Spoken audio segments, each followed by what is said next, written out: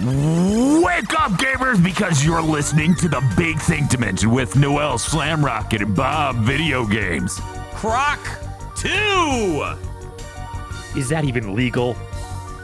Dr. Aggro. And Chris Wolfhart. Croc is legal for $30. Here on GigaBoots.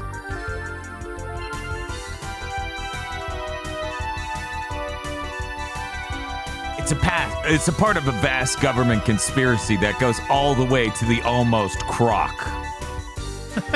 My Croc is legal t-shirt is raising a lot of questions that I believe are answered by my Croc is legal t-shirt. How many milligrams of croc can you buy at once? Is it legal to drive while on croc? How long should I set the crock pot for if I want true tenderness? Croc is always tender. It is his nature. I'm so proud of them for doing Croc 2. Cowards would have done one and been like, sorry about that, and crawled back in the cave, defeated male retreats, you know? No.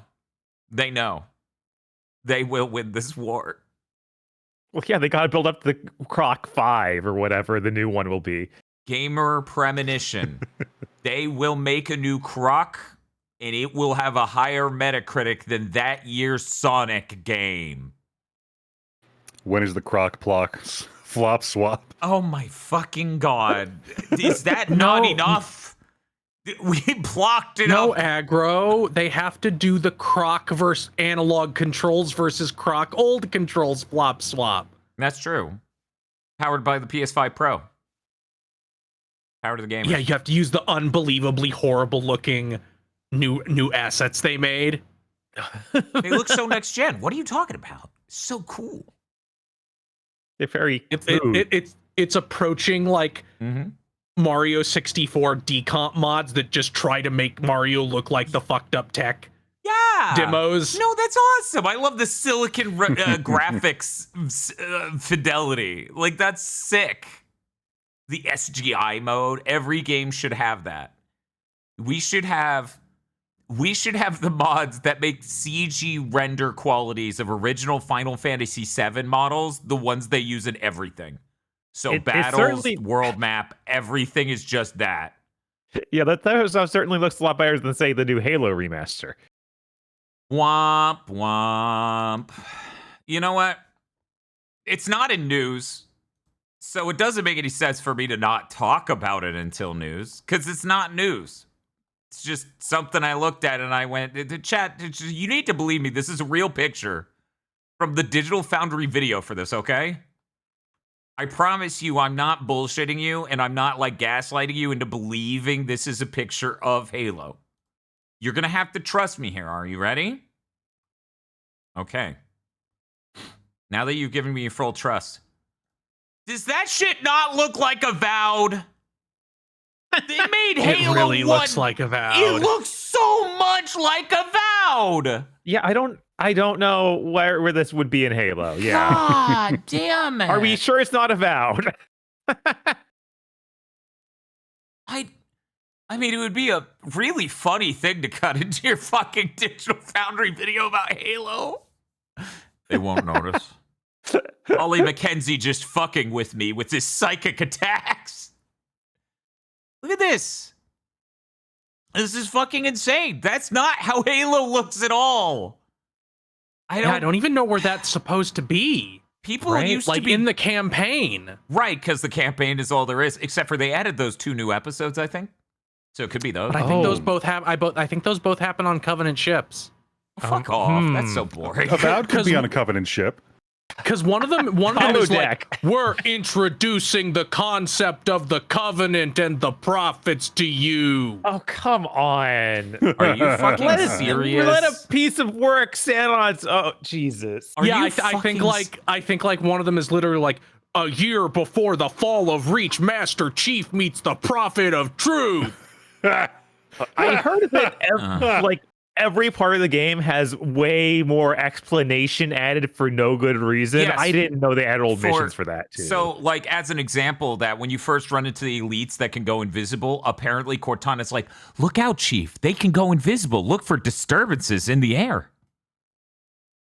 It's like, you couldn't just have a player die even once to a stealth enemy? It's not even like they one-hit kill you like in Resistance 2. There's a checkpoint right before that, too. There's literally no reason to have done that. You're right. You get to see your ally get killed by one. That's your cue because it's made by someone who makes video games. Oh my god. Okay, so Nuria Virus in chat says, yeah, there's a scene where the Prophet is literally introducing each Covenant race by name and says what they do. Holy shit. Come on. Yeah, it's like, it's beyond parody. That's fucking vile. The individual enemies have waypoint markers on them. Wow. Yes, it's true. The invisible enemies do have waypoint objective markers above their head that follow them exactly where they are while invisible. Yeah, so there's literally a point in the first mission where Cortana tells you the exit to a tunnel you're in will be green. The tunnel only has one exit. Oh my god. This is pretty bad here, chat. Holy shit. This is wild. This might be one of the most insanely condescending, artless things to have ever existed. Holy shit. Like, before people were a little critical of the art design decisions made in Anniversary Edition, God. At least that still roughly looks like Halo. This doesn't. This looks like Avowed. This looks like countless other Unreal Engine 5 things. It just.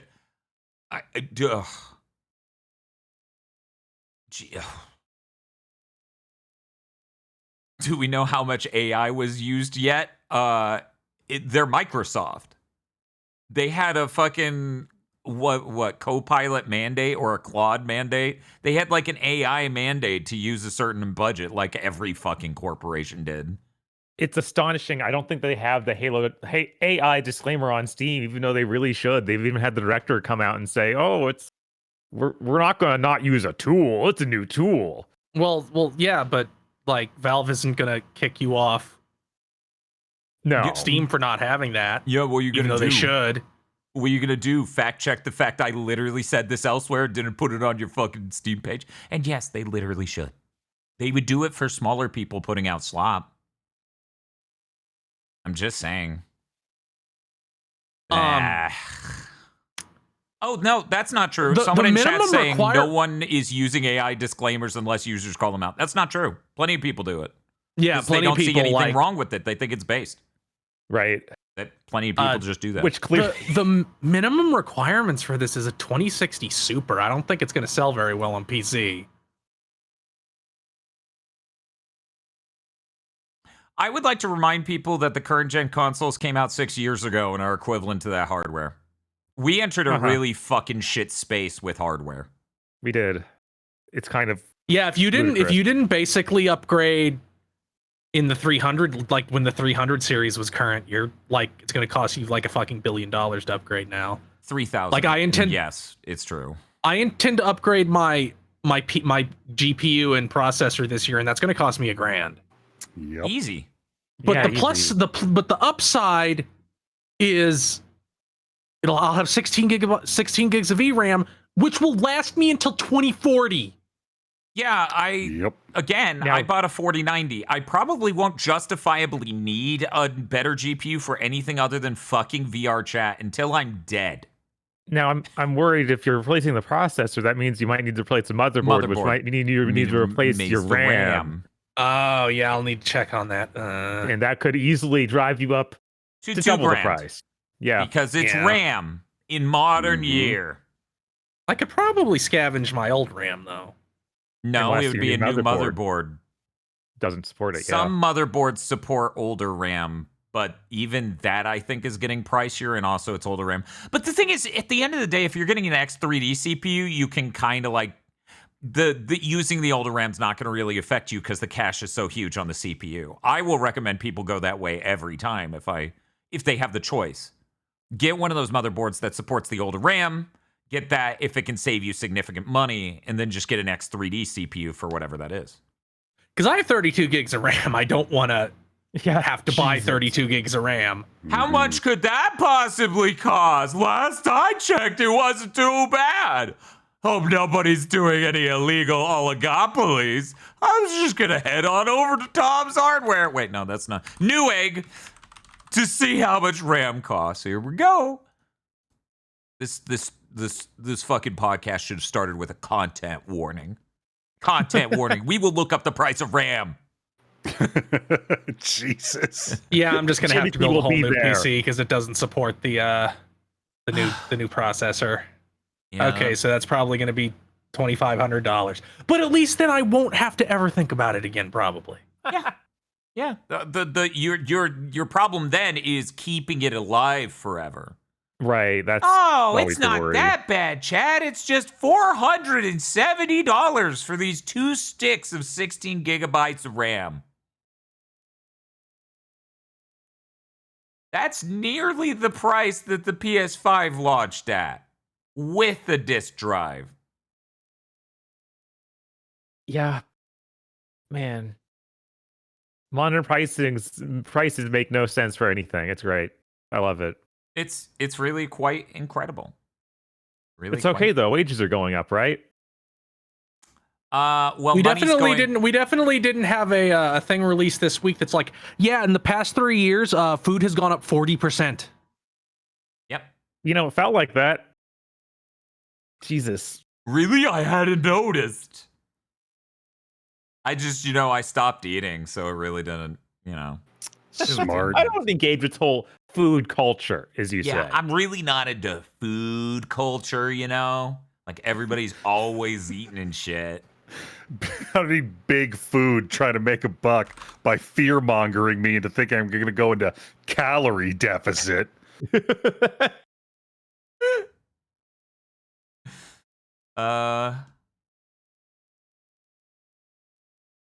Damn. I got an email from Keymailer, and I'm like, is this the Halo? No, of course not. Of course it isn't. But I needed to be sure.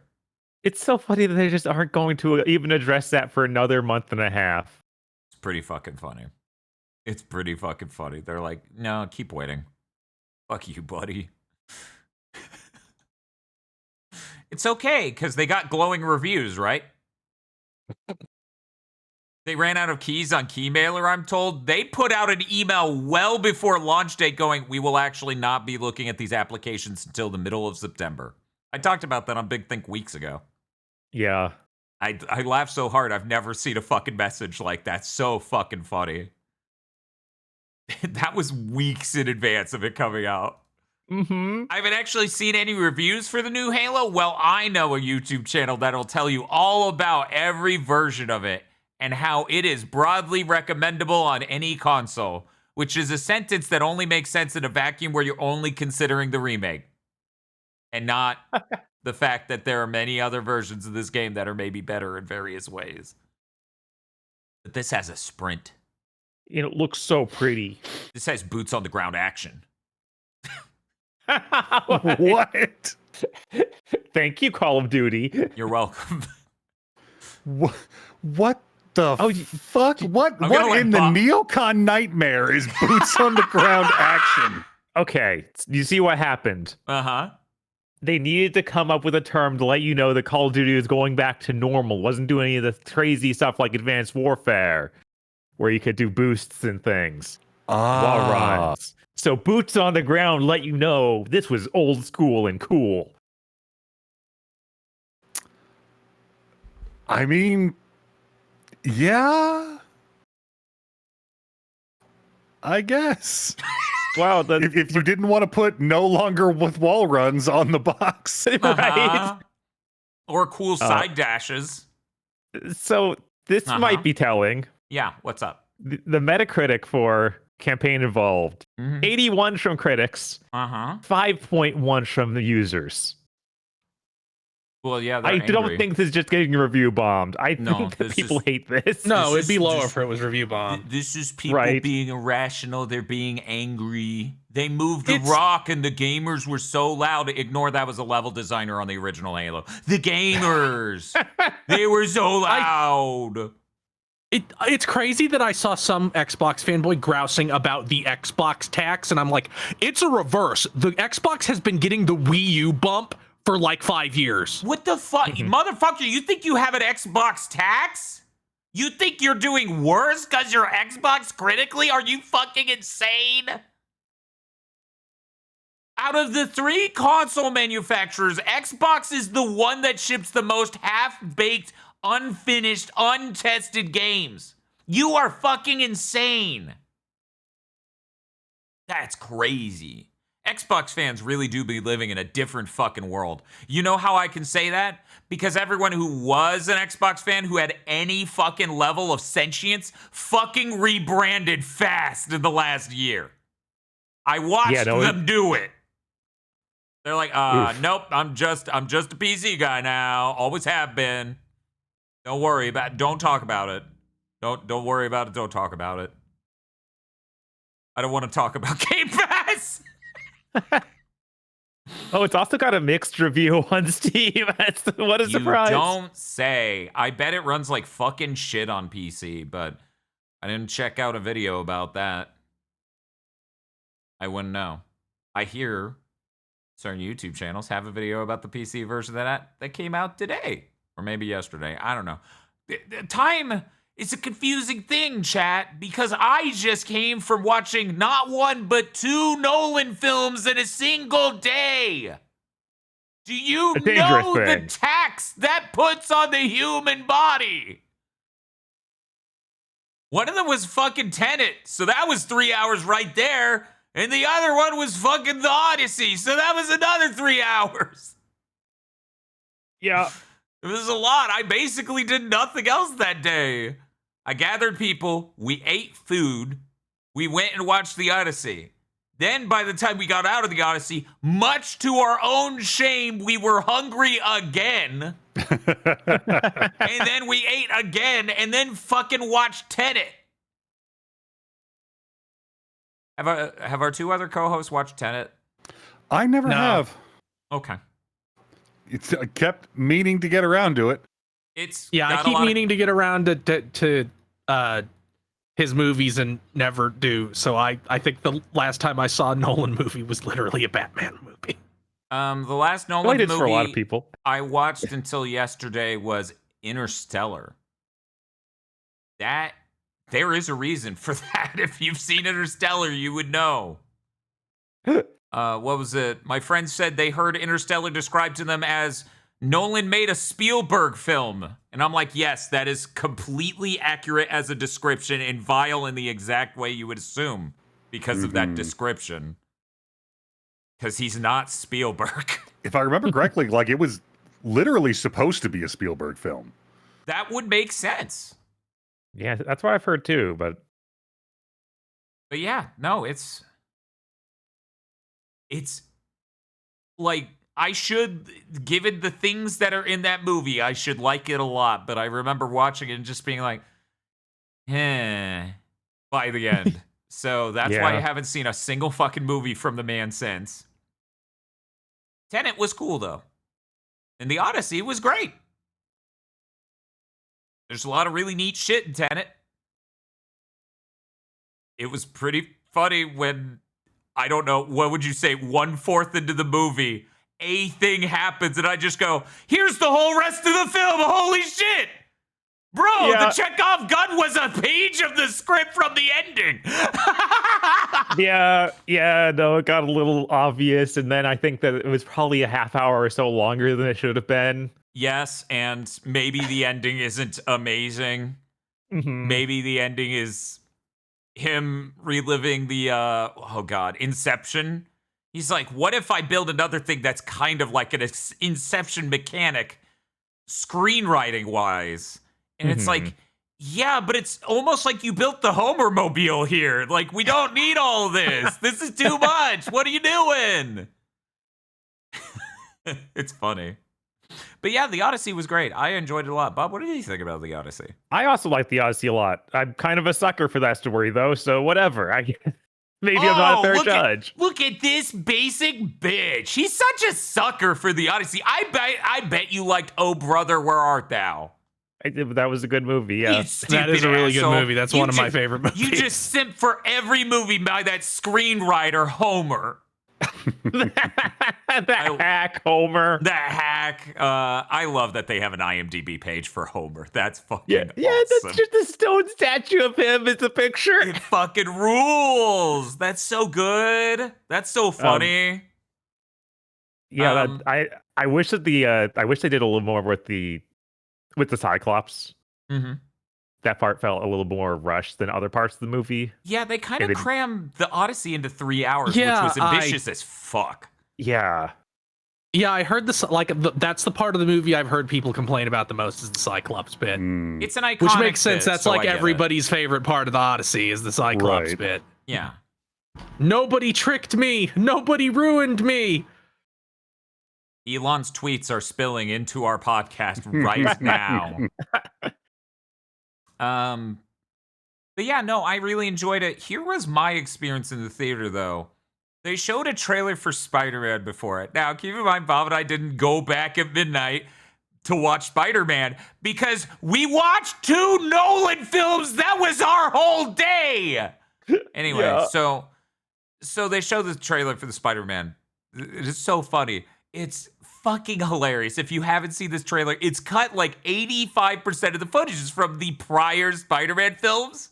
And there's some narration that's from the new movie that's presumably audio from dialogue in the new movie. And there's one shot. The whole movie's mystery box as fuck, right? They don't want to tell you anything. There's one shot where he jumps up to Scorpion. He's like, you got to stop this, Scorpion. And the guy goes, you think I'm Scorpion? And I laughed so fucking hard.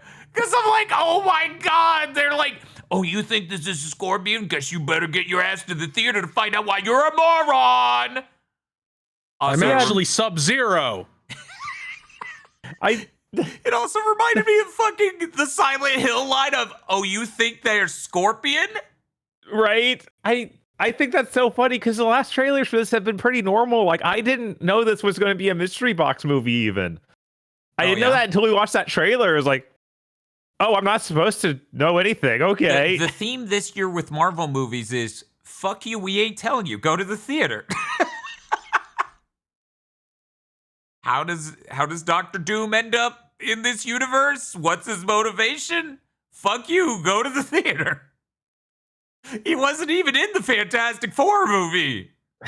Well, not really.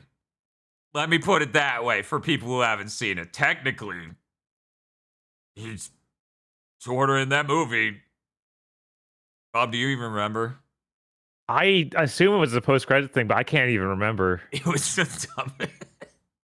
Because Anyway. the post-credit thing was the weird, the other thing. Flamefish is sitting here. I mean, a trailer shouldn't show off the whole movie. Yeah, we're not saying that. We just don't know huge swaths of what these 2 films are about. That's hilarious to me. Brand New Day, it's like, well, it's the reset. You know that from the last film. And the other 2 are going to be in this, and they're going to find out there was a reset in the last film. Here's some cool ninjas and the Scorpion. But that's not really the Scorpion. What is it? Who knows? And once again, 85% of the footage of this movie trailer is from the other movies. They're showing us a trailer that's like, you like McDonald's, right? Get your ass to the fucking McDonald's. He's going to be like, no, Spider-Man, I'm actually the Shocker, and pulls down the mask. Hell yeah. I mean, that would be pretty cool. That would be pretty cool, yeah.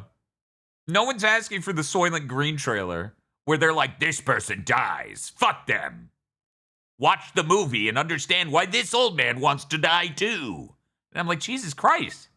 Are you going to leave anything a mystery? They're like, yes, what Soylent Green is. And I'm like, I was born in the late 80s. I know what Soylent Green is. Oh, man. But yeah, I don't know. It was cool. The Odyssey's cool. But my experience, though, I actually did get to the part where I was in the movie watching the Odyssey. It was less than an hour into the movie. And I didn't have this thought during the Spider-Man trailer, but I did have this thought then 1 hour into the Odyssey, watching it on this normal, quote, fucking cinema screen. I thought, maybe I don't need to fucking watch Spider-Man in theaters. This looks like fucking dog shit compared to every TV I've owned for the last decade, I think. A little under a decade. This movie theater screen looks like fucking shit, dog. Yeah, and it certainly wasn't help that we had to sit so close because the Odyssey is actually popular. Yeah, but also the fucking theater we were in was only 6 rows. And then there was a top set that's like VIP or some shit.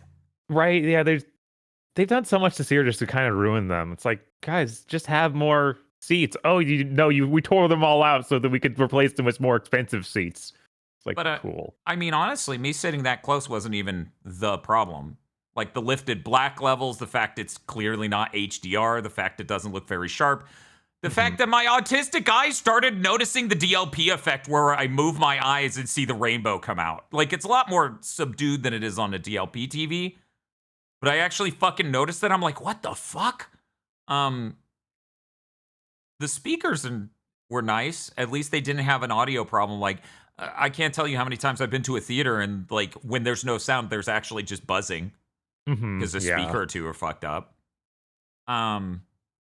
Yeah, it's hard to justify, like, go to the theater and spend $17 a head or whatever. I think it was $17.50 for ours because it wasn't a matinee showing. $17.50 to get people in order. I think it was $13.50 a person. You sure? I think so. But yeah, it's a lot of fucking money, and I'm like, but if I digitally rent it even early, quote, it would still end up cheaper than that total and look a lot better because, oh my God, TV. It's just so fucking weird that we ended up in this exact situation with cinema where it's like home TVs have looked better than your basic level movie projector for a while. Like a long sad while. That they just, like, every single industry stopped reinvesting in itself and was like, oh no, we're good. That's what we're done. living through. Yes. Every single industry is not investing in itself. They're just coasting. And they're hoping nothing disrupts them ever because they get to be kings forever. And they never need to give anything back to the consumers or the tech itself. And they can just ride out this technology and everything else, the goodwill, the brand energy, everything until the heat death of the universe or the collapse of capitalism. That's what we're aiming for in every fucking industry now. It's kind of like one of the interesting things looking back at video games is we used to have entrances and exits to the video game industry pretty frequently. You know? Like we had the 3DO, we had Sega, we had Xbox, we had all these things. But even Xbox with their massive fucking, Microsoft money got to just coast for 3 whole gens, and then we still get them sometimes. Like I would say that the Ouya and Stadia carry on the spirit of the 3DO. That was 14 years ago.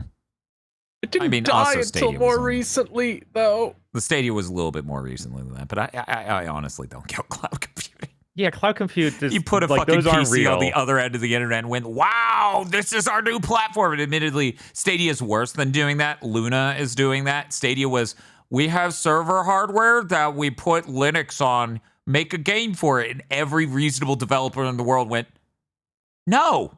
And then Google's like, we'll send some people to help. And they're like, okay, port it yourself. Fuck off. But Noel, negative lag. It's such a shame that the time travelers backwards through time stopped Google from inventing negative lag because it was too strong. Truly, CERN must be behind this. But yeah, no, it's fucking crazy. It's fucking crazy that I go to the movie theater and it's like, this looks worse than budget OLEDs you can pick up at Walmart nowadays. Mm-hmm.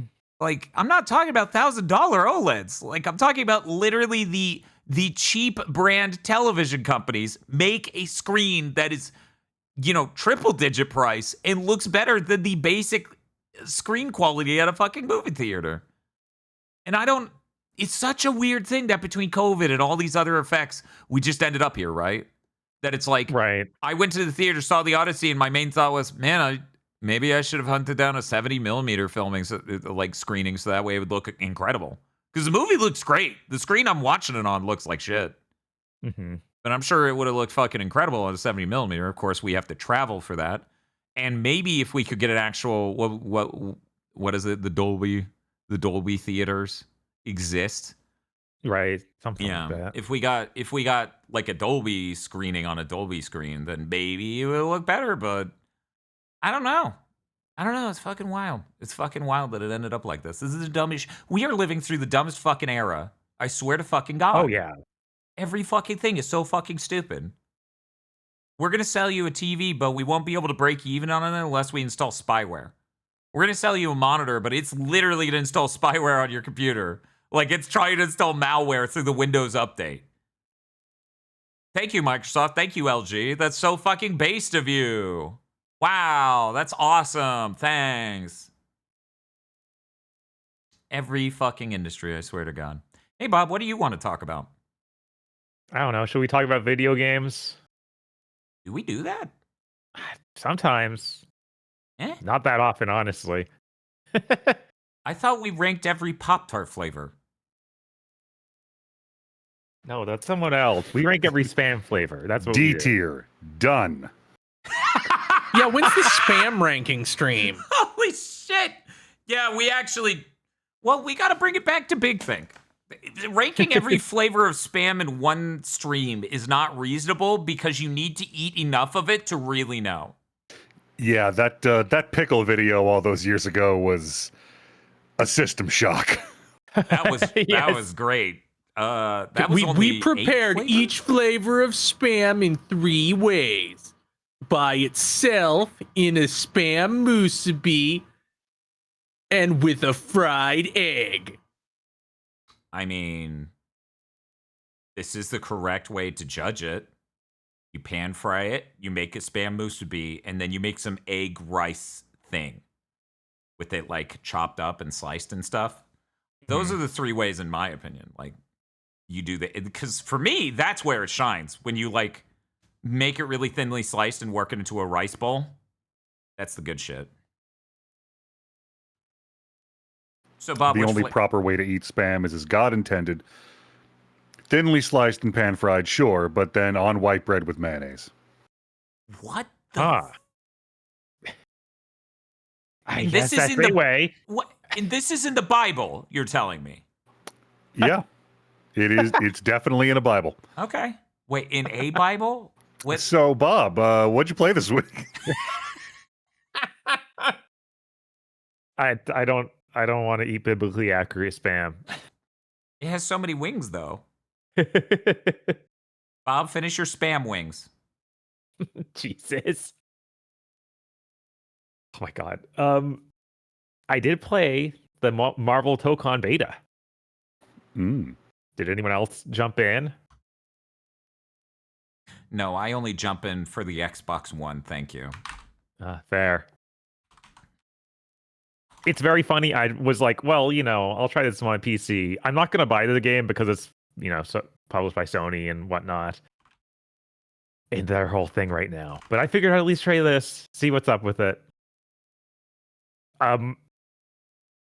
This is the first Arxis game I've ever played where I guess they precompile shaders when you boot it. Without So they telling don't- you. They don't tell you any of this. Right. The game basically just looks like it's crashing. Most games will tell you. They will have a meter, a message, and a percent thing. It's trying to get through the logos. It's just like the Sony logo and the Marvel logo and all those logos, and they just are going down to 2 frames a second and like glitching out like crazy. So that was fun. I really thought that it was killing my computer. Because of course all the fans are ramping up because it's compiling shaders. You're like, Sony delivered a virus! Yes! This is a payload! Oh no! So after that, and then not being able to log in the first night, because I think that was literally when the Sony servers went down. Oh, right, yes, because we had a complete failure of both Sony's and Xbox's servers over the last week. Please look forward to news. So when I booted it the next day, and it booted fine, I was like, okay, I guess that's what was happening. It's really funny to see the PlayStation Studios logo, which is nothing. I don't know how recently you've seen it. It's now nothing but super hyper realistic people in it, because it's like Last of Us and and all their modern games where they just look like people now. And then it cuts into Tokon, which is the most anime looking Marvel characters have ever been. Which, you know, they could have easily shown more Ratchet in that to at least balance it a little.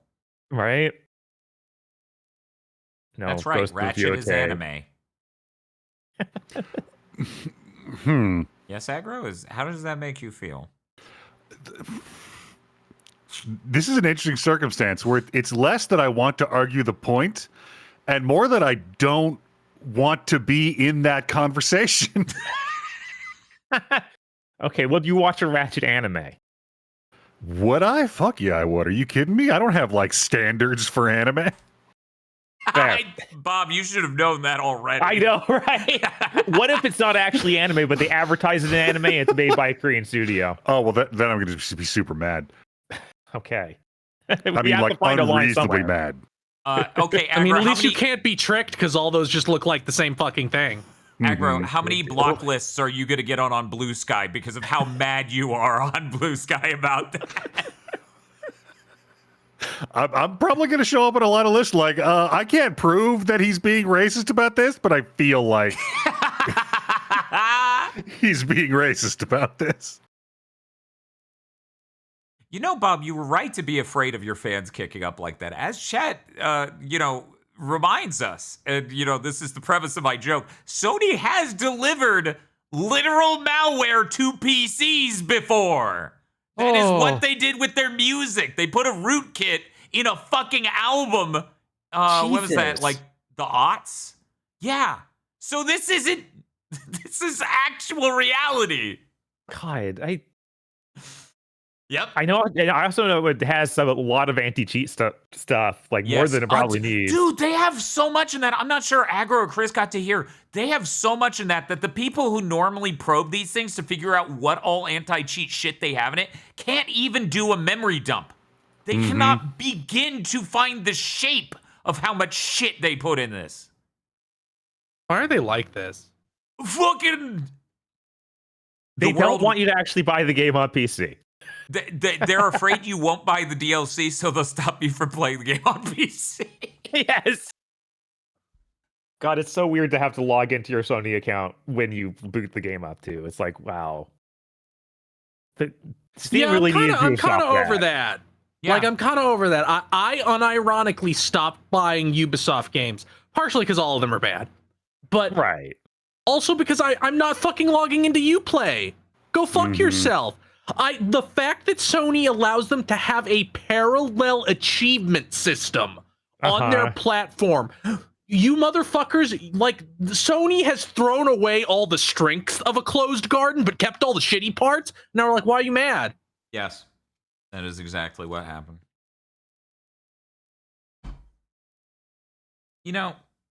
People often ask, like, what's the point and appeal of a modern console? And I'm just gonna point out again, like, if you do a cool thing in a game on a console, all you have to do is, well, PS5 and to some extent the Switch, and Xbox is still a fucking mystery even to me.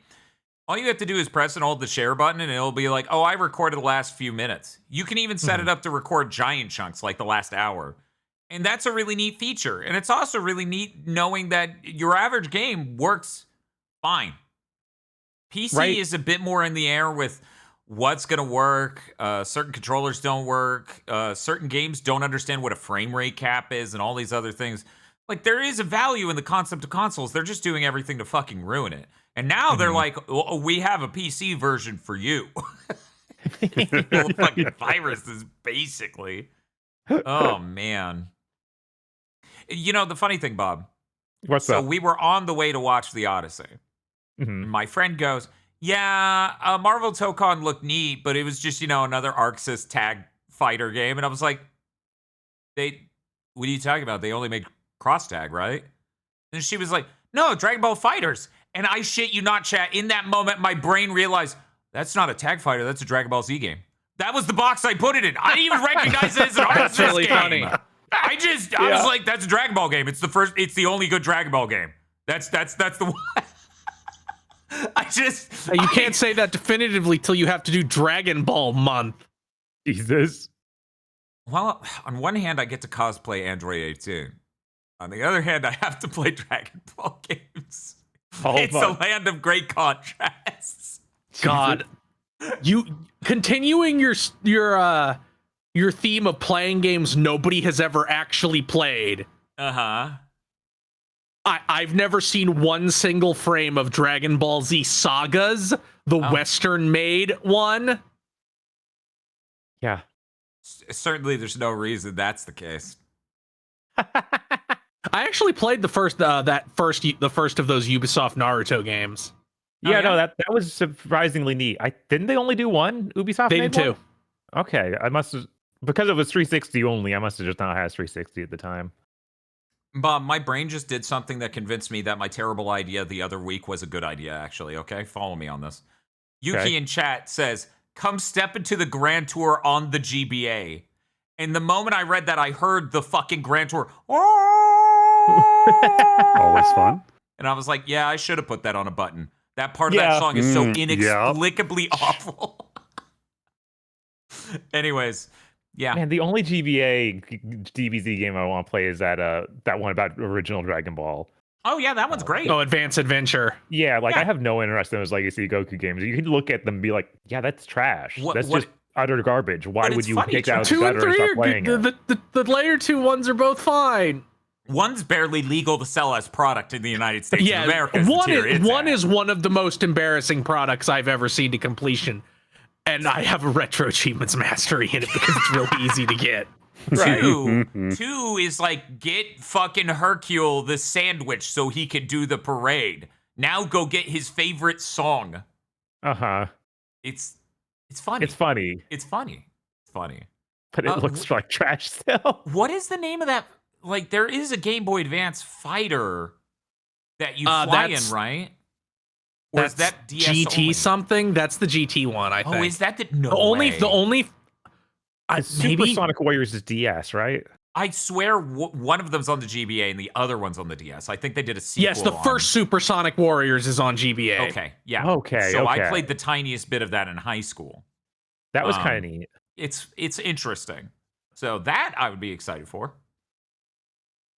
I would love a Dragon Ball month just the same as, even though we're doing the Revenge of Sonic month and we're sincerely playing the most obscure, most miserable Sonic games, I'm still having a great time. I love Sonic. It would be the same for Dragon Ball. I would have a ton of fun and maybe start flashing back to way too many movies we reviewed for Mondo Cool. Right. Ugh.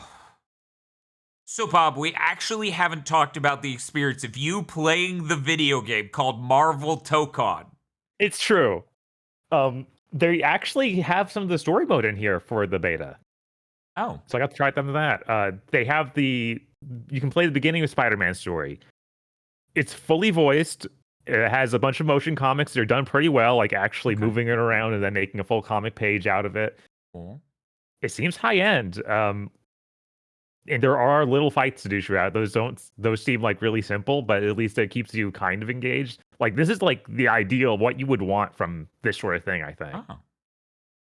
Neat. Get introductions to like the story they're doing, where it's, I guess there's some sort of, the story seems to be, you remember that episode of Dexter's Lab where Monkey has to fight the wrestler from space? Yes, Yeah. Wrestler. Wrestler. Yeah, who is explicitly the champion from Marvel Comics. Yup. Yes. So he is the champion for Marvel Comics, but I only know the Dexter character. That is fantastic. I am also in the same boat. That was Macho Man Randy Savage, so it's even better. I had no idea Yeah, they really used the champion. Yeah, it's him. Like that is 9-year-old playing with their action figures storytelling. I didn't think they'd be brave enough to actually, like, what's the story for our Marvel fighting game? The fucking champion comes. What are you talking about? Well, I mean, they put danger in. So, like, at that point, it's like fucking whatever's on the table, it feels like. Who the fuck was asking for that? I know a lot of people who would ask for that to be on the table specifically. They would go, ma'am, please, ma'am, please. Champion hasn't been seriously like used in like 40 years, it feels like. I guess it's also his for time. the record, that Dexter episode explicitly based on a story where that exact plot happens to the Thing. So instead of Monkey getting beaten but refusing to give up, it's the Thing. That's way less appealing. Monkey's great and cute. Their excuse for having multi-dimensional fighters is the champion is so strong. Him just being near Earth is causing distortions in space. Wow. The champion is really strong. He's so strong. Wow. I think I think part of the run up to the comic version of the Infinity Gauntlet was Thanos having to go get the power gem from him. The game opens with showing him defeat another world and then blowing them up, which gave me it reminded me of the beginning of Dragon Ball Super. But I thought that led to a really funny line of like, okay, well now we're on Earth and they have they base the duels they have with the champion on some random old rules of like, oh, that planet brought 100 people because that's just kind of the power level they were dealing with. Where like 100 people might be able to match the champion, and they get to Earth, they're like, 4 people? What's going on here? That doesn't seem right. Look, most planets don't have the Hulk running around. Right. Yeah, it is great whenever the Marvel Universe actually goes, yeah, it's kind of fucked up how this planet be. So that part was really fun. I think that story mode is something I would enjoy playing. I'm sorry. I'm snickering at chat being, so did Agent Honeydew know that monkey was an actual monkey? Let's not ask questions we're not prepared to hear the answers to. Jesus. This might be Arxis' best looking game so far. Like it's kind of ludicrous how nice this game looks. Like they just have so many little details on the characters, even more so than Strive, which looks very nice. Just so we're clear, like I think there's actually a step up in how much is going on. That makes sense when you got Sony money and it's a Marvel Right. product, so they probably feel pretty safe spending too much. Otherwise, I played a little bit of the game online. Blade is really cool. He looks very cool. Why can't we just make Blade like this? I don't understand. Just give him the Hiyori into this katana Wait a in some ridiculous backstory where he went to Japan for trading and has a Muramasa sword. This seems like we're just gonna import a model from Strive and go, wow, we did it, we made Blade. Like, hey, wait a second, this outfit looks familiar. Hey, that's the same guy. What the fuck, guys? Look, they slipped him down more. They gave him the haircut for the movie. Oh wait, is Blade actually in this? Yeah, Blade's actually in I this. didn't know that. I actually Yeah, didn't he's like a check. sick I thought, It's like the coolest Blade design they've had since Wesley one Snipes. second, I need to look this up. I was just making a joke of how bad a DLC character could be for this fucking game. No. 1 second. Oh shit, that is raw as hell. Yeah, no, it's easily the best they've done with Blade in forever. Can't make a movie though. No, Impossible. Unreasonable task. It's impossible to find a good actor, put him in a movie, and just have him step into somebody's Vampire the Masquerade campaign for 90 minutes. Yeah, like We've said this a million times on the podcast. The Blade movie writes itself. How Right? can you not write it? They can't figure out how to tie you- the a vampires Blade to movie- a sky laser. A Right? Blade movie, but the fucking first Blade movie does that. Well, the vampire Skylander has to be related to the larger Marvel universe. We just can't figure it out. What? How does the quantum realm tie into this? Why didn't Blade get involved in Quantum Mania? That would Now be imagine peak worst idea. The backstory for Blade is all the Kangs got vampirized and he kills them all. That That's would really be funny. The best possible entrance for Blade. Yes. You know, I solved that shit, motherfucker. you know how they first introduced Thanos in the MCU? Yeah, Mhm. just a post credits at the end of one of There's those. a post-credit scene. Uh-huh. Just you don't need to make the plot of these movies building up to your big tentpole movie. You can just have a cool villain and have a tentpole movie. Yeah, Yeah, the way they it used to get used to it. work is they would have a movie about a thing in the movie that is established well, cleanly, and early in the movie. And that was the plot of your movie. And then there were ties to this guy we were building up. We don't get that at all now. We're all supposed to go watch Doomsday to hear how Doomsday's the big bad. And Quantum Mania was us setting up Kang for everything, and that's also insane because he's the villain in that and defeat. This may spoilers. He's beaten by the end of the movie. Quantumania. Yeah, fucking. Well, yeah, but that Quantumania was is only just- one Kang. There's a council of Kangs, like the Council of Ricks. This is the dumbest idea any human has ever had to make an exciting cinematic universe. You were so excited to see him defeated one time, but imagine how it'll go next time. I don't have to imagine too hard. Yeah, Just saw it happen once. the power of there being 100 of guy is very similar to the anime power of being really big. It's lame. You know that they're a jobber. Mhm. Yeah, that is true. I don't think there's ever been like a thing who's like, I got every version of myself from an alternate timeline to form the ultimate organization that wasn't just pathetic. Right. Yeah, like it's anytime that appears in media, it's the what is it? The ninjutsu principle of inverse power. Yeah, where the more ninjas there are, the less threatening each individual ninja is.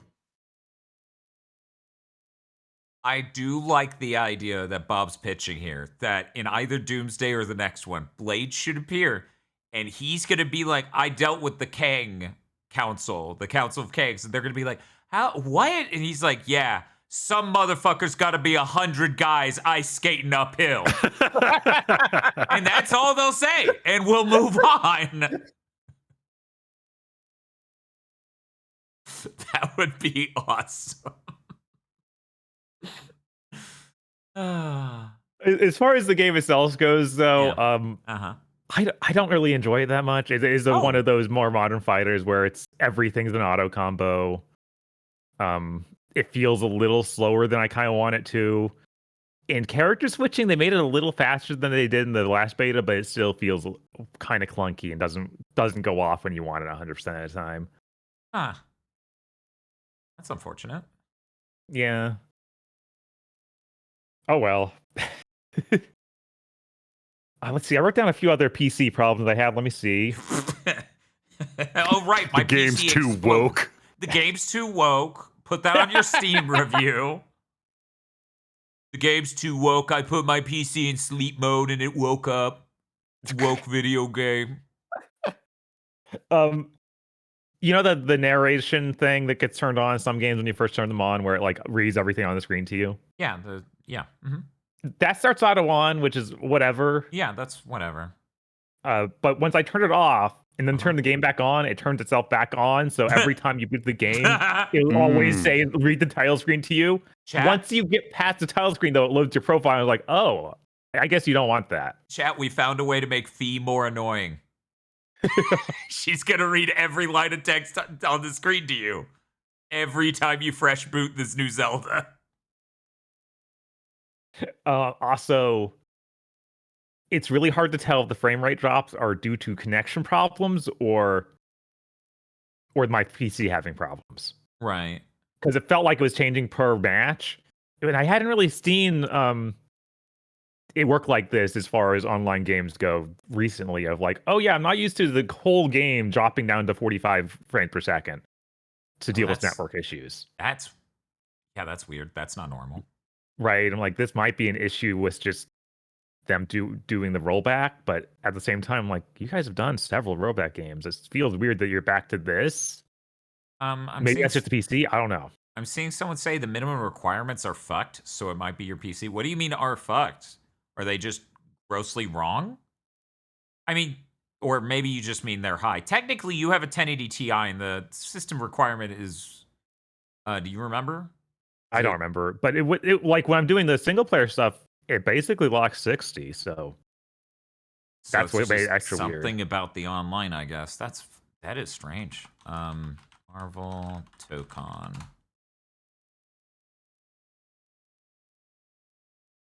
Okay.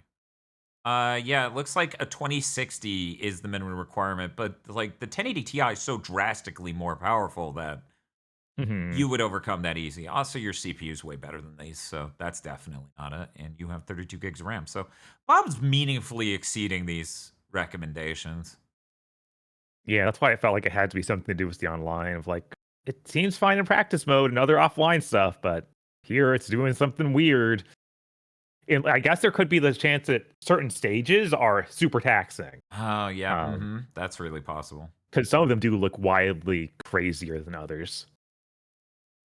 I think it's so unreal that this is the most insanely gorgeous Arxis game. But since Marvel is the most inert brand right now, it's like, damn, this could have been an original IP and have more spark. Oh yeah, if this was a new Arxis game, I would be super hyped. I wouldn't even care if I don't like the way it plays. Just seeing a bunch of new designs from them instead of, well, Blade and Magic are really cool, but everything else is kind of like, yeah, these are Marvel characters. Okay, I've seen them 100 times. Yeah, these are all really good designs for all of them. Like, I'm just looking. One moment, Windows Explorer realized there's an external hard drive connect. Okay, anyways, I'm just looking at this, and that is sick. Yeah, that looks so good. Like, or imagine a new Blaze Blue, like, it was this budget. Jesus. Please don't ever ask me to do that. Like, that's what they should be doing. Instead, we're stuck here. That. I'm always or a upset. Shonen Jump fighting game. Like, use all your stuff from DBZ and add more. Oh yeah, no, a Shonen Jump fighter from Arxis with this kind of money would go fucking wild. But yeah, no, I'd probably be more interested in this than possibly even you, if only all of the shit with Sony hadn't happened. Oh yeah, no, I'd probably still be. I might even buy it just for that story mode. The story mode seemed like a lot of fun if the Sony stuff didn't happen. Have you seen a lot of people are just getting upset on Blue Sky and stuff about people who are talking about boycotting Sony but don't talk about boycotting Microsoft? I'm like, guys, no one owns people an Xbox. It's like, guys, I'm sorry. The reason they aren't talking about boycotting Xbox is because they don't buy things from Xbox and therefore don't even fucking think of it. Yeah. Yeah. Also, it's really worth remembering that Microsoft makes no money from Xbox. You pretending you own an Xbox, you boycotting actually doesn't affect shit there. If you cancel PlayStation Plus, that's the #1 profit center of Sony. Yeah. Sony, not just PlayStation. So yeah, no, it's like all these mixed layers of Xbox was really small to begin with. PlayStation's much larger, and a lot more people are upset because their rights of ownership of a thing they spend money on is being violated and permanently reduced in its capacity for the rest of time. Because with movies and music and other things, no one can unilaterally decide that physical doesn't exist. Right. And we've seen things like vinyl get a rebound, and physical in general, like multiple news articles have been written about how physical media has been on an upswing from people who fucking hate how things keep getting taken down from streaming services. So it's completely understandable. All these different layers are at play when, yes, more people are talking about the Sony one. More people are upset about the Sony one because I find it so funny when people keep saying, no, you shouldn't be fighting for this. You need to fight for better digital rights. It's like, guys, how? oh wow, I did hear one guy say something like that. It's like, okay, sir, please take away all of our ownership rights in this capacity. But I'm going to ask you politely, can you make the store better, pretty please? Yeah, no. So many really, really brain dead takes. so here's Here's a wild fucking thought. I can chew gum and walk at the same time. Many have died trying. I am not limited to screaming at Sony over ending physical games. I can also at the same time be like, yes, EU, they're a monopoly. You should also force them to have other retailers on their platform and let us trade and resell digital licenses, which is coming within the next decade, and every single company on earth is going to shit their pants crying. Yep. I feel like they're going to shit their pants crying to the extent of maybe corpro paid assassinations come into vogue. Yep. Yeah, it's just wild. It's just wild that I'd see people upset. Because here's the number one vibe I've gotten from all this, and this is not just the Sony thing. This is all these things. Anytime they do something that's like reducing consumer rights, just making a worse deal for consumers, and blah blah blah blah blah. Every time I see people just annoyed that people are upset, they're annoyed. Yeah. You always you do this, you have the energy of people like college kids should stop. It's a college. Why are they doing stop? You're so annoying. Certain people have this brain problem where if they see something on the internet too many times, they just start becoming angry about it, completely like devoid of what it actually is. That's why you got people who get indignant when people point out, like, they get indignant when you say, yeah, emulation's fine. Like it's not morally wrong. They get mad at that. Yeah. They get mad at any kind of talk about piracy at all. They get mad when they see a meme too many times, like the people who saw that smaller games made by fewer people who are paid more and became psychopaths because of that meme. Well, coincidentally, most people decided they were sick of it when a trans woman made her own version of it. I'm sure there's nothing going on there. I'm sure that's not a factor in the group, the people who immediately decided they were sick of it. I'm sure that had nothing to do with it. Oh, don't worry. They would be.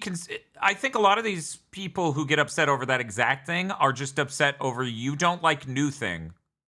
I like new thing because new thing new. How dare you? You are attacking me. There's this real, like, we're in this really big, there's like a big problem right now because, yes, most things now, like in a lot of ways, things right now are worse than they were 10 or 20 years ago. Yeah. Oh, yeah. Like cinema's fucking worse. Countless all business is worse. Yeah, like every industry is worse. And it's like you can't ignore that. like yeah, I'm sorry sometimes, and I always hate this. It's like, well, you're just saying the old thing. If you can recognize old thing different from new thing, you should be able to accept some people prefer old thing. But that easy step from objective, like that simple step from, well, that is different. Therefore, obviously, some people would prefer it because it's different. I mean, a lot of people are really bought into the idea of that, and this isn't even like remotely tied to the exact conversation we're having. It's a broader thing that all modern civilization is an upward trend of correct decisions from all prior moments, that all sectors are improving and we're moving towards a brighter future. And at no point was anything co-opted or coerced into being a worse version of itself, Henry Ford. Obviously everything about modern American living is just the best version it could have been. And things that are old are bad because they're not new thing. I mean, I had people who fucking genuinely didn't understand the conversation, but genuinely went, well, yeah, the PS5 doesn't have an optical port because it's old. I'm like, it's literally a completely flawless connection with no shortcomings in the least for audio. It can make perfect lossless noise isolating, so that way your device can't transmit any voltage problems or anything else to the audio receiver. It is a completely perfect stereo audio connector. And they'll just be like, but it's old. Motherfucker. What is your deal? Anyway, Marvel Tokon. It is multiple wrapped up horrible things that shouldn't be at all attached to this game, all in one tight package that looks sick. Thank you, Arxis. Thank you, Arxis. Yeah, like, I hope they get good money. like the finding out this game actually has a story is the first time I've even considered looking at it, but I'm not buying a Sony first party game right now. Sorry. I'm also just full of Marvel. Sorry. Like it has been the dominant cultural force for 14 years. Chris, you can't be full of Marvel. You have to be in theaters in December.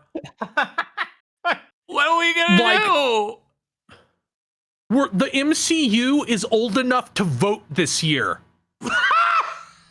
No, God. no, wait, no, What? God, no. No. Oh, 2008, fuck, that was Jesus. Iron Man. Oh my God. Like, there's never been anything like this in history. And whenever you say, eventually this will stop, Yeah. people get so fucking mad. Superhero fatigue's not real. Never mind, none of their movies in the past 5 years that didn't have Spider-Man in the name have been successful.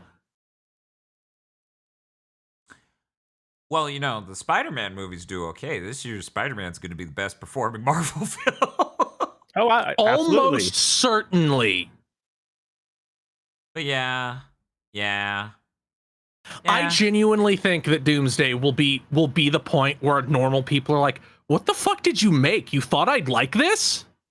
I'm very That was curious. Brave New World. It's true.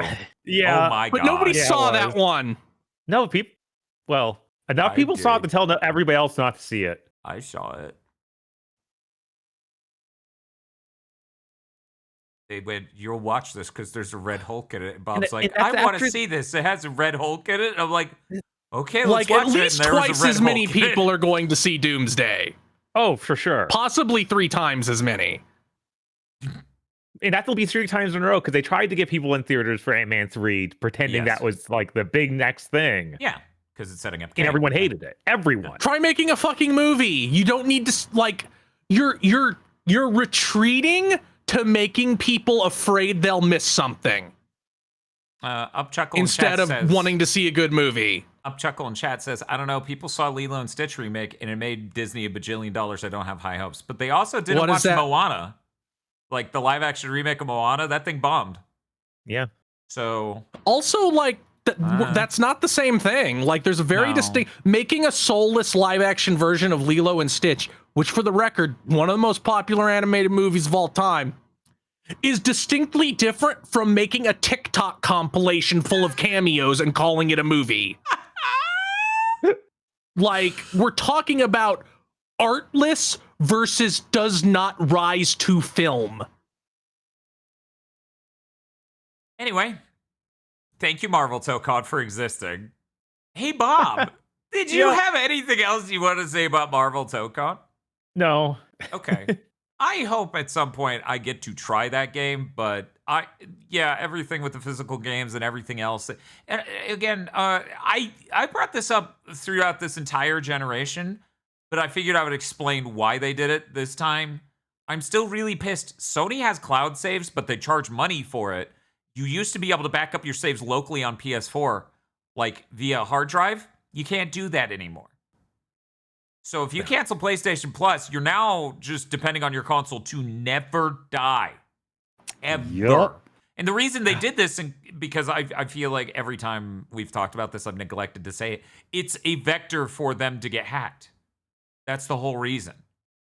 People are hacking PS4 games via the save files because all they have to do is decrypt them, change shit, and then re-encrypt them. So that's the whole reason Sony took away our ability to have a fucking memory card in modern year. Cool. Yeah, it's fucking great. So, anyways, they should have absolutely gotten their fucking ass blasted for that. But. Or some other thing that's less weird.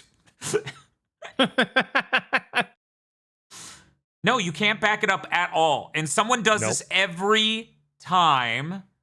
They go, well, you can back it up. Watch. Oh, this is to transfer to a new system. I guess you can't back it up.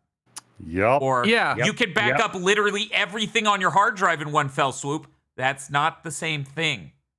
It's so crazy how much better things worked back on the PS3.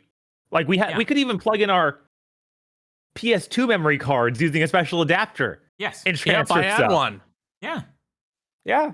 Yeah. That you can use that Things shit on used PC. to work. They used to care about user experiences. Yeah, no, and they just made the console worse and worse as a proposition since. Like, I booted up the PS4 because I used the PSVR 1 recently, and you'll never guess why.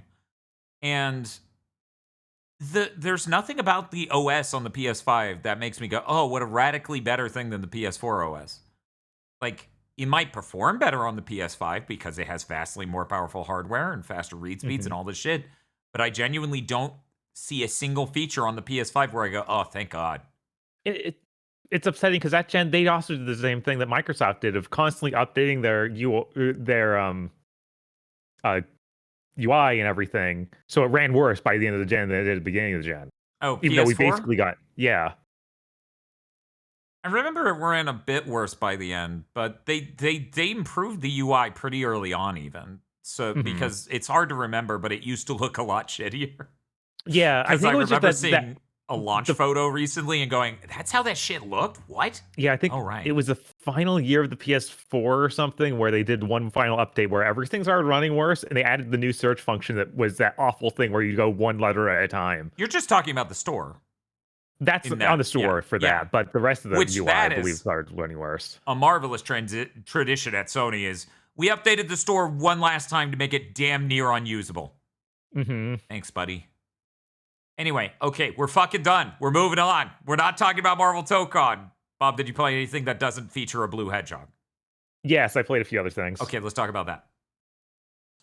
I played Maho Arms, which is a game that's been in early access for like 3 or 4 years. It's an action game clearly based around Nier Automata, but indie, much cheaper looking, whatnot. It has the ability to access a website and make it into a porn game. But you can buy it off Steam and it's not a porn game. Yeah, that's actually really common with like visual novels. You go to the developer's site and get the mature patch. The first bit of it opens up with like a motion comic. It seems like sort of mid-range budget-wise. Like everything's fully voice acted. It looks fairly nice. I only got to play the first stage. The enemies are really spongy. They're definitely going for a they want to go for a Devil May Cry sort of style where you hit them a lot and build up your style points. But it feels like they maybe take just too many hits. They do have some neat ideas for attacks though, like you're in your magical girl form, and then you swing around your big axe. But then you hold like the L2 button, and it turns her back into her human form, and she pulls out 2 guns. So that lets you alter your moves and use guns. That's pretty good. There's costume damage.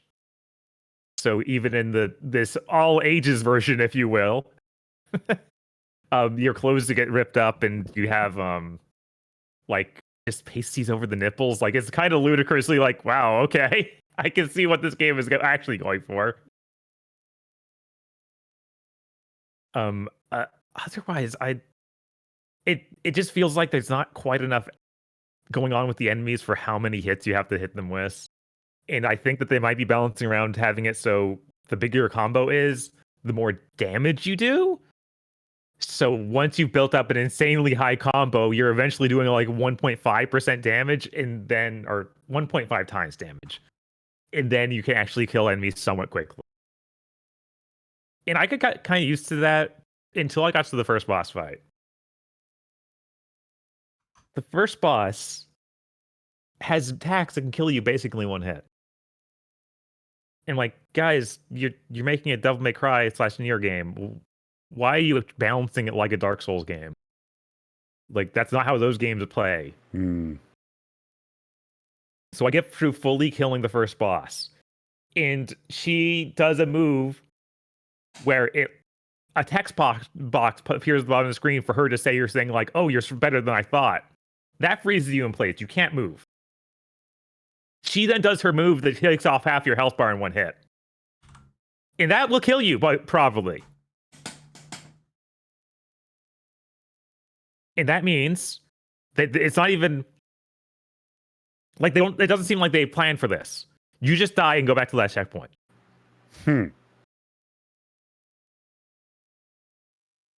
That sucks. That also caused a glitch for me where, what was it?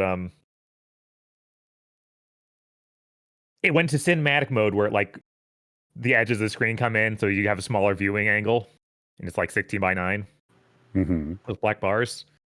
That glitched out, and I respawned like that, and then it just never went away. It never went back to normal. So I did a few. That's good.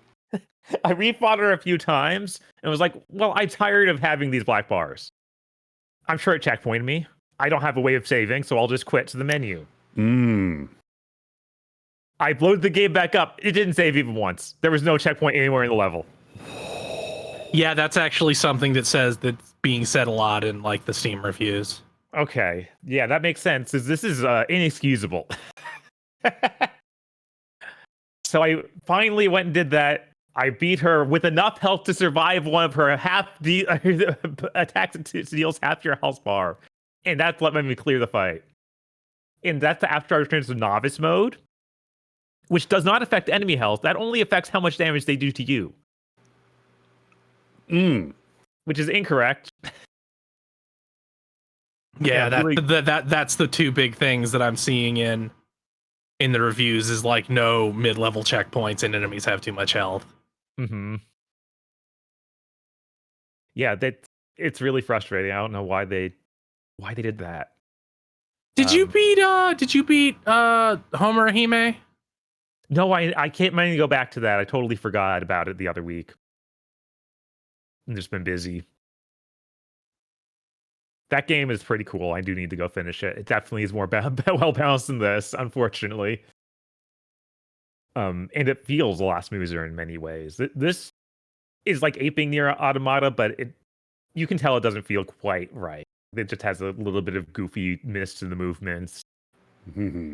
Seems like it should be more polished after 4+ years. It's like, I know you're indie game, but a lot of indie games are figuring out how to make 3D games now, so this is a little rough. That's interesting to hear because the price on Steam is $36 on a launch sale. So this is a $40 video game, if I'm not mistaken. Yeah, I got it for cheaper back when it was in early access years ago. So I think I paid like $25. But yeah, if they're jumping it all the way to $40, that ain't right. Yeah, it's a $40 game until August 3rd. 3 more days. Wow. Well, 3 days and 4 hours. That's real rough. That's real rough. $40 is a tough price to come in at. Yeah, especially when it's like clearly not ready for this launch. Like all this stuff is happening in level 1. Like that's the way that the boss killed me was clearly a glitch. It's very strange that they're coming out of early access, but it still has all these problems. Right? It's like, guys. Let's see. Oh, they did put up a thing going, boss at end of chapter 1 can hit you during a cutscene. We're fixing it. Yeah. Yeah, you weren't ready for launch. You didn't have enough testing on level 1? On level 1. That's... Yeah, I kind of lose all confidence that I should continue playing it, and I should just put this back on the back burner until maybe you actually finish it. But I don't know what that is now because you took it out of early access. And the roadmap looked like it was just going to be extra costumes and stuff. That's why I was like, okay, well, it's done. But I guess not. Yeah, they posted 2 days ago that like we're very taking all these bug reports very seriously. We promise we're fixing them.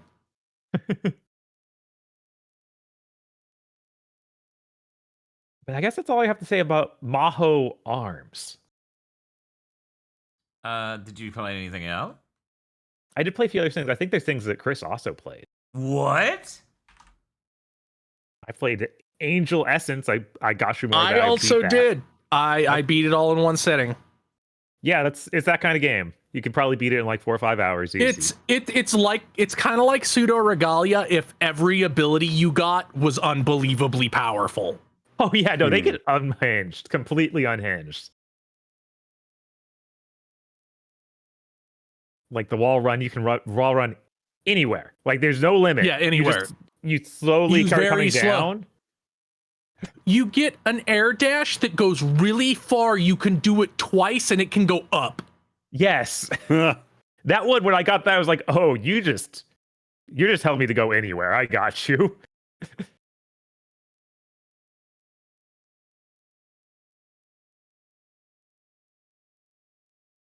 There's a lot of loopbacks in the levels. I thought that was really neat. Like you can find like stuff that you blow open a wall and it takes you to another part you've already been to. I'm like, okay, I see what you're doing.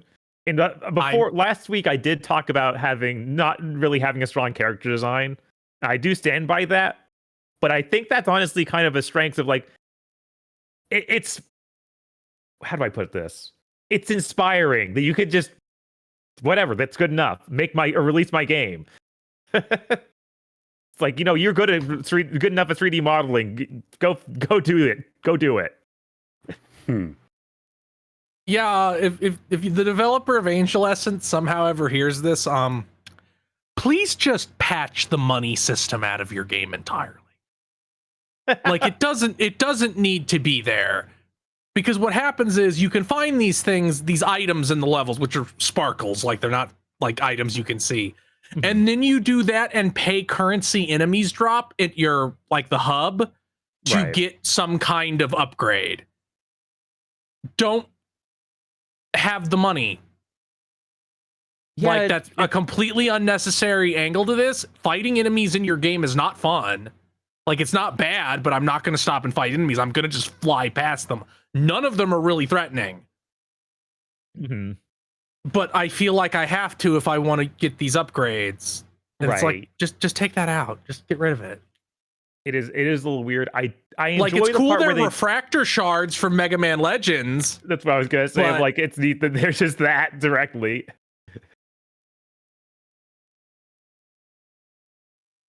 The game is like has this very underspoken Mega Man Legends vibe to it anyway, because you're on like a floating thing you came to in an airship. Yes. A neat mechanic I didn't figure out till pretty late is you have a move like you hit the triangle button and the character flies directly to the ground. And you use that to bounce off of enemies' heads too. And bouncing off heads resets your other movement abilities. So then you could do your double air dash and your air kick that bounces off walls again. And I thought that was really neat. Like they have one platforming challenge set up just for that. And I was like, oh man, this could have been like a whole other thing. Like your whole game could have been built around this idea. Hmm.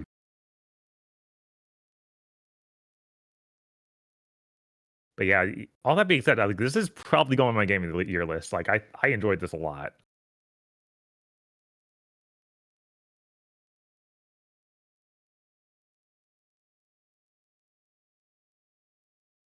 Actually, I'm like, it has a couple bosses, which is surprising.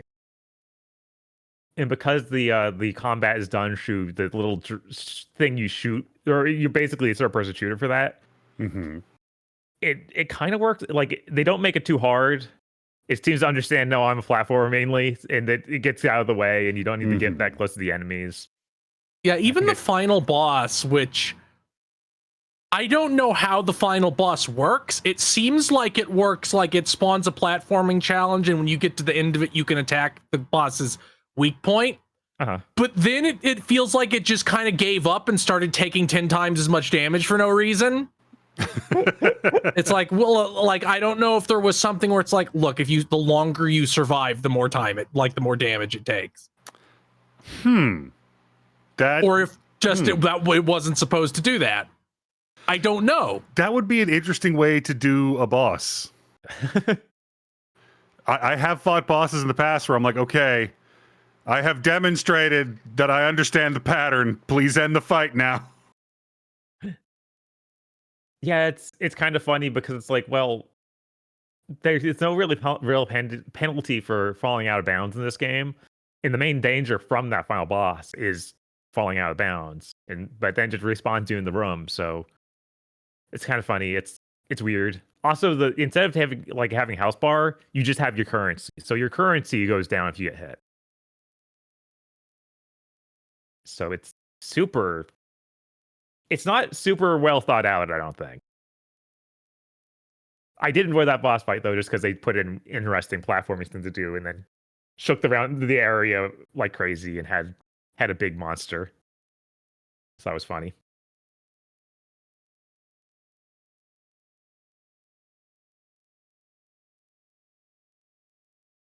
Did you have anything else you want to say about Angel Essence, Chris? No, it's just a neat little game. Like, if you liked Pseudo Regalia, you'll definitely like this. And again, it's $5. Yeah, it's $5. You'd have to be pretty fucking bad for me to come in and shit on your $5 game. You get to play as Gumball's mom. Excuse me, what? She's a blue cat. You can't she's just a blue cat say person. that, Bob. Get the mod community together. I love chat being like, Nicole? Oh, you're on first name basis. Cool. Happy for you. Bob, I'm just doing some math here, some quick math in my head. You would be able to buy Angel Essence for you and 6 of your friends and still have saved 99 cents from the price of the launch special of Maho Arms. It's true. That's crazy. The power of a $5 video game. Yeah.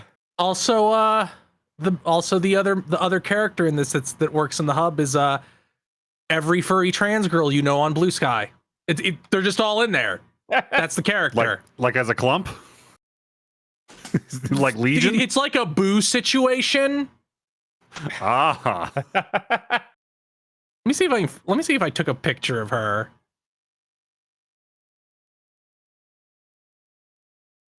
Oh right, I foolishly already uninstalled it, so I can't go in and just get one. Is this you? I fucking posted the pic. Yes, that is her. Yeah. One sec. I'm gonna see if I can get this on. Yeah, we can see. Off! I see Yeah, what you mean. God damn Let's see chat judge me on this one and tell whether or not I'm full of shit. So, just so we can get this in a very clippable moment, Chris, you're saying this character is what again? Every trans girl furry that you know on Blue Sky. Drum roll, please. Okay, look.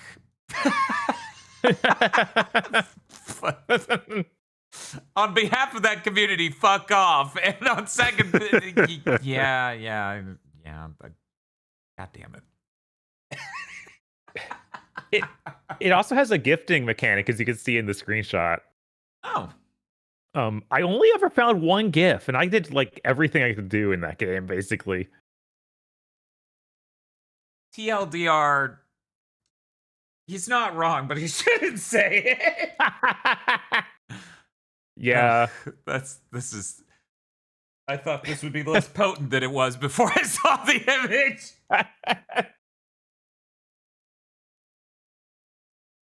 Did you have anything else you want to say about Angel Essence, Bob? Let me see. I guess not. Nah. I remembered one other thing about Maho Arms. Yeah. After I finished the first level, it immediately took me to a hacking mini game just like Nier Automata. Like the same top-down shooter, you play as a little ship. Also, the main character is or her voice actress is British. Like very much trying to ape the Bayonetta sort of sound.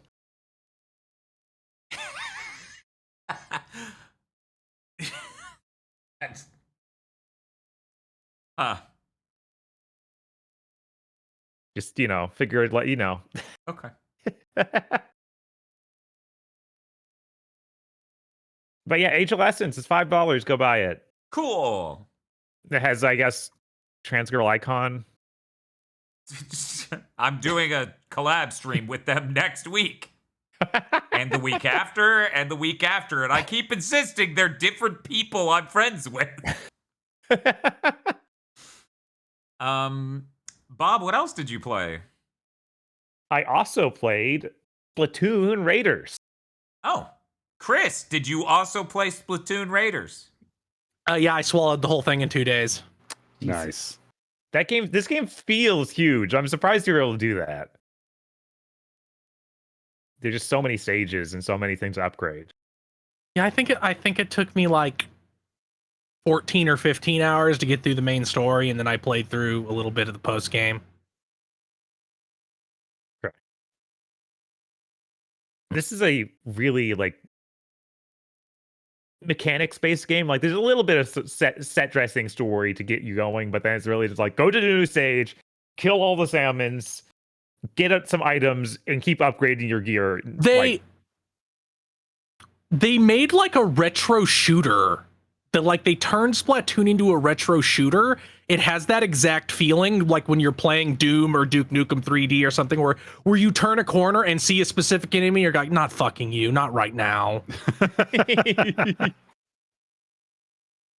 It's like that, but doesn't have any of the at least as far as I've seen, the moments of, I have a key. Where the hell is this door? No, it doesn't have any of that. It's more like one of the modern throwbacks where it's just like a linear set of arenas. Mm-hmm. Which enemy do you hate the most, Bob? Which one shows up and you're just like, oh, fuck off? I hate the guys who are big pillars of pots with a sniper at the top. That can shoot you from across the entire fucking map. Yeah, with shots that go through the terrain. Which I'm pretty sure isn't supposed to happen. We'll see if that continues to happen after it gets patched once or twice.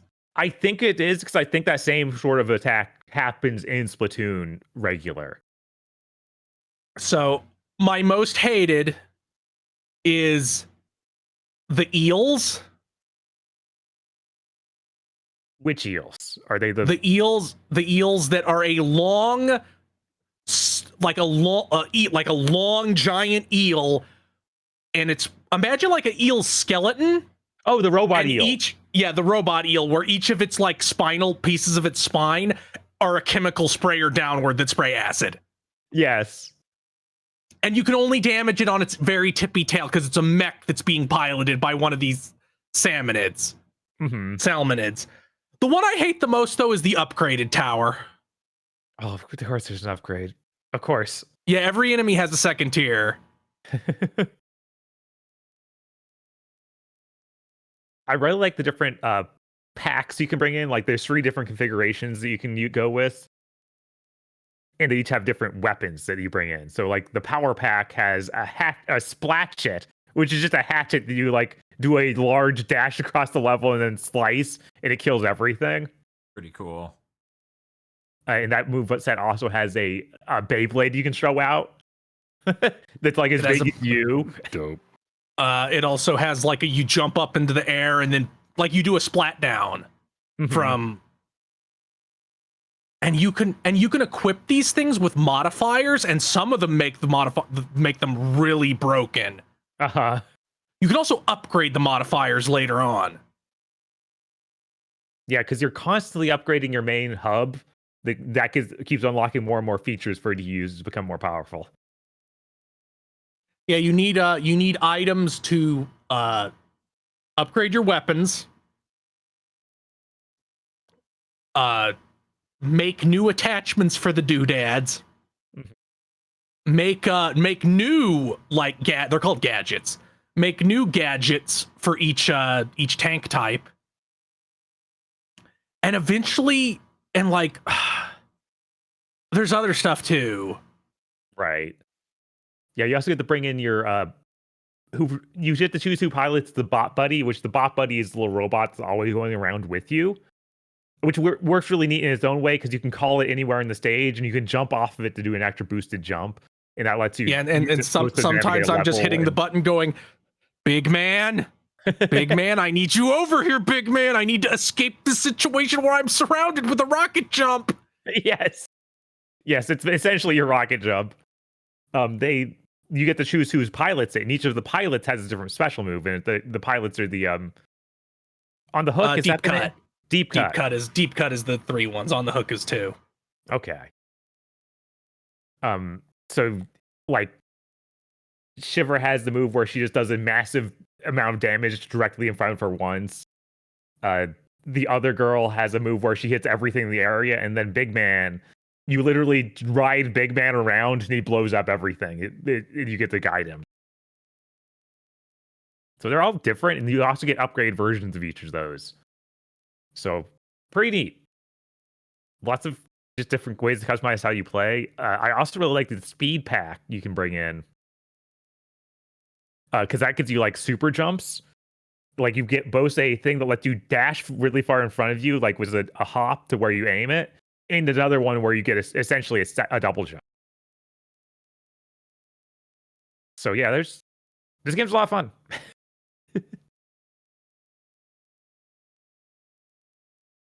Once you beat a stage, often it'll unlock the hard version of that stage called the spicy version.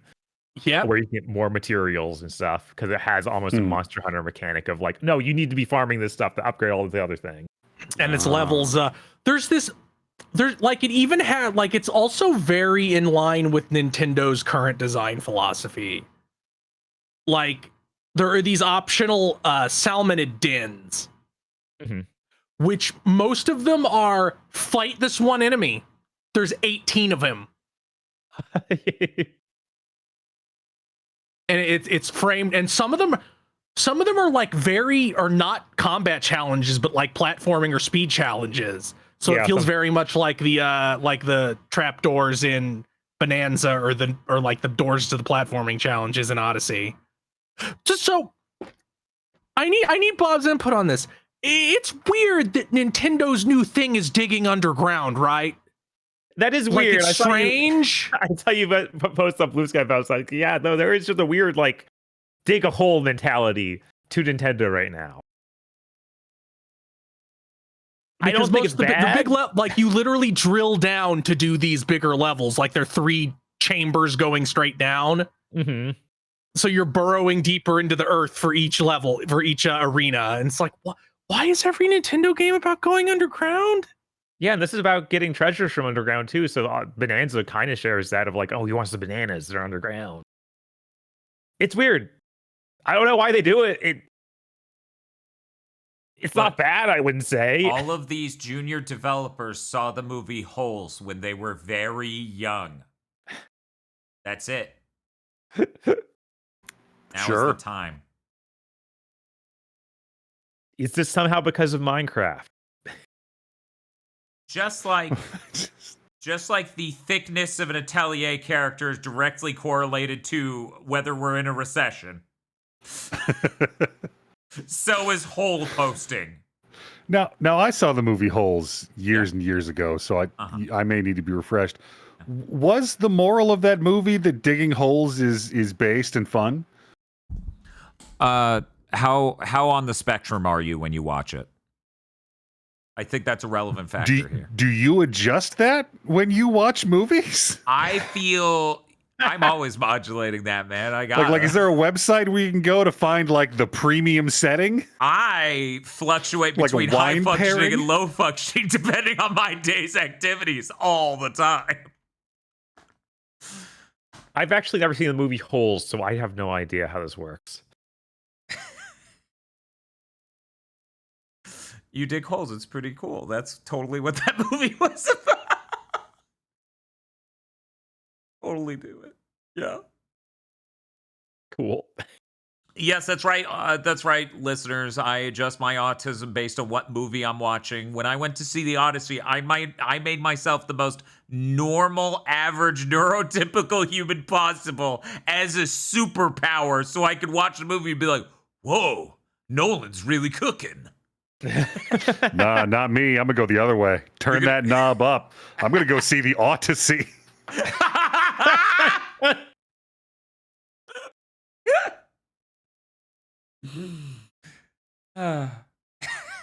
This sounds like a good time. Yeah, that sounds like a good time.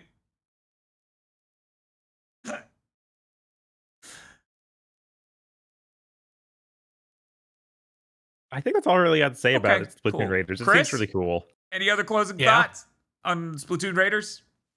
No, it's real good. I'm glad it was this good. I'm also glad I only got it for $50. That definitely helped it feel a lot better. Yeah, this is a really good $50 game, I think. Now, wait a second. Am I wrong, or is this some sort of cheaper game that's shorter and made by fewer people? Yeah. It is like the splat. I think the team for this game, like even if when you separate all the localization and marketing people out, I think it's only like 80 people.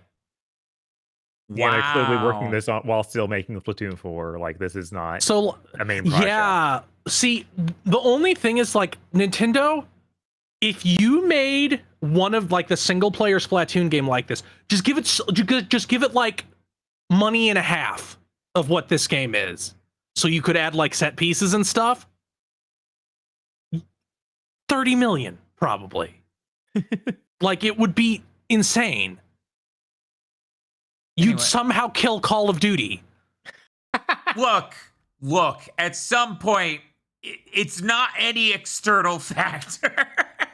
That's true. The COD fans will never understand the joys of being Squid and Kid. No, it's true. They only understand the joy of being boots on ground. That's it. Every few years, they need to be reintroduced to the joys of boot on ground. It's true. Okay, we're moving on. Bob, did you play anything else? Only Sonic games. Okay, great. We're moving to Aggro. Hey, Aggro, what you been playing? Well, my power went out for a couple. My power didn't go out. My air conditioner went out for a couple of days. Oh, So I dared not activate PC or gaming console in that period. Yeah, that's- Functionally identical things, honestly. Yeah. Basically. So all I've gotten to play is a little bit more of Elliot, the Adventures of Elliot, the Millennium Tales. The Millennium Tales. The farther I get into that game, the more it doesn't feel like a Zelda clone. Okay. Like you started up and you're like, okay, you have shown your homework. We clearly see what you're doing. But the arrangement of stuff in that game really makes it feel like its own thing. Like you've got two buttons, you've got items, you've got a fairy sidekick, you're going into dungeons. But all of that is superficial to the rhythm and the gameplay loop and the way you upgrade stuff and all the stuff you're doing. It really does feel like structurally it's a weird blend between 2D Zelda and what you might think of as like a traditional JRPG structure. I was getting a little hints of that when I played the demo. I was like, I can tell you kind of want us to be ease. Like, there's a little bit of that. Mhm. Also, I am proposing that we draft legislation that if your game has like a chain sickle weapon, that you stop putting it in the back half of your game because your game is just objectively better when I have that, and I'm tired of you burying the lead.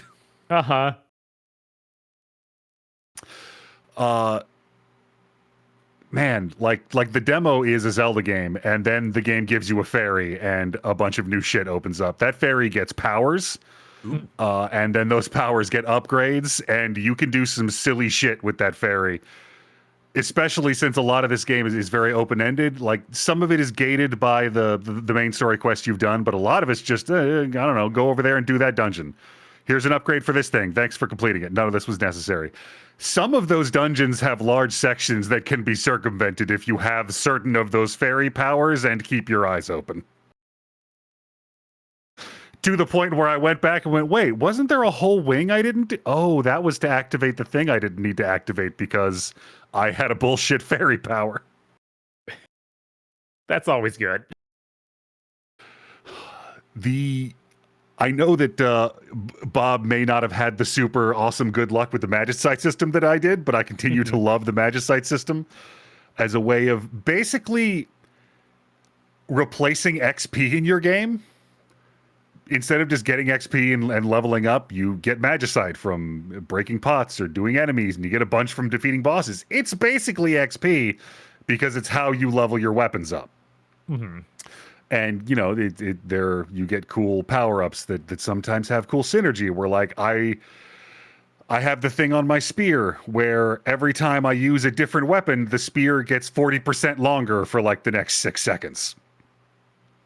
And then like I've got the thing on my chain sickle where while I'm charging the chain sickle, it's constantly swinging and it's also spewing fireballs. Jesus. And every normal swing now does 2 swings at 50% damage. But I also have the Magicite where every consecutive swing does 15% more damage, up to 45% more damage. Ooh. It's a really good game. And as I said at the top, the more stuff in it you do, the more it becomes its own thing and less of a, well, fine, if you're not going to make a 2D Zelda, we will. And I am traditionally a huge sucker for the HD 2D aesthetic, so this is really shaping up into something special. I'm really glad I got to play this. Hell yeah.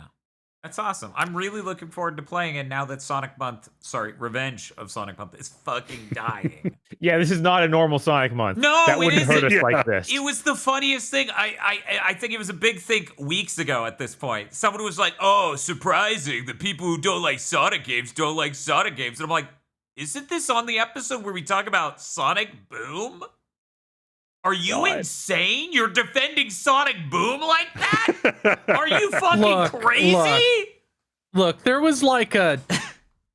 Let me think here. What Sonic? Well, let's see. Sonic Adventure 2 was 2001, 2002. Yes, they're about 1 or 2. Okay, 2000. Let's go with 2002. Okay. That means there was 19 years where they didn't release a rock solid 3D Sonic.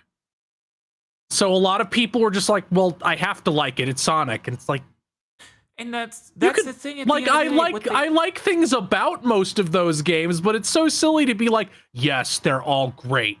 Yeah. I mean, the most important thing is that I like Sonic the Hedgehog, and because of that, I enjoyed streaming all of those games. Literally all of them. The one I enjoyed Like the least streaming through was probably Sonic Boom Rise of Lyric, because that's not Sonic. That's not a Sonic game. That's just right. a normal shitty game. Right. But like, Shadow Generations was on our Game of the Year top 10 the year it came out. I think it was like 7 or 8. That shit was awesome. If Sega had made that game, if Sega can make a game that good but twice as long, people will treat it like they made Mario Odyssey. Yes. But yeah, no, I have fun streaming all of these games. Even if it is a dive into fucking madness. It just seems bizarre to me to use the most wake up Dragon Punch weird accusation about Sonic Boom, or really honestly most of them we played this month. I don't know if it's just because general game reviewers hate Sonic and they somehow really grouped us in with them. I guess I just need to start drawing Blaze fan art every week, and then maybe they'll stop. Dude, don't offer them that.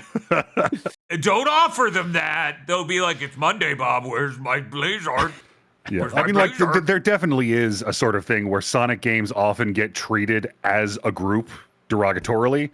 So I think it that's sometimes happens when you're defending them. I think that's been in decline for the last 6 or 7 years, because they generally did trend up in quality, I feel like. Frontiers is higher quality and more respectable as an entry than a lot of them have been at various points. Like, how do I put this?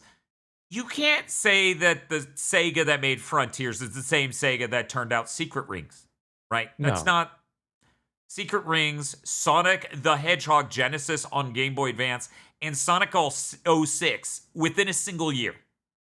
They did all 3 of those. That's not the same fucking people. But yeah. Yeah, I don't know. It's just weird, because the whole theme of this month is we played all the great Sonic games. And there were some we really needed to play because, I didn't know, maybe once I got down with Sonic Heroes Paradigm, maybe it'd be interesting and good. and we'll talk about that. But the one I want to talk about first, Bob, Okay. because it's possibly the least fascinating to talk about. Let's talk about Sonic Superstars. This was your first time playing it. What did you think I keep about forgetting about that. We played it on Monday. Oh, that was 3 days ago. Yeah, no, that game's just so forgettable. It's got really I cool think- moments like Minecraft Voxel World, and it had the fantasy zone. I mean, yeah, they're neat things, but they kind of come and go. And I think that the whole game is brought down by being so multiplayer focused. Like, basically, I was doing nothing as you two ran through the stages. That's how it felt. It is the Mario 3D world experience turned into a 2D Sonic game. Yeah, it's like New Super Mario Brothers / Mario Wonder experience, but made by somebody who didn't know how to do that at all. Like, even a little. These stages are not designed for more than one person to play through at once. They just Right, you because can't. unlike Mario, there's a lot of verticality and a lot of ambiguousness of which direction you're supposed to go in. So a lot of the time, it would just me and Sarah would be headed the right direction. We'd be like, okay, we're going. And then we would just run off screen, despawn. And then there's Bob standing alone. And he's like, I'm not even moving. Right? And Why there did you isn't a stay button on like me? in those Mario games. You hit a button, you go into a bubble because you know that the other people are going to do the right way. It Yes. makes it easier to like let them take control. There's nothing like that in this No. at all. No. It's really just the computer decides who is the lead character at any given moment randomly. By rolling it a feels. D20. Yes. Remember that time? Two of us were on the real platform going Uh-huh. to the level. Yes.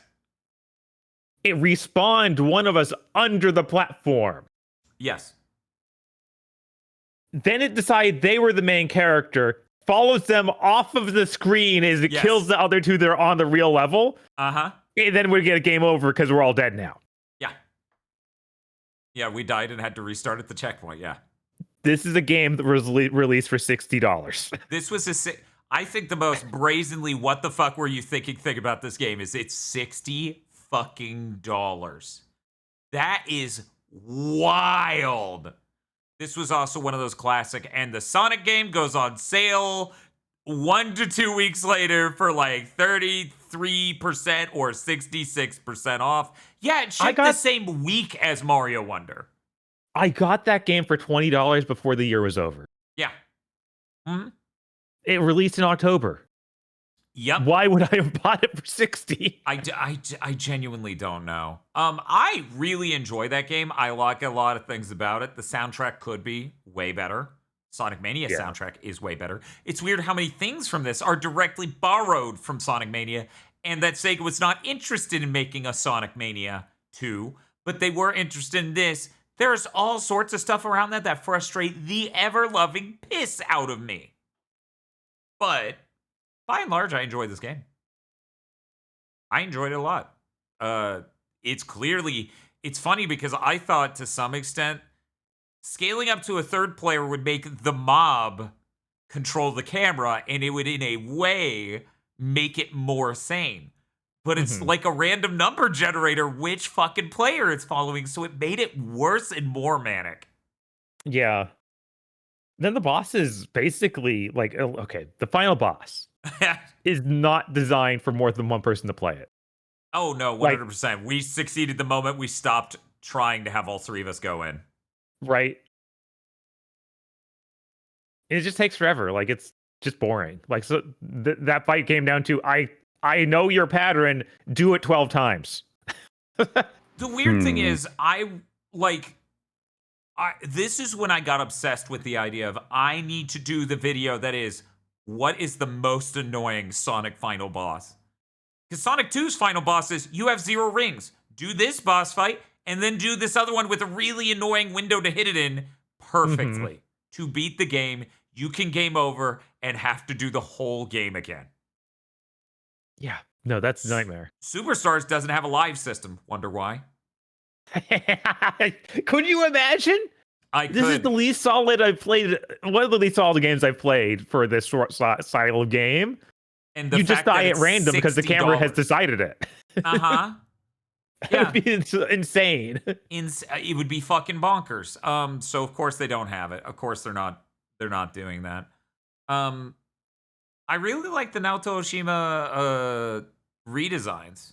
Like, I really like the character designs. They're very cute. I think it was Tosh had a visceral reaction to Amy. Or was that you? I couldn't remember which. No, of that you was two. Tosh. Okay, yeah, I Tosh thought was- the Amy was fine. Like, it was neat to go back to the Sonic CD Amy. It is weird to even consider them the same character because they feel so different. It was really funny. And then there's Trip. Trip's cool, but unfortunately you gotta beat the game and then you get to play as Trip. And then so aggro. I'm gonna put spoilers music here for, Ooh. Sonic Superstars. Aggro. Trip is a brand new Sonic character Ooh. that is, hear me out, what if we made a Sonic character that was a dragon?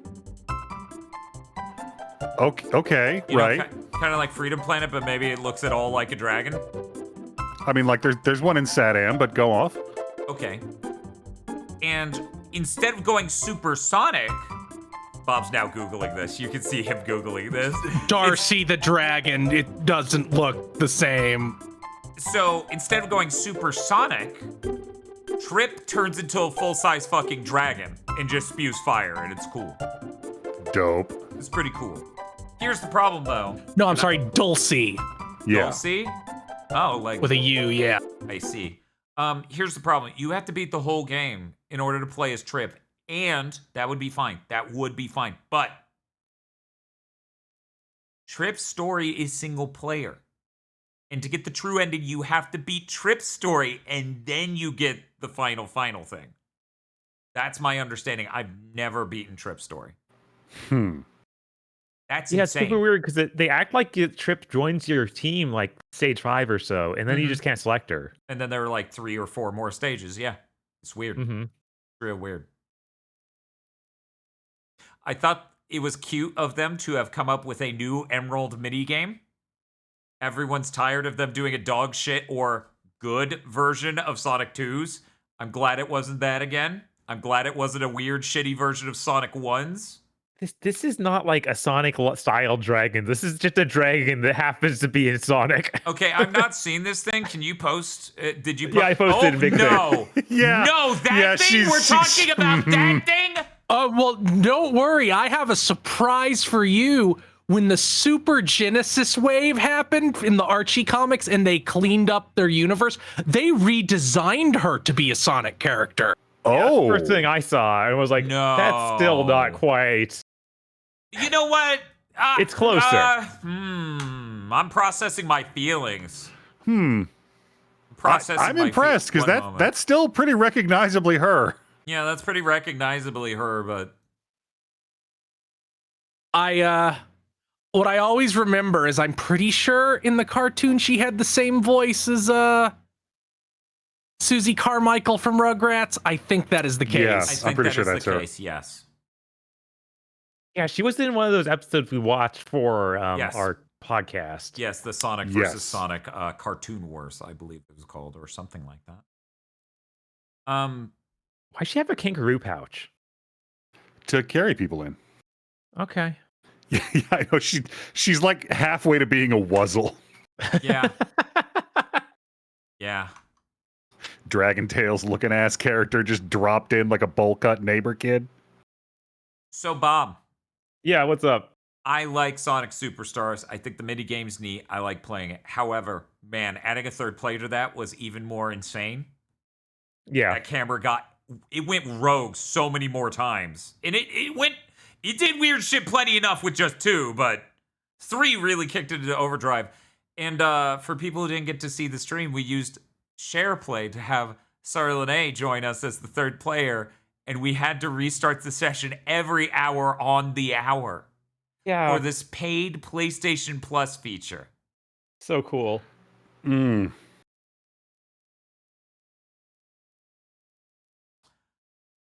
So What are they afraid of?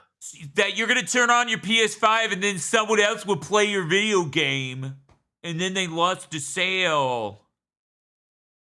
This is what they're afraid of.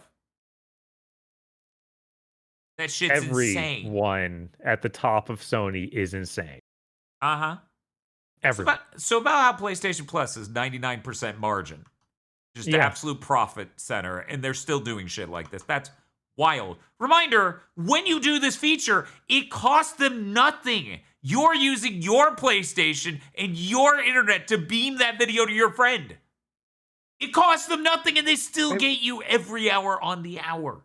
We can't start throwing out that excuse because technically, when we play a game online, it costs them nothing too. I'm pointing They are out, providing servers. It's peer to peer. No, I'm pointing out if they streamed it from their hardware, if this was a cloud streaming from their servers, then there's any impact on them. There is zero impact on them here. None. Yeah, as we went over, the entirety of the PlayStation Plus thing is them not providing anything. Like Noel said earlier with the saves. They just took away that feature of having saves, and now you have cloud saves. That It's you like pay for. cloud saves are free on Steam. But God forbid they provide any value when you buy their $900 console. Bob, the $900 one is the professional one. Unless it went up even more. Oh no, I'm too scared to look. Right? It's been a few days since I looked at it. How much is it now? It's been a few minutes since I looked. There might have been another price range. Oh God, please. Are we in the middle of like Sony's sale thing that they do? I don't think so. I don't think that's happening. Because the PSVR 2 is $100 off. Yeah, I don't know why that is, other than me neither. The only reason I can think of is, it's not making a profit, and they're no longer no longer like even attempting to do innovative things at Sony, so they're trying to get rid of it. Oh yeah, no,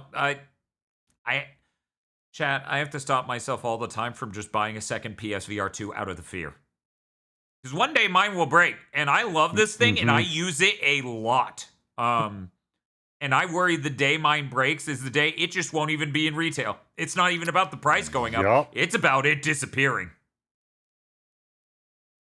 Great fucking headset. Horrible fucking headset on PC. Unless... Aggro, would you like to say the sentence? Say the sentence, Aggro. I mean, it works on my machine. Bitch! I would simply be God's favorite like I'm Ichigo.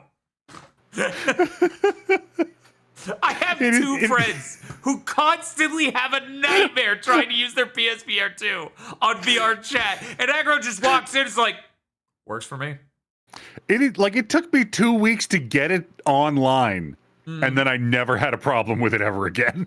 Fucking wild. Does he have an AMD GPU? No, Aggro, you have NVIDIA built into your laptop or whatever, right? It's a 2000, 3000 thing? Yeah, I've got a laptop 3060. I wonder. I know Sheepy Hime's GPU is AMD. I don't know Matt OB's. I bet Matt OB's is also an AMD. Uh-oh. Did we find out what the... I mean, I have fucking problems with PSVR 2, but it boils down to the fucking Bluetooth controller shit. Yeah. Same for fucking Sheepy, and I have an NVIDIA. So. I always feel so bad. I'm like, no, the controllers work fine for me. They're like, what kind of USB dongle do you have? I don't. It's whatever's built into my laptop. It just worked perfectly immediately. Just worked perfectly. My fucking desktop ones won't even work perfectly. It has fucking antenna, so that way I could run an external antenna outside of the desktop to get really good reception. And still Windows and those Bluetooth drivers and my motherboard are like, we will destroy everything you built here like we're the villain of Ghost of Tsushima if you fucking try to install these goddamn drivers. I'm like, okay, I'm a Quest 3 gal, I guess. Yippee. Fucking yippee. But yeah, I guess I'll bring it up now. So the version 1.0 of the jailbreak firmware for the PSVR 2 hit GitHub.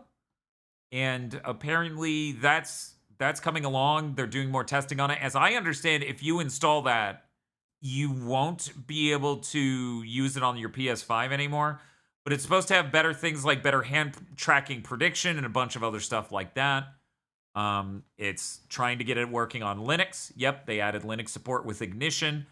It has eye tracking support, which is like, that's huge. That could be really impactful, especially in VR chat, where moving the character's eyes is a thing that it can do in theory anyway. It sucks. It sucks that the PSVR 2 isn't a better option for people because VR options are fucking expensive. And I'm not sure that Aggro and I have made this point well enough across the last multiple years, VR is fucking cool as hell.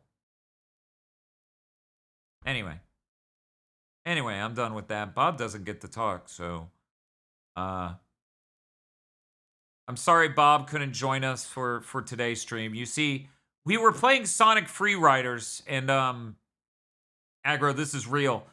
During the last jump in Sonic Free Riders, it took a picture, and as you can tell from this picture, Bob died. He hung himself. Wow. Off camera. You are just like head into the apartment upstairs cartoon style. So funny, they took a picture of it. They didn't let him know either. This just showed up during the credits.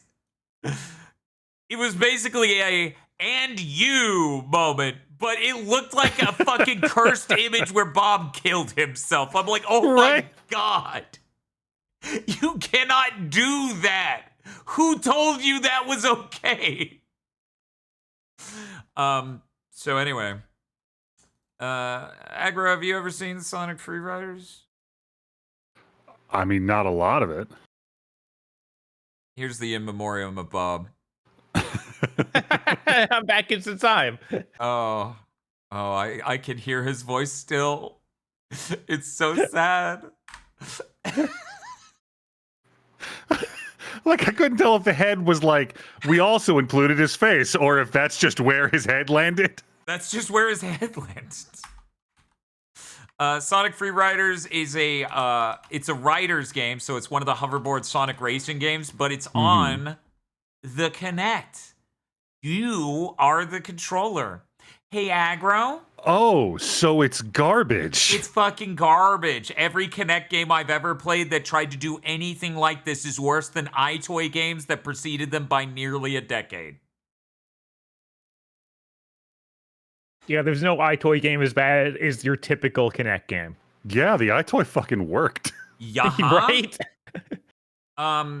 So this is the worst writers game, and they know because all of the story modes are 75% you not actually doing a race.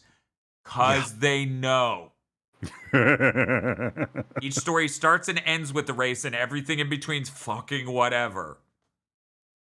Like, what's a good example, Bob? What were some of the things we were doing in the in-between area? In between areas, like hit 5 enemies was an item. Wow. Which Jump shoot sounds easy, right? No, it's a Kinect game. It's a Kinect game. So watch this. I'm doing what should... Okay. That should throw the item. Just moving your hand like... And it can't do it. See how my hand is updating at a smooth frame right here, chat? You see this? The Kinect wishes it could do this! God damn! What a horrible fucking device! Speaking of which, they could actually have made a device like this to work with the Kinect, but no, they made it even bigger, more expensive Kinect with not any better of hand tracking because it's a camera on the opposite end of the room and not one you wear. Yeah, and even though obviously the thing that you want to control your games with are your arms and hands. Yes. Not the rest of your body that it can hardly understand.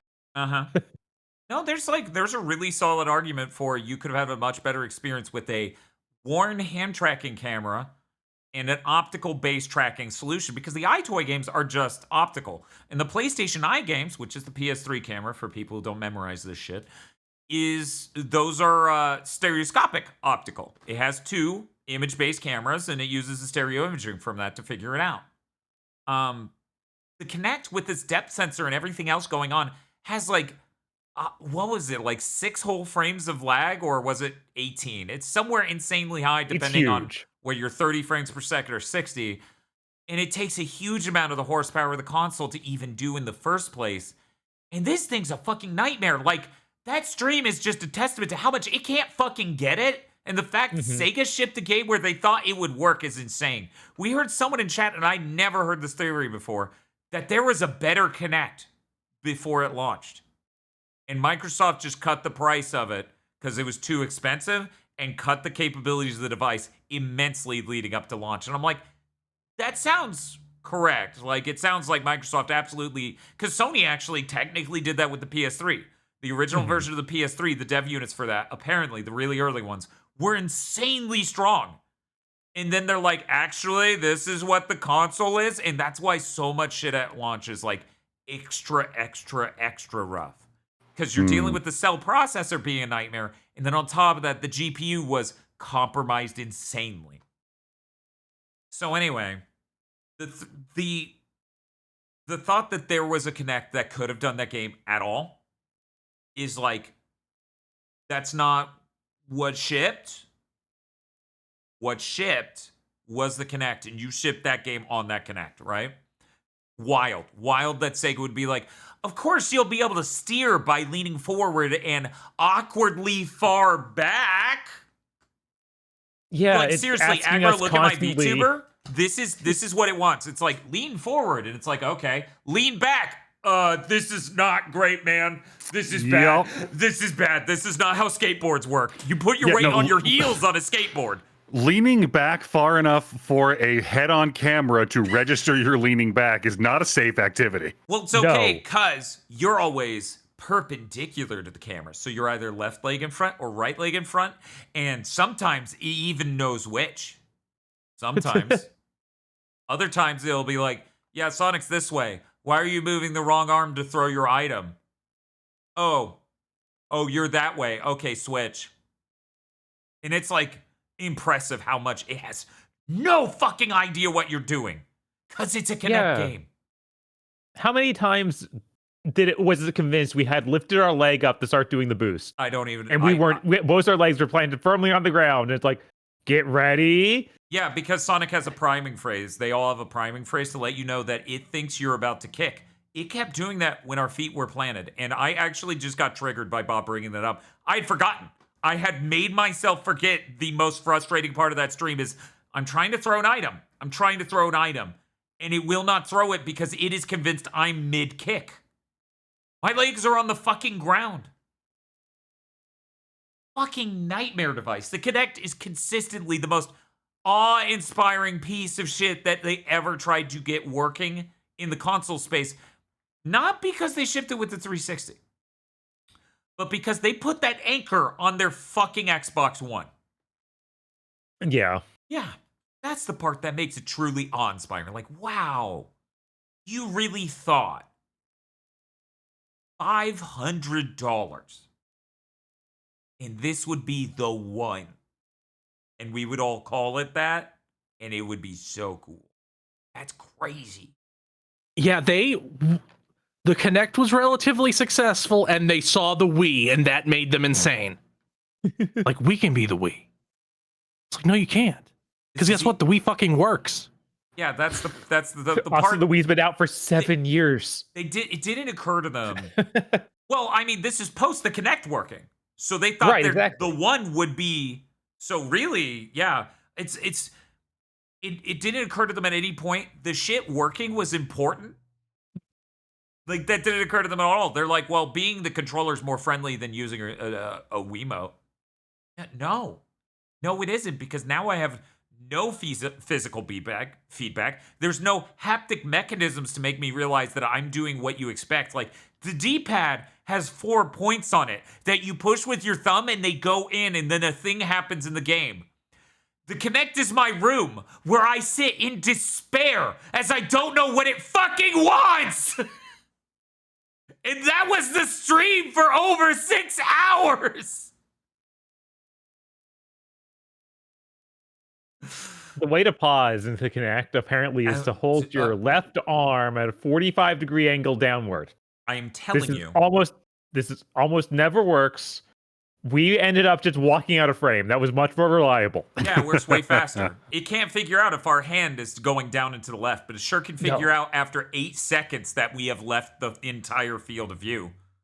There were many times, though, that we did that, And then he just kept racing and doing shit. Like Sonic's kicking, he's like, and get ready. He's like, and Bob's just standing, completely occluded from sight in the alcove entrance to the GigaBoots office. And I'm like, Bob, you're doing great. This is going awesome. This is sick. He's doing tricks and shit. He did tricks 3 times in a row from off camera. Yeah. This shit is wild. If the Kinect was ever good at anything, it was never good at a high skill response with a low input, a small input window with extreme fidelity looking at your whole body. And that's what like every Kinect game wants to be. There is no Kinect game that's like, just get really close to the Kinect. We're just going to look at your arms. And every time I hear people go, well, doctors, we're able to use the Kinect to do amazing things. And I'm like, I bet they didn't track a full fucking body from 8 to 12 feet away. I'm going to go ahead and safely guess they didn't figure out how to get that to be good. No. But, you know. I think that the only... people said they like Kinectimals, and that's a game where it's not active at all. Right, and that's like understandable. That you're just doing, like, a petting motion. It's like, hey, buddy. And the product isn't sold to doctors. It was a video game accessory. So even if it was good in a use case other people found for it, that's not the original thing it was sold as. Also, this shit was, and I was reminded by an E3 video of a dude trying to get swimming in Sonic Free Riders. It was $150 fucking dollars. The iToy was never anywhere near that. I think the iToy with the iToy included with the game was like 60. And then most games were not even 50. They were like 40 or whatever, or 30. And that's crazy. It's a massive chasm of price they're coming in at. Anyway, Sonic Free Riders is a terrible video game. It wanted me to do a bunch of awkward shit like every Kinect game does. The gym is so much better.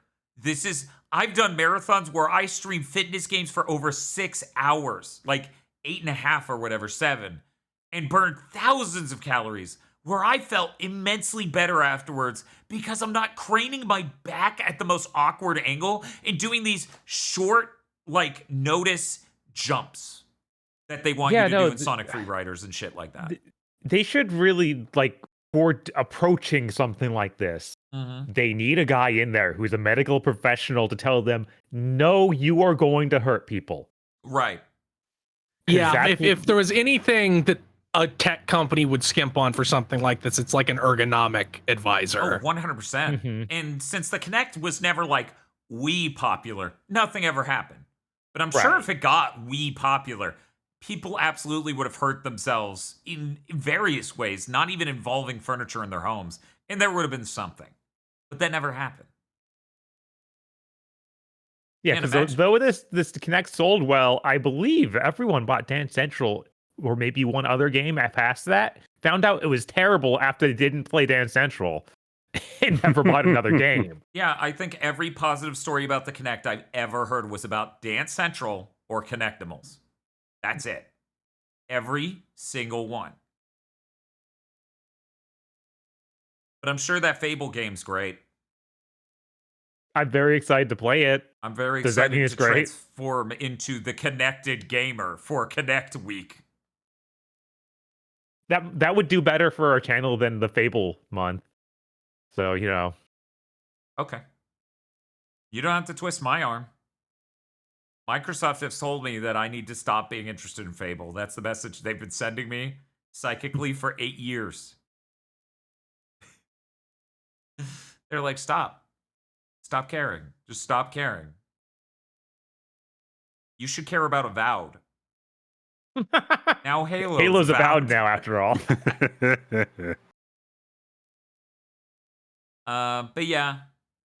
Oh yeah, we also forgot to mention, hey Aggro. I'm not exaggerating in the least. Bob, anytime he entered the frame, let me put it this way. I'd get on screen and it would show a happy little white stick man, like a silhouette of a person, right? It's filled in with white. Anytime Bob entered the frame, basically, red. Bob. Why all have such a people. thing? Bob of all people is too dark for the Kinect. Look at me, chat. I'm pretty Yup. white. I'm Yup. fairly. I had made a conscious decision to not beat on the Kinect for being racist, because it's the easiest thing to beat on the Kinect for. Yes. And you're But holy shit. you know. Yeah, that's fucking crazy, dude. Yeah. That's fucking wild. That's Bob's like barely a shade or two darker than me.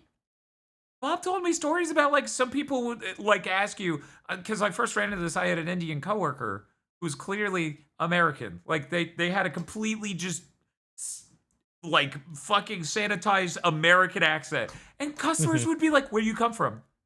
Florida. No, before that, bitch. Florida. Seriously. What the fuck? Bob, you said people do that to you. I don't That fucking happened get to me. that. Yeah, no, it's crazy. That's fucking insane. That makes no sense. The fuck is every time a person says that, Well- they need to get like black bagged. Well, race is a social construct, so if you're in a super white area, Bob is black. But if Bob went to any city, he'd be white. Bob, you have a power card to play. I need you to go to the center of Harlem. Oh no. Wait, no, you need to go to the whitest place possible. Bob, I need you to go to Salt Lake City, Utah. yes. Destin, Florida, Oh, apparently. I don't know, maybe too white. Bob's like there's "I white and then tried! there's Salt I Lake City, tried!" Utah. They're shooting bullets into the side of his vehicle. Actually, I think Portland is wider. Is it? Whoa, Yeah, I think so. that's crazy. I know so many people who moved to Portland just because of That's like that's the whitest big city. Okay. Ah. I had the like you're talking about real Portland, not like one of the smaller Portlands, right? No. real Portland, not one of the 12 fake Portlands. The true nature of Portland is Kingdom Hearts. You need to go up to Billings, Montana, which I think has like a 98% white rating. So here's what we're gonna do with that, Bob. You're gonna go there. You're gonna start a new channel, and you're gonna be called the True Black Nerd. And you're gonna try to usurp the black nerd. And you're just gonna take the title, and this will work, okay? And I don't know why we're doing this. It's more of a social experiment to see I if don't think this that works. works. That becomes the internet then. Wait, what? What's up? No, That's no, now it's on the internet. Once you're in this territory, your power grows. That's how this works. I Chris see. said this is how it works. Chris said it was okay. You could take that to the grave. Great, now Chris is giving me the pass. How does he even have it? I ain't giving anybody a pass. If you want an illicitly gained pass, like Wooly has his booth open. That's true. We should. He's ask sitting Wooly. behind his like his ramshackle wooden stand like fucking Lucy giving therapy in Peanuts. The pass, 5 cents. 5 cents. Yeah. Come on. He'll give it to you. Not gonna, stop whatever happens when you use the pass. That's not his problem. I'm done talking about Sonic Riders, and that much is evident. Bye, Bob. What's up? So you didn't remember Superstar? Did you remember the other Sonic game we played? Heroes? Yeah, he Yeah, remembered. of course. What? How Well, could he forget the longest Sonic game The that longest took tweet you we've done longer a than year. Frontiers? Yeah. The Yeah, no, only I went and checked. The only Sonic game it took you longer to beat was Sonic Chronicles, an RPG. Which wasn't even that much longer. That was only an hour. It was or like an two hour longer. Yeah. Yeah. Yeah. Well, the music was better than Sonic Chronicles, right? I mean, yes, the music is like fine. It's good in places. Yeah. I know world that I expect this to just be the prequel to Shadow the Hedgehog. Like, it's just the worst version of Shadow the Hedgehog. I didn't think that was possible. I didn't think this would just be mathematically that game, but worse. I do like Shadow the Hedgehog a lot more, which is kind of surprising to feel coming out of this. Right? Which I think we found out during the stream. Well, like, at least this was the first time I found out. This is when they switched from their in-house engine for Sonic Adventure 2 and Sonic Adventure 1 to renderware. to renderware. So clearly they had to redo the way physics and everything in the game work, and it now all feels bad. It just feels terrible. It has a lot of glitches. We were hit by a lot of bullshit. We were not hit by the level of bullshit Sedball was, where he died, he respawned, and something hit and killed him while it was fading in. I truly was surprised when I saw that clip. That's some wild shit. But yeah, apparently the deal with this, which I didn't know before the stream, Sonic Team America helps with Sonic Team America World Police. They help with Sonic Adventure 2. And then Sonic Heroes, they move to renderware and they make their own game without Sonic Japan. And then, I guess Sonic Team is working on it because Takashi Iizuka worked on Sonic Heroes and apparently became the sole level designer towards the end because Sonic Heroes is so painful and evil, it incurred a health problem to the other designer. That's fucking wild. Guys, delay the game. Jesus Christ. Holy yeah, shit. that definitely has the energy of like, we had no fucking time to design levels. We had no time. We had no time for anything. It's so play the same exact levels for every campaign, no matter what. Like Sega was in a rough spot after they had to exit the console market, but like making a game this cheap, like this is the game that every single person is talking about when you hear about Sonic Shitty Friends and the rough transition to 3D. Sonic didn't have a rough transition to 3D. Sonic had a pretty goddamn good transition to 3D relatively, and then Heroes happened. Right. Yeah, Sonic Adventure 1 and 2 are completely spectacular games that are definitely up to snuff, and I'm sure the Metacritic reflects that. Yeah, it's hilarious to finally come back and play this, be like, oh no, they had the rough transition to renderware. Yeah, this is the first one they're developing fully multi-platform. The closest you got to this before that was Dreamcast and GameCube both got Sonic Adventure 2, and then later Sonic Adventure 1 DX. I also hate the notion that it's like, this game caused people to hate Sonic's friends, and it's like, Sonic's friends are one of the few gems in this game, is that you have these characters. The problem with this game is, and this is not an exaggeration, chat, every level in the game, you play on every story, but Team Rose is easy, Team Sonic is medium, and Team Dark is hard, and so the length of the level gets longer and fucking longer and fucking longer as you go, and then there's Chaotix Team where they're like, yo, do quirky shit in each level. And that's fine. That's fine. But, man, I don't want to play... Because it feels like the fucking stairs that never end in Mario 64. We don't have the 70 stars, and I'm going through this level as Team Dark, and I'm like, it won't end. It just won't end. It's 4 times as long as Team Rose's version. Yeah, didn't we end up having some of those Shadow Team levels being 20 minutes? Was that now counting our deaths? Yeah. Jesus. It cut out the time from us dying. Literally 20 minutes. It was wild. It was kind of funny. We literally went from Team Rose to Team Dark. So we went from easiest, shortest runs to the longest in the game. And it was shocking. You can reflect, like, you can see how long that takes in the stream. I think that Rose playthrough took 2.5 to 3 hours. And then Dark had 4 hours or something. No, Dark was 6 hours. It was insane. Wild. Yeah, you were in Dark forever. It was fucking wild. So, like... You do everything cool in the stage is Amy's team. And then the rest of the stage is a nightmare that won't end. And, like, so here's one of my major problems with the game, okay? The whole concept gameplay-wise is that you have 3 people that perform 3 functions. You have power characters that can destroy bricks and hover over fans, so for some reason they can fly. But then more importantly, there's the person who's flying on each team who can fly and also Can't hover. No, it's a different thing. It's a different thing. And they can do certain types of attacks. And then there's the speed character that can grind on rails, and they can do an attack that is a core part of the gameplay loop. See, aggro, in this game, enemies will have shields. And you need to remove those shields by taking your speed character, jumping in the air, and doing an attack.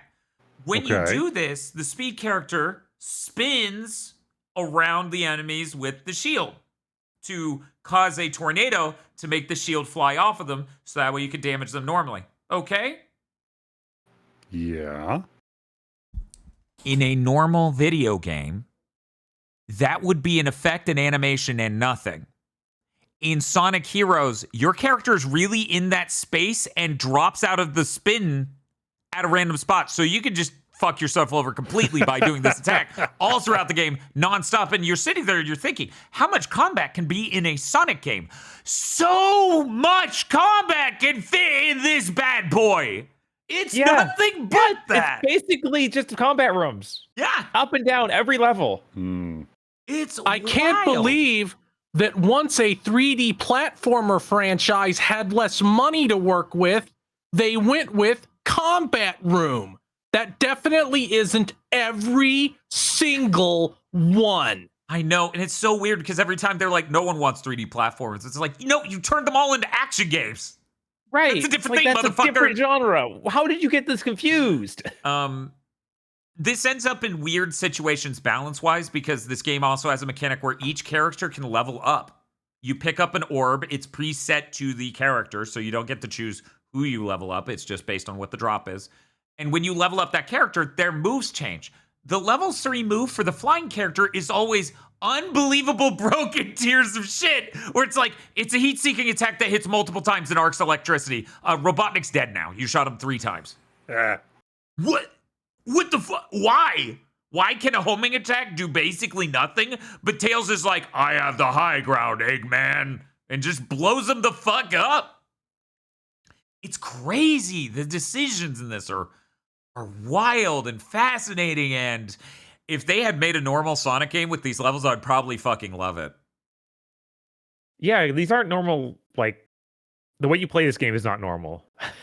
I mean, because so combat-based, you can't even do the homing attack that kills a guy in one hit. That doesn't happen. So you don't have platforming around that anymore. No, you do actually. But weirdly enough, still those floating enemies that in like Sonic Adventure 2, you jump in the air, you do the homing attack, they go, and maybe they drop a thing for your little furry buddy. No, this time you have to do it twice each. And it's like, how did you not? Now I'm just hitting the same guy twice. I'm trying to get across this gap and hit each one of them once. But for some reason, you made them each take 2 hits, and there's like no reason that makes sense. I don't know why you did this. And the fun thing is, I used to, when I was very, very young, view things as this is a salient decision made by the people who did this, and this is what they wanted. And this game is yet again another game where I'm like, dude, there were 2 level designers. One of them basically almost died, and then Izuka lost 20 pounds making the game's levels all by himself. This is not a Jesus. Yes. No, this game had a tax on this team. Izuka has said, like, this was the worst experience he's ever had, the worst crunch he's ever had in game development. And for what? Again, this was, like, considered the beginning of the downfall of Sonic. Like, it's so crazy. It's so crazy that they did this. I don't... It's, if they had made a normal Sonic game out of this, and, like, have a couple sides play through it, you could have even had the levels be identical, just not make it so combat heavy, have a little bit more story, because, oh man, there's barely any. It would have been fine. Team Chaotix is funny as hell. Their story's great. Mostly because they're like, we're listening to someone on the radio. Who could it be? And I'm going to go ahead and play the spoilers music. Spoilers for Sonic Heroes, by the way. 23-year-old video game, but just in case. Just say it. Look out, chat. I'm going to say it. The person trying to get the Team Chaotix to investigate things and figure shit out is Eggman locked in a cell by Metal Sonic shitting and pissing his pants. It's pretty funny. It's pretty funny. They open the door and he's just in there and they're like, oh man, come on. We thought someone with money was actually employing us. He's like, I will have money once I take over the world. And I'm like, motherfucker. He sure has a lot of money for other shit. I have to assume he's loaded. Oh yeah, that motherfucker's lying. You're right.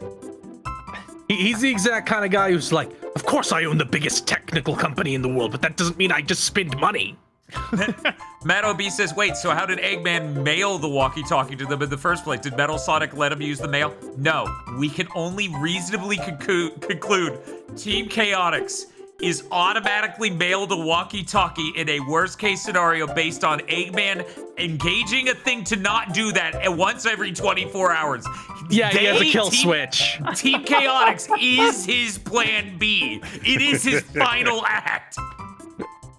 It's very funny because it could easily be Sonic, but he's like, no, absolutely not. No, I'd rather die. I'd rather die. Get the fucking crocodile.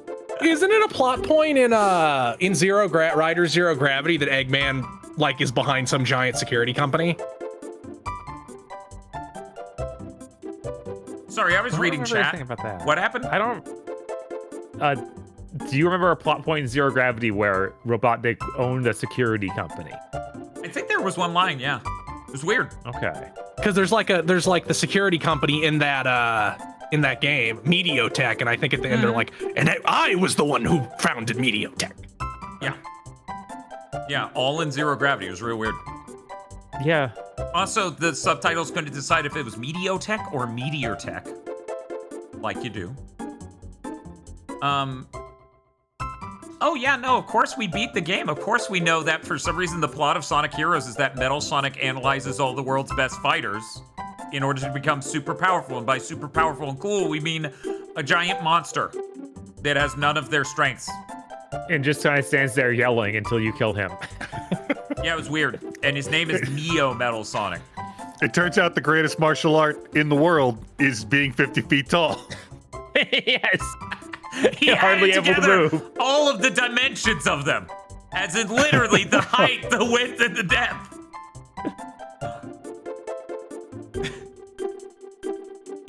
I've analyzed the length of every Sonic character. You did what? Eggman's like, please don't tell them. Anyways. So yeah, Sonic Heroes. I would recommend it to no one, but it's fascinating, and I'm glad I got to play through the game. I'm really glad we beat it. I'm really fucking glad I didn't like not knowing what was in that game. We played the GameCube version because people were telling us, Semo, I believe, was the one who got through all the noise. Because I was like, chat, is there a reason we should play GameCube or Xbox? And then they just kept yelling which console they wanted instead of explaining. But Semo was explaining lead platform for development is the GameCube. So after the stream, where we beat it on the GameCube, I booted the Xbox version. Holy shit, you can tell. The first level alone, the very first thing it does is start in slow motion because it's rendering something it really can't render at full speed. Multiple times in the first level, you do a big jump and the whole thing slows down when it shows the ocean. It's like, I can't fucking do it. I'm dying, man. And this is like multiple times throughout my playthrough of the first few levels. I'm just like, damn, that is rough. The Xbox is a pretty strong thing. What did you do here? So I don't know. But the PS2 version is the absolute nightmare version because the physics system and collision system is not ready to drop frames. It needs all the frames so you don't clip through shit. And on the PS2, it just skips. It just skips the frames. It drops them nonstop. It doesn't do slowdown at all. So I'm gonna try out the PS2 version sometime soon. I didn't have time before this big thing. We've been really busy. Reminder, I watched 2 Nolan films. That's all I was able to do with my week. Yeah. We can't move on without talking about the special stage. Oh yeah, this is probably the worst special stage in Sonic, period. It's really impressive how much this is a really fucked version of Sonic 2's. So imagine Sonic 2 Special Stage. It's a tube. You can run on all the walls, and there are things you pick up. Okay, Aggro? You got it? Uh-huh. Well, it's a fully 3D modeled thing. Still sounds all right? Yeah, that makes sense. The physics will completely break on various surfaces because they didn't figure out how to get that working smoothly on a fully 3D modeled thing. Yeah, that tracks. Go on. The camera perspective does not stay centered the entire way down the tube, so it's fucked up and you cannot see what's coming at various points. The physics are so bad, you will reverse directions on certain surfaces at random. On top of this, they made a minigame where it's like, you're chasing down the emerald, try to go fast, which means you can get it in 7 seconds or spend the next 2 minutes wishing you were dead and then failing. Because your best opportunity to get it is right at the beginning. Surprise mechanics. Yes. It's really... I also loved how often there would be a slight dip in the elevation, and Sonic would run off of that. He couldn't track with the ground, so he started losing speed massively. Yeah, there were times that saying you were on the ground and it dipped, you would drop off and the speed would just disappear. There were times where it would do that and you would literally reverse direction, which drove me insane. There were times where you could be on the ceiling wall on the outside bend and it would just drop you. You would just fall, even if you were boosting, even if you were running. It's truly wild how broken that minigame is. This was also... My 2 thoughts during the stream is I need to rank every Sonic Final Boss and every Sonic Emerald minigame to see what is the truly worst of these, because the final boss of Sonic Heroes is not the worst Sonic Final Boss, but it is the least cool, possibly. Like, once you enter the 3D era, they have some really cool bosses. Sonic Adventure 1, Sonic Adventure 2, Sonic Shadow, or Shadow the Hedgehog, they all have really cool final bosses. Sonic Heroes final boss should be cool and should be a really hype moment, but it's just like Bob described it well. He just sits out there and screams at you the whole time, and then you beat him up. There's not a whole lot more going on than that. But yeah, it's really unfortunate that they couldn't center the camera at all, because the way you should be doing that is borderline visually, like the level is passing through you. You're not camera-wise moving through the level. The camera is the center of the universe. Your inputs will do the same consistent things at all times. This, literally, you can hit left and right. It doesn't do shit. We're hitting every direction we can imagine, trying to get it to move in the way we want, and it's just... It wants up in the left or down in the left and up in the right or down in the right to do the weirdest shit. It is nowhere near what this minigame should be, but it is what it set out to do. That shit is not done.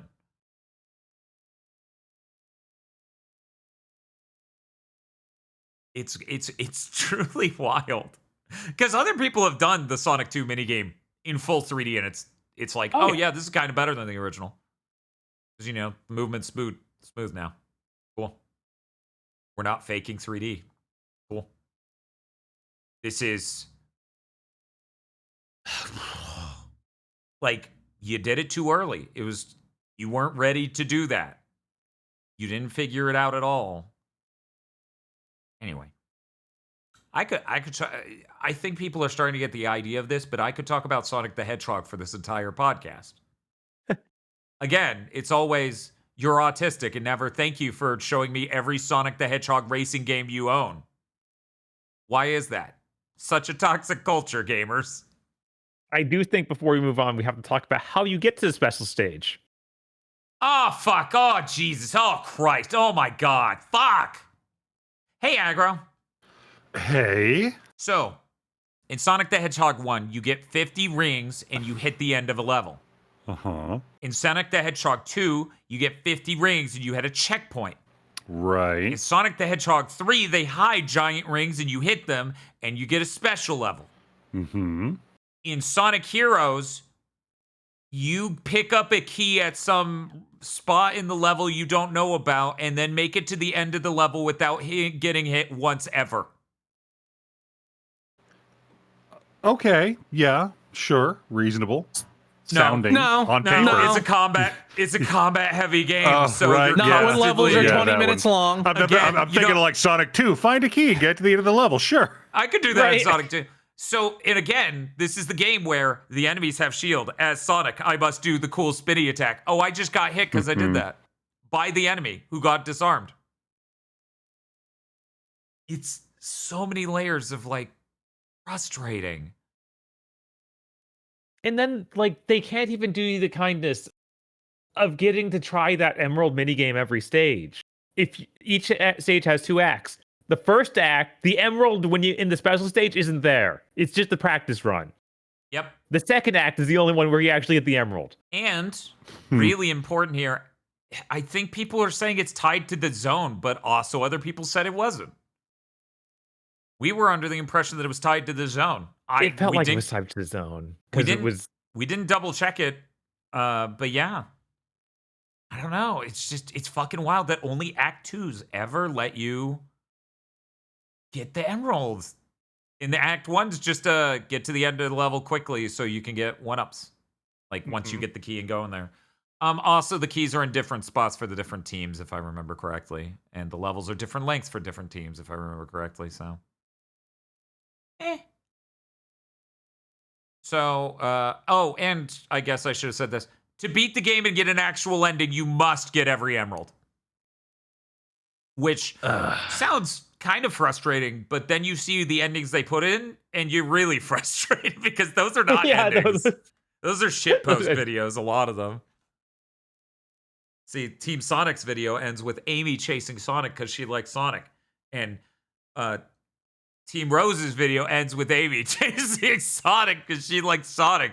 And Team Dark's video ends with, oh God, that was insane.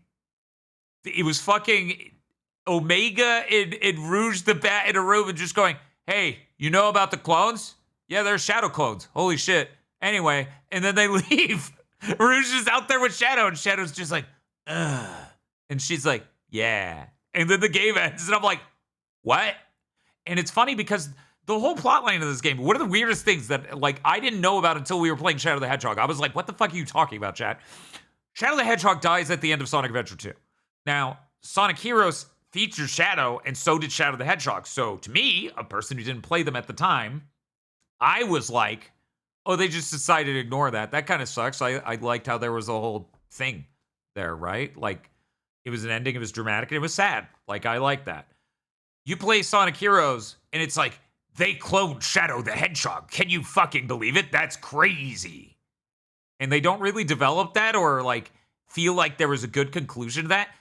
Shadow the Hedgehog is a game that's all about that in a weird way. And there's an alien from space that's a Cthulhu Dementor. It's real weird.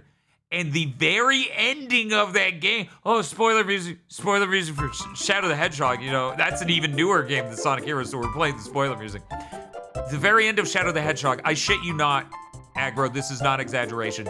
The entire Earth is flooding with gases that are killing everyone and every major Sonic the Hedgehog character, including Eggman. Eggman is on the radio with Shadow, and he knows shit. It's just like, sorry, I lied to you about cloning you. You survived that game, by the way. I just, you know, I repaired you, and you're so cool that I pretended you were a clone, and then I owned you, so that way you would work for me and do cool. Please fucking save us, Shadow the Hedgehog. And that's the fucking plot. I'm like, and you can beat that boss fast enough to not hear all that. It's fucking hilarious. And that's why Shadow the Hedgehog's a better game. You think I'm kidding? I'm not. No. Anyways, Bob. So Yeah. you start to feel a little bit better about Shadow the Hedgehog, huh? I mean, Shadow Hedgehog is not better at all. It's just Oh, you I think it's- didn't know how much worse a game they could have made. Oh, okay. I mean, it is better than this one. Oh, it's better than this one. It itself is a game. It's not better than I used to think it was. That It's game's like, always been like a 5. But here's the thing, you start to feel better about the value menu that has $3 items on it once you try the new Nightmare Secret menu that is the $1 value menu that is unsafe to eat. Yes, nothing but tainted food. Yes, Seball's got the numbers on this. You have to wait something like 8.5 minutes into the final boss fight that has a hard time limit of 10 minutes in order to hear any of that shit I said. What? Yeah. That you made it wrong. Oh, they Yeah. absolutely did. It was very funny. That was the thing Sonic Team was doing. I mean, look at all of Heroes. Was Shadow the Hedgehog the next year? I think it was 2 years close. later. I think it was 2005 instead of 2003. I think off the top of my head, that's what my brain's telling me. Shadow the Hedgehog. By the way, did you know Yeah, it's 2 years. Did you know after surviving the development of Sonic Heroes, Takashi Iizuka said they were very excited to check out some games they had missed while playing Sonic Heroes, like Ratchet and Clank, a game that's a 3D platformer with a gun, and Jak 2, an edgy reinvention of a 3D platformer mascot. Would you believe that, Aggro? Isn't that crazy that he said that? He should have said that and walked away from the interview, and we should have faded into black and white and been like, "Don't you forget about me." It's like the dramatic, later on, he went to make Shadow the Hedgehog. Like, it's so frustrating to just learn that, like, yeah, every franchise that got bad and genre you liked that died was because corporate didn't want to give them enough time or money. Yes, that sucks shit. That's Every absolutely single fucking one. terrible. It's literally, that is always the case. You know how rare it is for me to play a game that I think is bad and go, they made wrong decisions and not, they did what the fuck they were told and had time to do. Right, like sometimes when people listen to us criticize a game, they just assume like, oh, you're criticizing the developer. The developer definitely did exactly what they intended to and got what they wanted, and they love this baby as much as I do. And it's like, the developer's probably pissed that the publisher didn't give them more time or resources to fix the things we complain about a lot of the time. That's why you hear people like Jeff Gerstmann talk about when they critique a game, they will literally have developers come out and talk to them about, I'm not happy about it either. The guy who writes Pitch Meeting literally has made friends in Hollywood because his critiques of the fucking movies that they're the lead writers on are spot on. And he's like, dude, I'm the lead writer on the movie. 5% of what I wrote made it in. Most of that is executive meddling. Yeah, it's like... Yeah, people largely didn't forget how to make things. People at top of companies decided no one should be able to. People who have money decided that they knew better than artists. Yes. This is why this is kind of why I like, there's been this weird pushback in recent years that fidelity is not costing us anything in games. Like, that's not why the industry's so fucked up. Who the fuck is saying that? I see it from a lot of people. Like journalists and even a couple devs. And I'm like, the story of every franchise that died and genre that collapsed is, it's too fucking expensive to make one at this level of fidelity. We were hitting that on the PS2, and it just got exponentially worse on the PS3. Like, that's why Crash Bandicoot stopped being levels, like a series of levels, and started being combat rooms. That's why Spyro became a series of combat rooms. That's why RPGs started cutting out the towns, because those are expensive areas to make that don't have a lot of gameplay in them. So of course they're number one on the thing you're going to cut if you don't have a lot of time or money. Yeah, look at Final Fantasy 13. Yes, look even 12 or even 10 cut out the world map. It was too expensive. Yeah, no, that's just factually correct. Like, what the fuck are you talking about? That was the case before 3D was even a thing. Like, between the NES and Super NES, the cost of development went up a lot because the fidelity was so much more capable, which limited you in what you could make from a sheer productivity angle without much, much more manpower. Like, that's just factual, dude. What the fuck are you talking about? Anyway. I'm really glad we beat Sonic Heroes. I'm really glad I know what's in that game.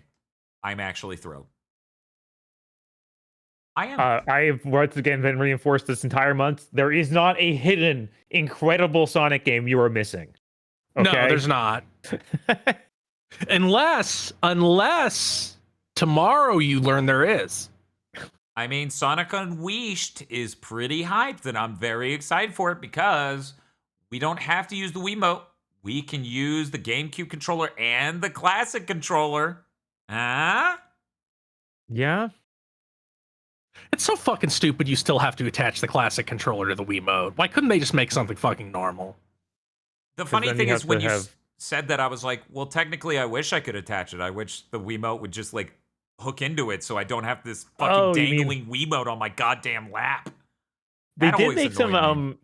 some clamp or like Yeah, someone made a weird Cases. clasp shell. yeah, where you like Uh-huh. connected to it. That was weird. But The yeah, easier no. solution would just be able to pair it to the Uh-huh. fucking Mhm. But then it'd be fucking Wii era expensive. Nintendo.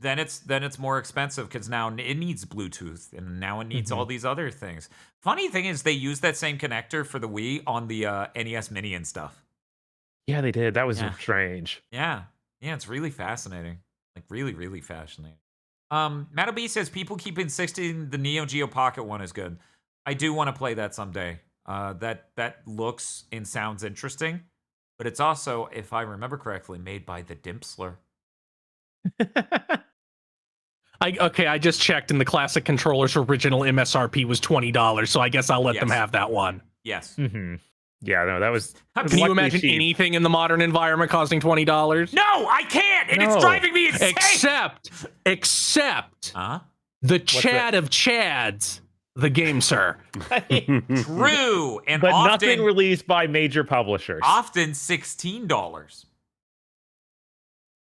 Also, sorry, Matto, that was not sensitive of me to bring up the Dimpsler. I know you've been through Sonic Rush recently and had to, for retro achievements, do one of the bosses damageless, which took 4 hours apparently. Sorry. Also, I don't think that that Wonder Swan game is made by Dimps. I think it's made by SNK, and like Izuka was there to supervise. I think the people from SNK who made that were eventually the Went people on who to made become Dimps. Dimps. Yep. Okay, that makes sense. That is my understanding of it. That is my understanding of it. Hey, Bob. Hey, what's up? What's up? Just taking a suggestion from chat here. Seb Mall says you should do all the Sonic Heroes retro achievements. No, Oh, no one well, should do that. Genuinely one of the worst Sonic games. I'm so glad that I wasn't full of shit when I rented that when I was like 14 or 15, probably 14, probably when it came out. And it's like, why is this total dog shit? Yeah, that's the same experience I think both me and Noel had of playing it for like 5 minutes. Sonic Being like, oh, Adventure, this like at sucks. the time, What I was happened? like, oh, Sonic Adventure 2 is rad. Oh yeah, Sonic Adventure 1 and 2 were the happiest I had been as a Sonic fan and for fucking ever. And then I played Sonic Heroes at the fucking Sam's Club, and I'm like, why are they doing this? I was just sad. I think Sonic Adventure 1 DX only came out after this though. So I had only experienced Sonic Adventure 2 battle. Oh, I played Sonic Adventure 1 at every GameStop / Babbage's I ever / EB Games I ever stopped. Software, going to. etc. I have never seen nor touched a Dreamcast. Wait. Even still? Yeah. So you Crazy. don't know about the cool disc drive sounds? No, I don't. Have you touched a Wii U? Yes, I owned a Wii U. In fact, I bought one at launch. So you know about the cool discs? That take fucking forever to load. Yeah. No, that are smooth on the side. They got like they're different from normal Blu-rays. I You still have a disc? no. Oh. I threw all that shit out of my house. He had Paradise and forgot. Damn, that's rough. To defend myself, the only reason I bought it at launch is because my friend worked at Walmart and the 10% discount applied to it. Nice. And I think they had already cut, like, it wasn't like launch day, it was like a couple months after, where retailers had already started going, they're kind of sitting there. People don't remember that Nintendo? happened with the PS3 as well. They're like calling up Nintendo. They're like, "Hey, we put your thing on our shelf. It's not going anywhere. How do I make it move?"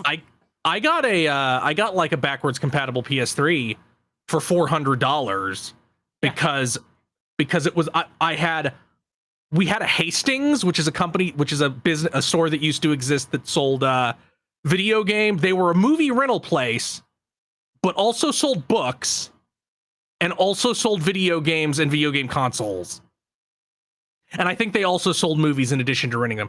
And before they collapsed, they got really weird where like they started carrying instruments and skateboarding shit and comic books. Like they were desperate by the end. I've never heard of But this they were place. like, this shit isn't moving. It's $100 off. And then I think they also had it. And if you jump through these hoops and get a rebate, it's only you get another $100 back, which I actually didn't got. So $400 launch era PS3. Sorry, Chris. One moment. I have to do another Noel Slamrocket sick takedown of chat. I'm seeing in chat right here, Matt O'B saying, you will know joy and peace by owning a Dreamcast. One moment. Aren't you a Sakura Wars fan? Would you describe your life as a Sakura Wars fan as peace and joy here in This is messed 2026? up. Is that what you would say? Is that what you? Oh, that's right. That's right. I would Dunked. I would believe that statement about the Saturn, but not about the Dreamcast. Oh. I mean, the and Saturn, only if you speak Japanese. the Saturn makes me feel full of culture and knowledge. That's what it does every time I boot it. I'm like, damn, I'm just better than other people. The Dreamcast makes me go, oh, it died so soon. Oh, poor Dreamcast. Anyways, we've talked forever. This has been 3 hours. Really? Yes. I guess we played a lot of video games.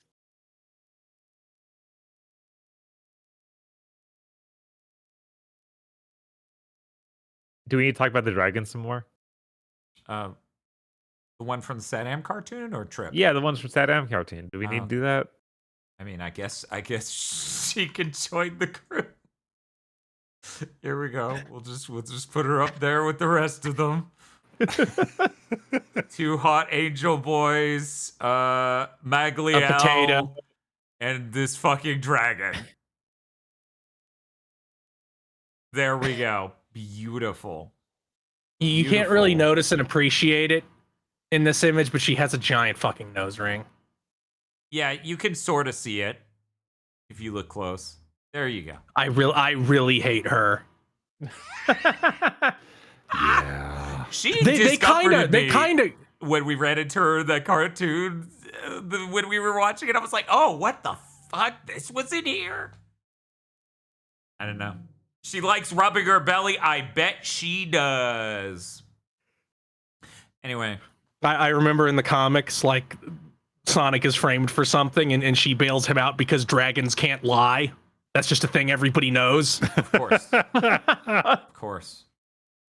Of course. No, it's dragons can. It wasn't dragons can't lie. It's dragons can instantly tell if somebody is lying. Like they have a truth sensor.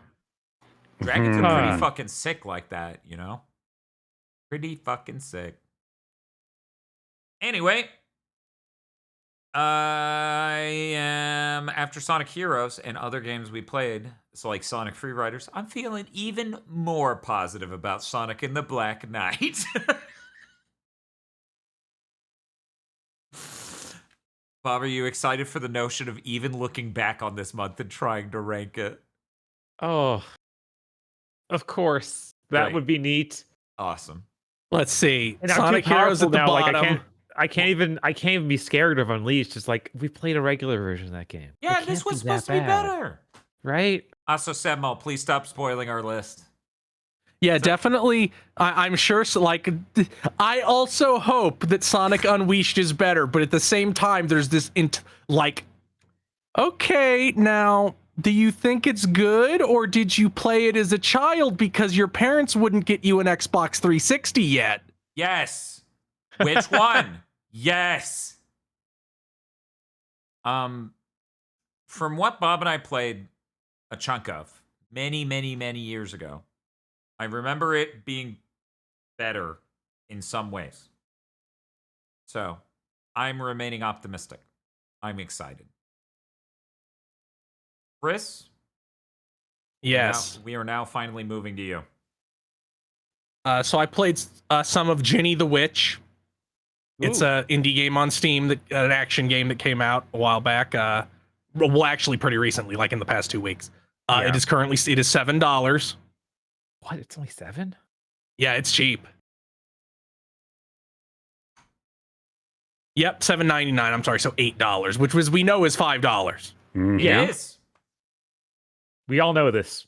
This is the first game that actually kind of feels like a jank, weird PS2 action game.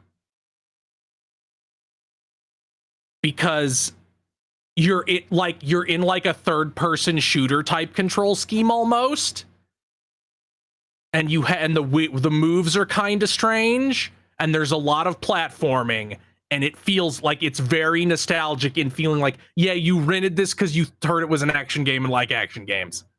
It reminds me of the Ghost in the Shell PS2 game. How? I was thinking the exact same thing at this moment looking at the video. I podcast with cryptids. There aren't that many third-person shooters that are also action games on the PS2. I played like an hour. I assume it is not very long since it was $8. I assume it's like 3 hours at most. I am really scared that the only thing they made was a sewer biome. That's kind of what the demo felt like was going to be, yeah. Because you keep going to new and slightly different areas of sewer. But it has a relatively interesting little story. It's fun enough to hit things. Just look, I'm just gonna be fucking blunt. If you make a game that looks like a 3D PS1 game, I'm gonna buy it. Yep. Like, I'm gonna buy it. Like, it doesn't matter.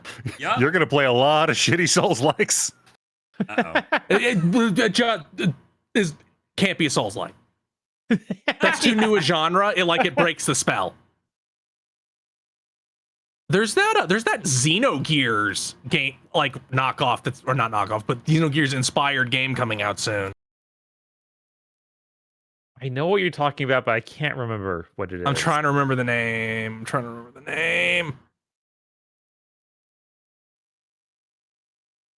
Lie of Calum Spirit is what it's called. It does not have a release date yet, but it seems like it's pretty soon. But yeah, go check that out. It just looks like Xenogears. It actually maybe looks a little bit fancier than Xenogears, except for like the character sprites, because the mechs are 3D like Xenogears. Character sprites are a little bit amateurish, but I can live with that.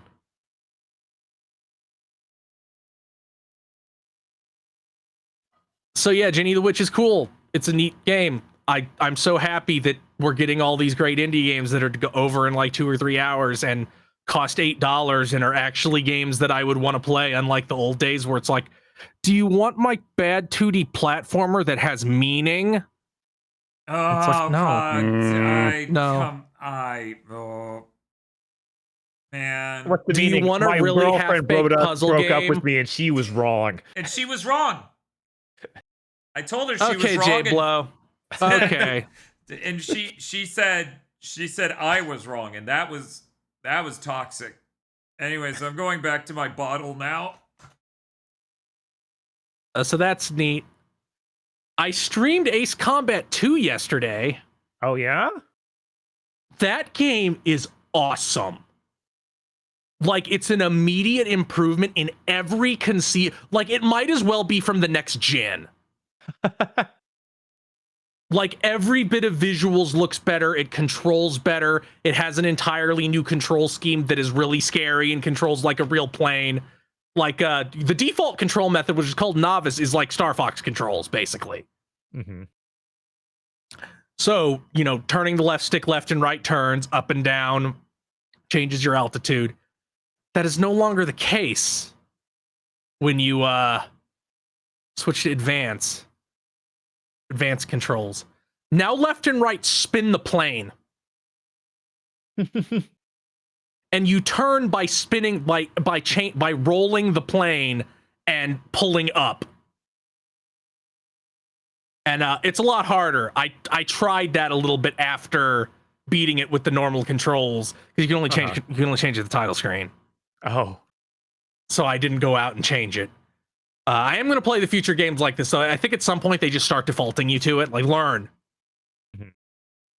But this is also where the music gets awesome. Like every track in this game is a banger.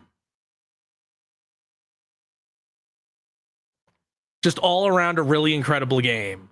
I'm glad that already it's this cool. Does this one have multiple endings yet, or is that something they come up with in the next one? It has multiple routes. Okay. And I think there's even 2 more missions I didn't do because you have to do the specific thing in the last level to get them. Which makes sense because I'm like, I thought these games always ended with fighting a super weapon. Instead, I just bombed the enemy headquarters like what would happen in a real war. Jesus. Ah, Other than that, I've also played more Morrowind, at which point I have discovered the funniest character possibly ever. mhm. So Morrowind starts and you're like, okay, we're letting you out of prison, but you have to do something for us. Go talk to this guy and do some jobs for him. He's a federal agent, basically. He works for like the personal guard of the Emperor of the Empire. His cover story is that he's a crack addict. Okay. At some Okay. point during his cover, that stopped being his cover, Yeah. and he just became a crack addict. And I didn't discover that quickly because he's like, yeah, you can sleep in my bed and just dump shit on my floor, but don't take any of my things. So I didn't look at it because there's no way to steal it. He's standing right there. Uh-huh. Mhm. It's a tiny little 1-bedroom, like it's a tiny little studio apartment. But then when he leaves, like eventually he's like, yeah, I don't know what's happening. Everybody's saying I'm not fit to run this operation anymore. They're recalling me back to the capital. This is bullshit, but see ya. And then he leaves the game forever. And then I dig through his stuff, and you find both types of drugs that exist in the settings. And by drugs, I mean like most merchants won't even work with you if you're carrying them. Like only under the table merchants will buy them from you, or even deal with you if you're carrying them.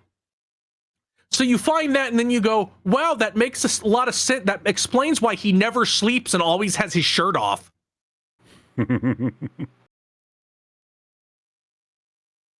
I think Aggro would love this game's story. Like its mechanics about divinity are incredible. Yeah. The story that's happening is incredible. I don't even want to spoil it. I feel like Aggro needs to learn it, himself.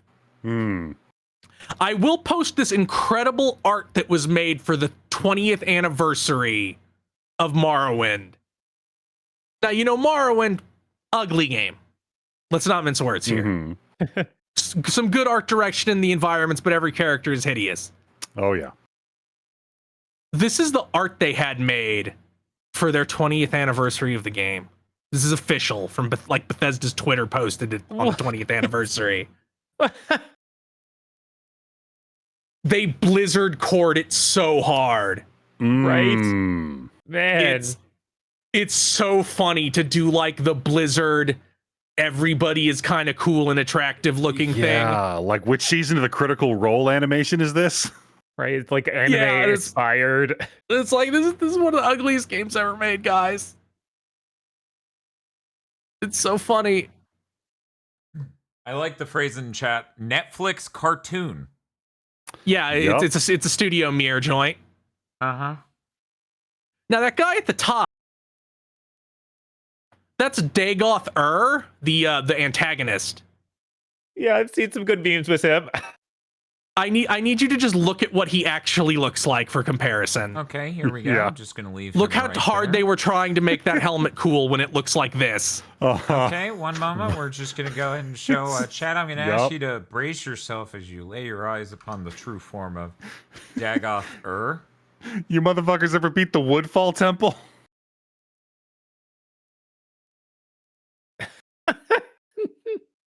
Yeah, like Bob said, I am unfortunately kind of positively biased towards the antagonist already, like at this point, because of all those stupid fucking memes with his voice. Jesus. Yeah, I don't think that's really represented in this art over here. I feel like he's a little different. One of these two is shredded. The other of these two has been shredded. What an amazing game, though. Yeah, I always hear that's the last one that people like really respect story-wise. Yeah, playing this, I'm like, okay, I understand why everybody is pissed off at Oblivion and Skyrim now. Those have nothing going on. Mm-hmm. Like the Civil War, like one of the conflicts in Skyrim is the Empire is like clamping down on the province because they lost a war to the Elven Empire, and the Elven Empire make all these demands of them to not continue kicking their ass. It's like, you can no longer worship your god. He's a fake god, we said. And that's like the conflict. And you're like, oh, the poor Nords. They're so downtrodden. In Morrowind, it's like, man, fuck these Empire motherfuckers. They're trying to take our slaves. They want us to consider these cat and lizard people as people? No. Absolutely not.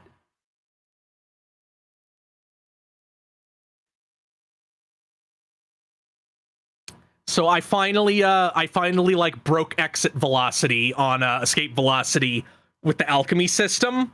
Nice. And made myself some levitation potions that give me levitation 763 points for 45 real world minutes. I'm now Goku. Like I can take off like a Dragon Ball character and just fly. That's amazing. Dope. Which led to the absolute funniest we can take this guy RPG moment I've ever had. Where I paused to get my bearings. And I looked, like the battle music started playing.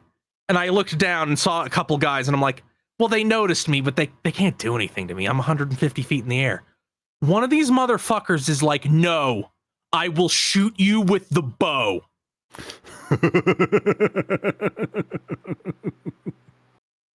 For the record, I'm wearing beautiful glass armor, green glass armor, magical glass, and wielding a two-handed sword that sucks souls.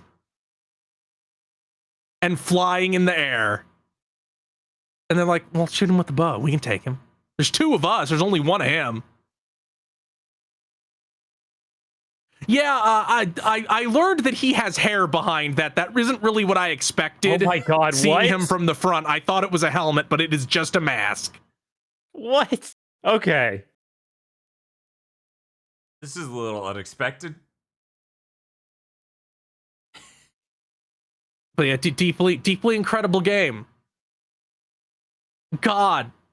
Oblivion I am kind of like I'm getting to that point where I'm gonna piss off both people though, where I'm like, yeah, Oblivion did a lot of shit that they shouldn't have done, but they also did some good things. Like, I feel like they went too far giving you a quest waypoint that always points you to exactly where you have to go. At the same time, it sucks to be like, well, I know this is the general area that the place I need to go is. I guess I better find the wooden door they tucked around a corner in the side of a mountain to actually find the entrance. I think having a compass that be like, once you're within like a certain distance of it, it's like, go this way. It's right here. You could even have that attached to a skill or stat. Right, that sort of thing is always really hard to like find a good middle point on. Because 100% either direction feels bad. And some points I'm just like, y'all are full of shit. It's like, oh, the guilds in Morrowind are so good. You know, you go to different places and do jobs, and like you can go up in rank. In Oblivion, you only go up in rank as part of the story, and it's like, It's functionally identical, my man. It's functionally identical. It's a little bit better in Oblivion because the quests form like a cogent narrative and they can have more interesting things than just go place, kill person. Mm-hmm. They did totally ruin the magic system, though, and the alchemy system. And I don't think that the game having D&D-esque hit chance, even though it's like a real-time game, was a great idea, but it's better than having nothing like Oblivion has, where it's like the way you use a sword at skill level 1 and skill level 100 is identical.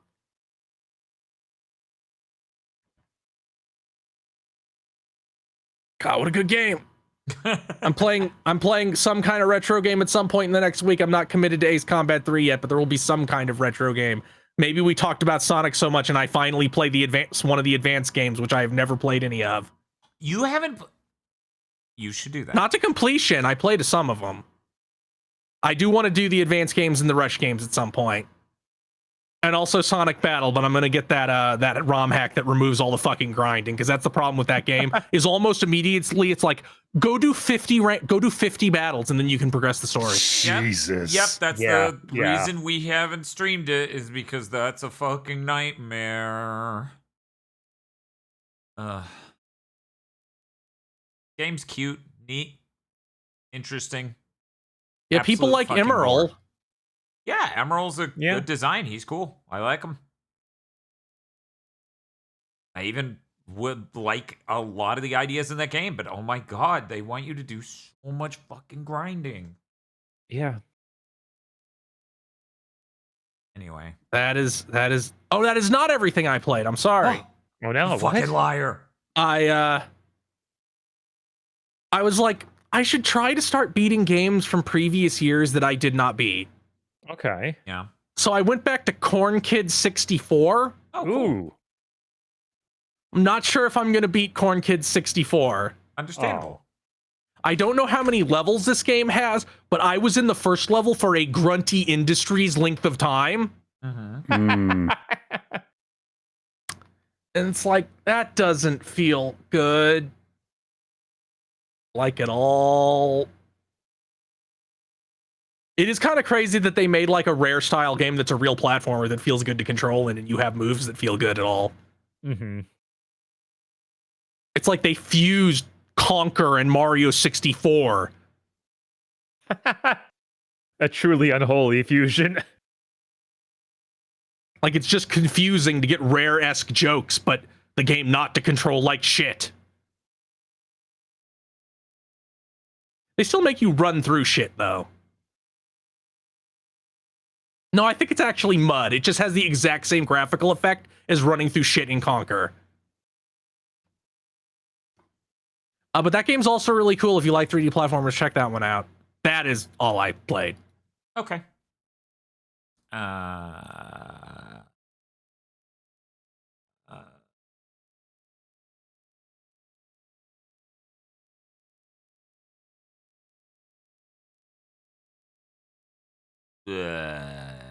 Pot boards.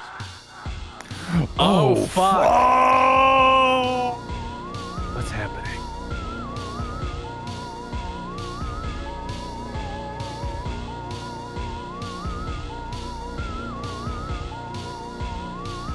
That's right, Bob. Perhaps you two could sense it. Lala soon could have been a podlord to me! Oh, God! We're gonna have to kill her.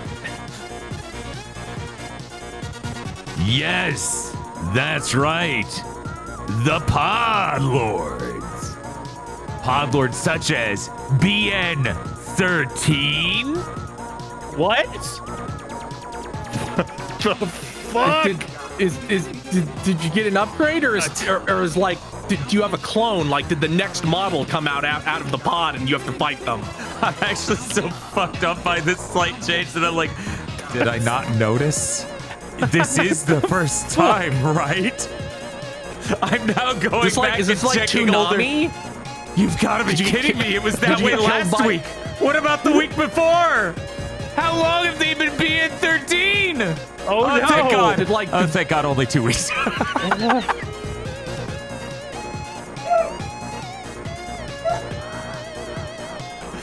Jesus, because of what Patreon's done to me, do you know how low res your names are in this fucking image I look at? Sincerely worried it could have been that way for months and I would have known. But that's right, BN 13, Red Blaze 27, Suzu Shiro, Rado, WTF Spider-Man, Mr. I Like Spam, Muck Bun, Shiny Mew, Casey, Cooper Take. I'm glad he's frozen in there and that we're out here and he's playing Connect and we're not there. Why did it do that? It also took a live video feed of Bob and put him onto a crystal in an ice level. We barely noticed it on our third lap. Yeah.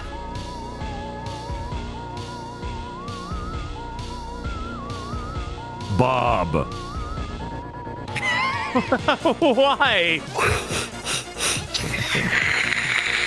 Bob, did you tell someone that they weren't going to get 5 stars, that you were going to give them 4 because they needed room to grow?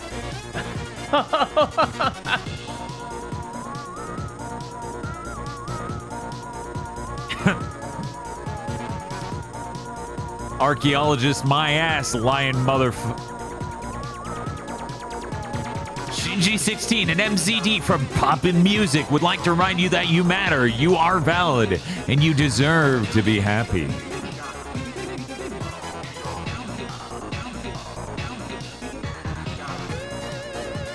Wait 1 second, I'm going back for a chat joke. I tell you, Pat. Yeah. Okay, I'm done. Thank you, chat, for the joke. Sarah Lene. One hearty Ojo-sama laugh, complete with paper fan, is undoing years of apathy towards Shiver Deep Cut. She also kind of like grabs your dick a little bit in a couple scenes. It's weird. Yeah, no, every time you beat a mission with her, she kind of is serving next to you, collecting the thing. But there's also a couple points where she talks to you and she's kind of like getting into you. The Hard M. Bearded Joe. Thank you, Grand Blue. You understood Kenpachi to his core. Oh, what does that say?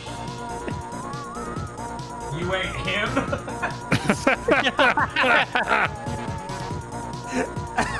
That's really good. Pleochrome. 2 indie devs made 2 Jay and Silent Bob games in a row? What? Shit. Yeah, what the fuck is this? They have to be in some other game, right? There's no way this is their game. Look at it, he's holding a fucking farming tool. Bob's got a fucking watering can. What do you mean it's called Jay and Silent Bob's joint venture? God, of course it's a fucking farming game with weed. What is this timeline? That's really funny, honestly. We have Relink at home, says Type Moon. I mean, no, that's a bad Muso like.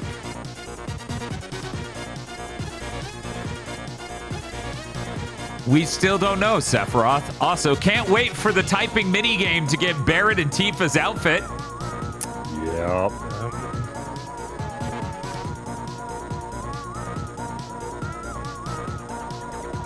Nito Chris. Sure. That's Nito Chris.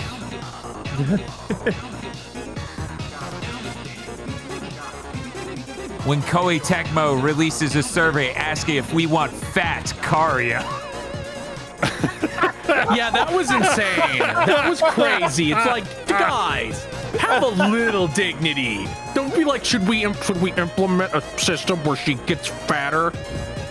Should we also implement a system where you can set her body shape even if you don't engage with the eating mechanic? Yes. It's like, fucking come on, guys. Yes, you should. I did that survey and told them to do it, but still.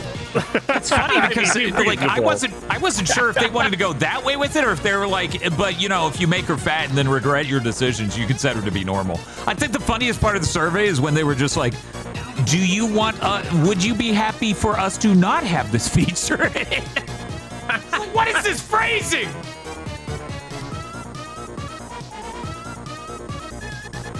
What's my bit this week? Don't know. Fair.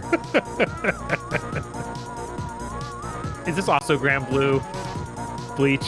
No, oh. It does look like a Grand Blue line art style Bleach thing. Yes, chat confirms. Okay. Oh, it's the emote that didn't relink. Oh my god, you gotta get in there. Digital basic. Wait a second. More like hot doggital basic. Are they okay? They seem happy. I think they're cooked.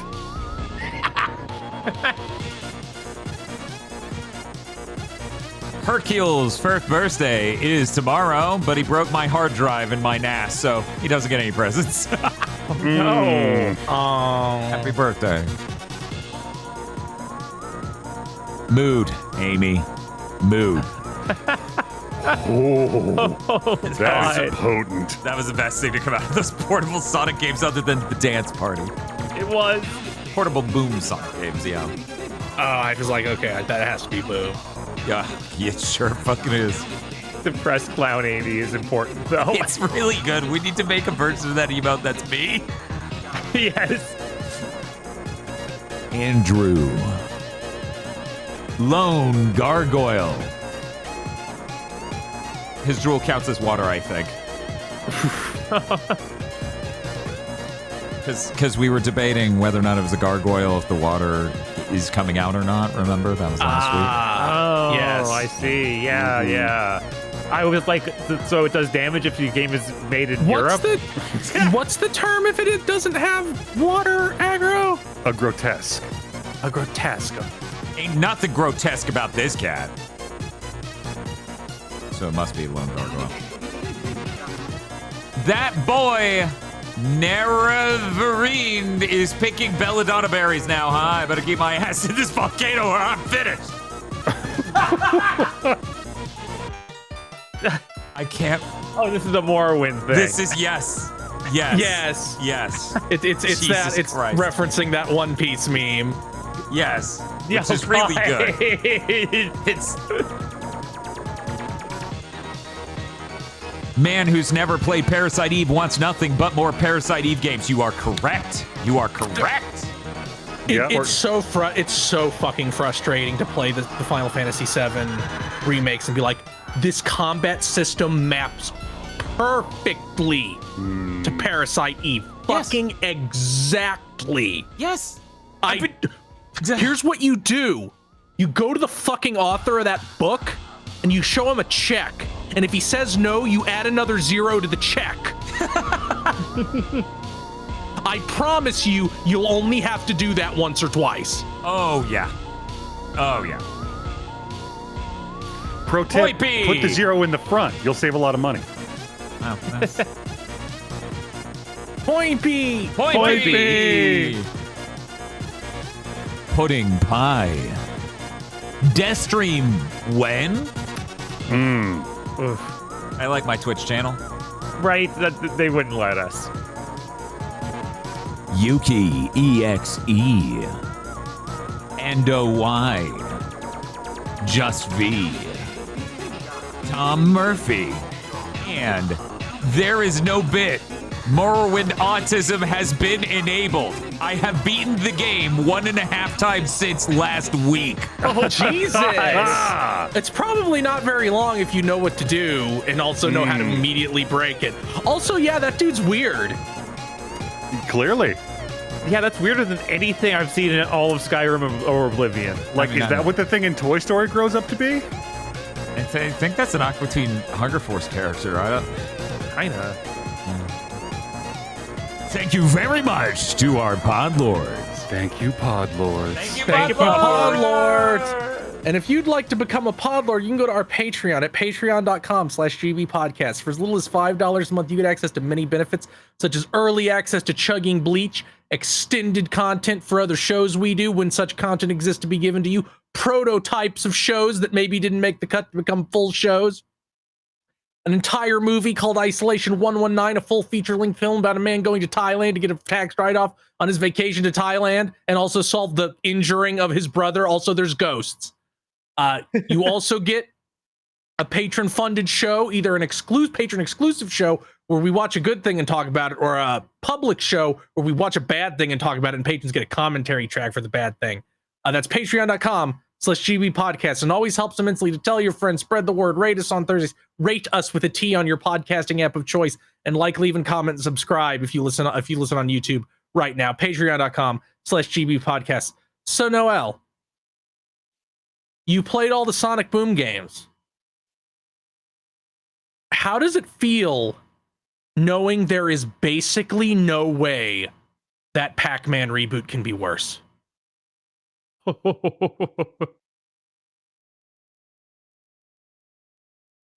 Inti creates.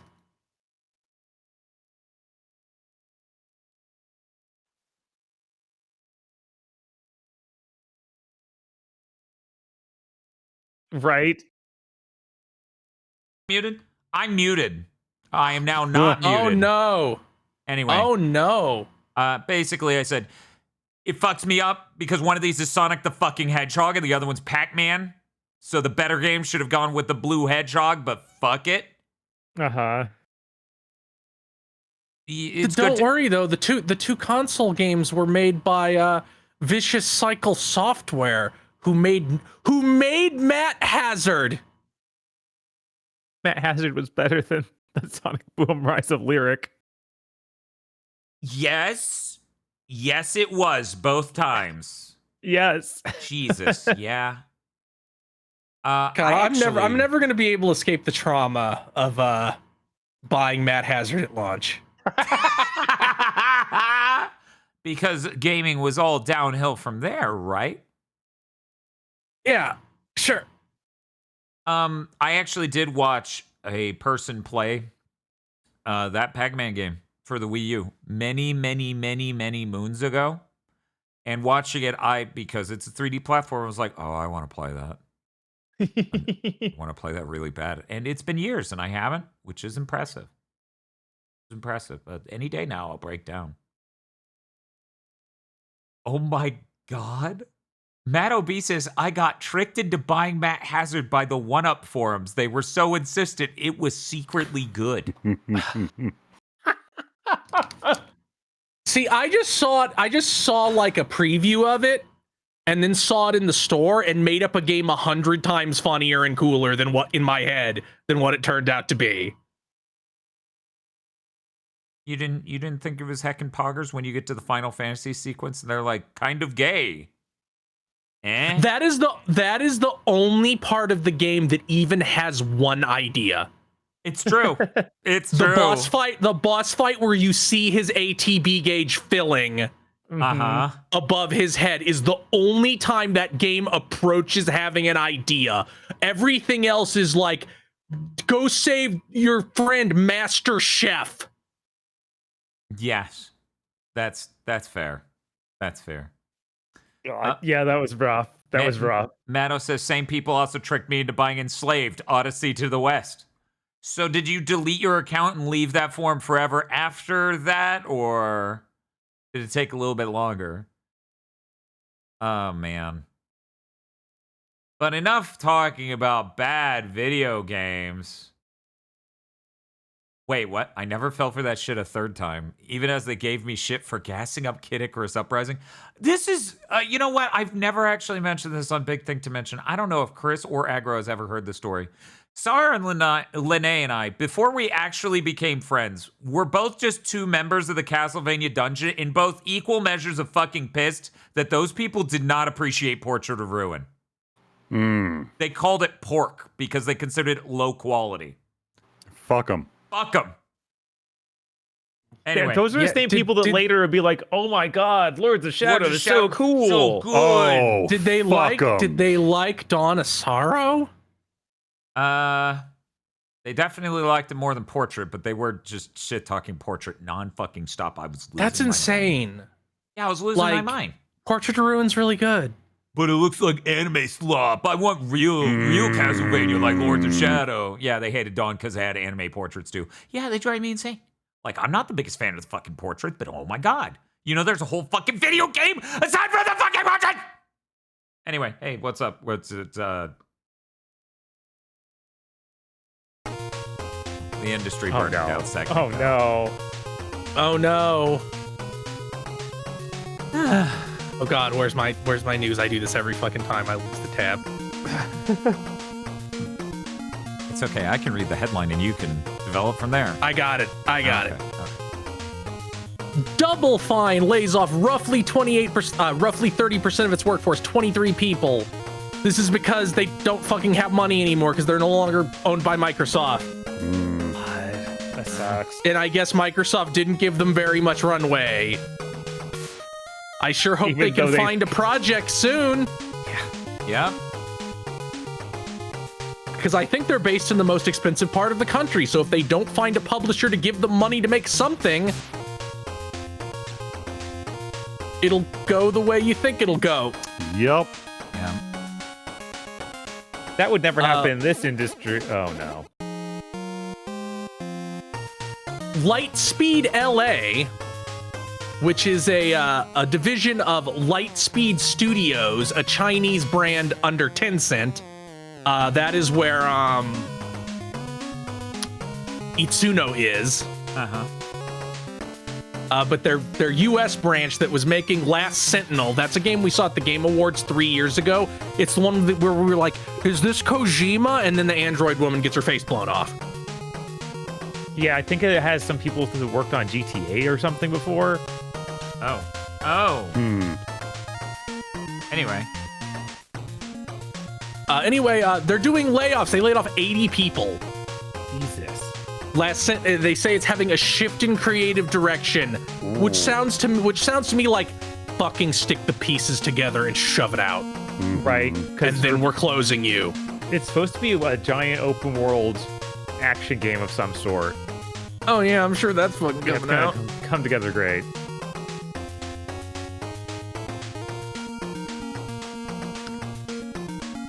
And finally, the Saudi Public Investment Fund closes on EA August 4th.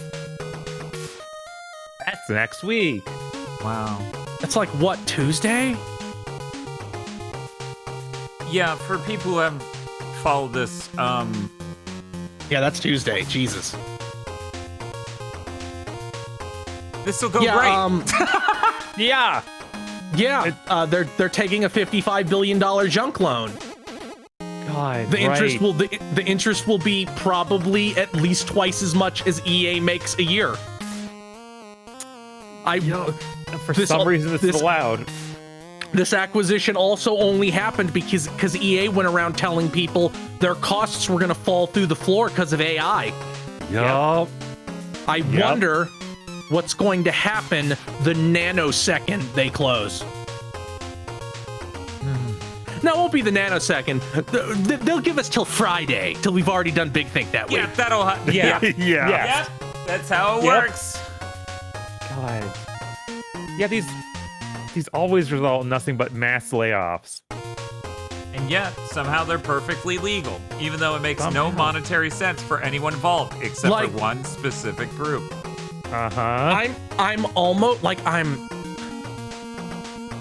Are they just gonna walk in and go, everybody who isn't working on a gambling addict sports game, get out? Oh, almost definitely. Like, will they even keep, like, Respawn? Or Battlefield. Yeah, I don't know. They should keep Battlefield. It sold more than Call of Duty for once. This is their chance. They could It get one of is. those, like, out every other year. But they fired tons of people who worked on it. So I don't even know how fast they can get another one out. Yep. Like, Are we even going to get that third Jedi game? Who knows? Man. Who knows? Like, that new Mass Effect definitely ain't fucking happening. You're dead. And we already talked about how these are basically the only other American studio. Yeah, literally. What's a big American publisher? Them and one's Microsoft 8. Yeah. Yeah. Aside from that, there aren't any because Sony is notionally Japanese. Notionally, not functionally, but notionally. Uh-huh. Oh, man. Private equity firms are roving mercenaries for the capitalism to just collapse. Yep. I mean, they totally make financial sense for anyone involved. And they're a good part of the ecosystem and make total sense and should be legal. We don't have literally hundreds of stories of them destroying perfectly healthy businesses. Yep. Anyways. Okay. Oh, hi, we're back. Jesus. How The much of a moment gold private parachute do you equity think firm that came out as a phrase, I almost just played the Revengeance music because that's just how I feel. Yeah, Anyways, what were you gonna say, Bob? how much of a golden parachute do you think the head of EA gets, the CEO? He's Someone in gonna chat get just said almost $1 $28 billion. million. Yeah, No, that's why- the bonus he's getting for firing everybody who worked on Battlefield. Right. Yeah, I'm willing to bet his golden parachute will be somewhere in the ballpark of $800 million, just like Bobby Kotick's, because it's a similar amount of money. Anyways, thank you, Sara, for the raid. That's the funniest raid into the industry burning down segment I've ever seen. Sara was on that Sonic Superstar stream with us. Whoa. That was, as you might expect, a lot more joyous than the industry burning down segment. We have gaming news, though. That is actually news people care about instead of just we care about the other. Anyways, so the N64 Mr. Core has added 64 DD support. This is a giant update. Oh my god. Because Doshin the giant Doshin. Oh, It's like the only fucking game. That's Yeah, a true SimCity 64. I'm so fucking excited. Bob's gonna be like, holy shit, this is the coolest video game I've ever seen. He doesn't even know. You get to be or aggro, it'll be aggro. like, wow, this is worse than SimCity 2000 again. How'd they do it? Yeah, aggro. Listen to me. Aggro. Mm-hmm. You get to be playing SimCity, but it's 3D, and you get to be at the street level. Yeah, you can go to Street View, which is cool. I've been thinking for a while since they haven't made a successful SimCity game in since that one that they insisted was impossible for it to be offline. Uh-huh. And then I thought you said it's successful. And then certain journalists who worked for Polygon were like, anybody saying it doesn't have to be online's a fucking idiot. They don't know shit. Then somebody modded it to be offline within a week. Yeah. And then EA removed the always online functionality, I think 1 or 2 months later. Every Seventh Gen time was they awesome. try and steal rights from you, it is only for their benefit, not for any No, there's actual It's usually reason. not even for their benefit. It's usually just think because it they is. think fucking think it makes them cool. They think it they makes think them it puts cool. them in a better They spot. think they makes it better. They think they're gonna get some data out of it. They think you're gonna be more connected and they'll get more engagement. Every time they think this and it never really works out. But where I was going is Yeah. that just go, Nintendo, can you make us another SimCity? SimCity's owned by E EA. Yes. Yeah, that's over. They don't have to own those people if they ask Nintendo to make it for them. They don't have to hire those people. It's true. God, I'm so scared to see the AI slop they start cranking out for Sims 4. I think it's really funny how EA's career early on really mirrors what Microsoft eventually perfected with getting studios and great IPs and then just destroying them immediately. But yeah, no, SNES SimCity is made by Nintendo. It's my favorite SimCity. I love that fucking game. It's got great music. They did a really good job on the UI. You wouldn't expect playing on a controller to feel good at all, and they nailed that. I love that game. I am interested in 64, but I don't think it's gonna be as good as the Super NES one. Probably not. That's it for my news, though. Hey, Aggro, we're going to you for your news. So, as you may already be aware, there exists a raccoon with a spinal deformity that is apparently single-handedly underpinning the last vestiges of joy and sanity left to the American populace. Videos of this weird round little guy seem to be the only thing standing between us and fucking doing it. Yes. World of Warcraft has leveraged their ancient and mightiest skill of seeing something that people like elsewhere and putting it in their game, and are putting Jimothy into the World of Warcraft as a companion pet. Okay, that's neat. That's fun.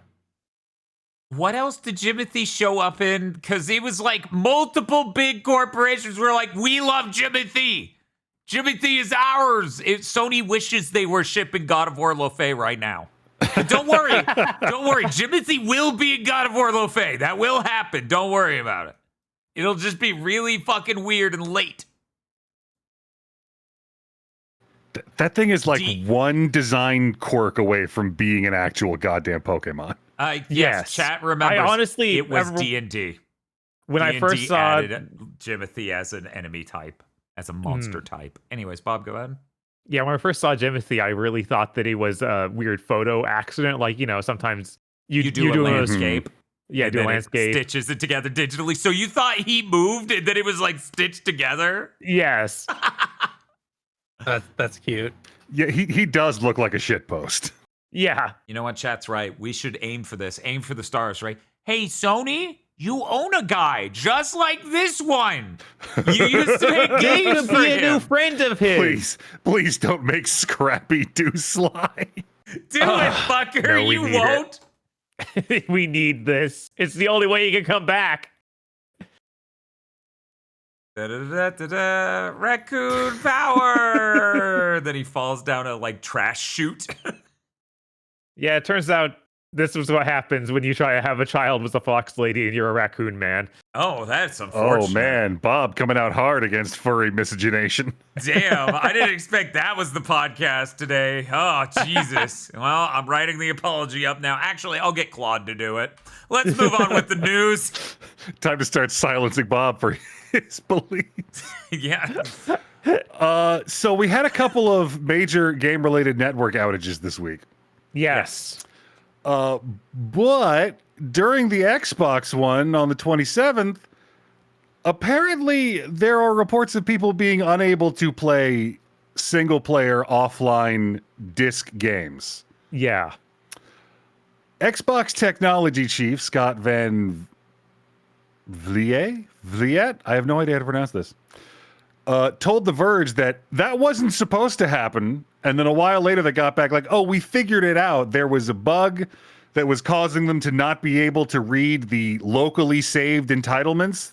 And we're going to roll out a patch to fix that. If I had a nickel for every time a server-side network outage caused you to not be able to play a single-player game that is expressly supposed to be able to be played offline, I'd have more than 2 nickels. But it's weird that these two happened right next to each other. Uh-huh. Okay, so for people who don't know, remember when they said your Xbox needs to be always online? Well, they built all the technology for that into the discs. It's still there. That's how this was able to happen. When you insert the disc, the OS was changed to give you certification to just play it. However, there's still a handshake at all. So, weird, the physical game discs still need to be online to play. Hearing them describe it was really strange. And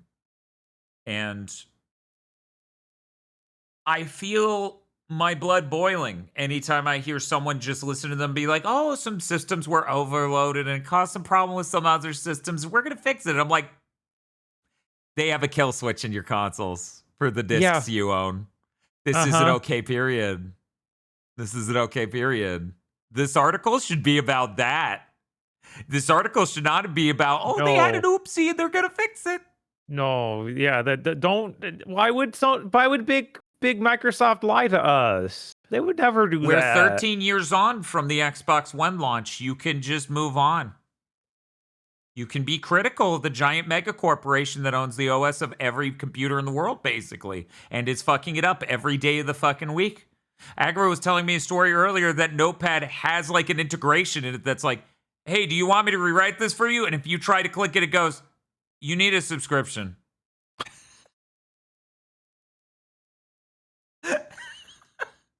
You want AI to rewrite this? That would be cool, wouldn't it? Like even the fucking computer is just unaware of what the fuck it's doing. Oh my god. You know, they do the thing where you boot Windows and like every once a week or so they're like, why don't you like upgrade to the backup your save data? You got to back everything up. Everything needs to be backed up. I'm surprised we haven't tacked in there. You need to sign up for like Copilot. You have to. Oh, I lobotomized my Windows 11, so that never pops up for me. I'm on Windows 10. Until you upgrade your Good times. PC, bony hand of death reaches for you. No, I'm going AMD. Fuck you. I'm going to SteamOS. No, but seriously though, yeah. Mm-hmm. But yeah, no, it's fucking ludicrous out here. Anyways, hey Bob, we're coming to you for news. We're coming to you for news. So they announced a Wu Chang sequel. Wu Chang is the Chinese-based Souls-like that came out like last year. I thought it was pretty cool. I thought you said Wu-Tang for 1 second. I was like, wait. Yeah, Wu Chang 30 years ago. Feathers. The studio that originally made it like collapsed for some reason. It was called Lenzi Games. I guess what happened is no one's actually come out and said exactly why, but the director of the game left the studio, and I guess people at the studio wanted to turn it into a support studio instead of like an actual studio that makes games. Huh. A few months ago, we had the story of 505 Games parent company bought the IP. And we're like, that's weird. So now the creator, Zhai Yuan, I might be saying that right, who knows, made his own studio called Indolphinity, something like that. Indolphinity. So imagine the word dolphin crammed in the middle of in and nity. So that way it's Indolphinity. Bob's having an easy day with pretend English words. Yes. New hybrid English words and Chinese names. And they're teaming up with the IP holders at 505 to make a new game. It's surprising it's happening. I thought this first one was pretty cool, and I wanted to see a sequel, so I'm glad that's happening at all. Still surprising. Bob, They showed off. Is it okay if I cover it? Yes, of course. Okay, so to celebrate Marvel Tokon getting near its release, they decided, and the movie coming out for Spider-Man, they decided to do a free update for Spider-Man 2. Marvel's Spider-Man trademark 2 by adding Brand New Day, that's the movie, for those who don't know, and Marvel Tokon inspired outfits. I will note they say inspired. They say inspired. I think this gets them around paying someone. Anyway, that's cool. That's neat. Thank you for the free update, but we gotta talk. I swear to God, this is a real picture, and I was talking to Bob last week. I was like, Bob, Wolverine has been ruined for me. Sony's shit has made it so I'm no longer hyped. If I play that game, it's going to be via buying it used way after launch, and then maybe also returning it after I beat it. But Bob, I was like, it's ruined. I was going to play Spider-Man 2 in the lead up to Wolverine. I was going to do that. Now it just feels like it's ruined. I need to see all of Spider-Man 2 like this.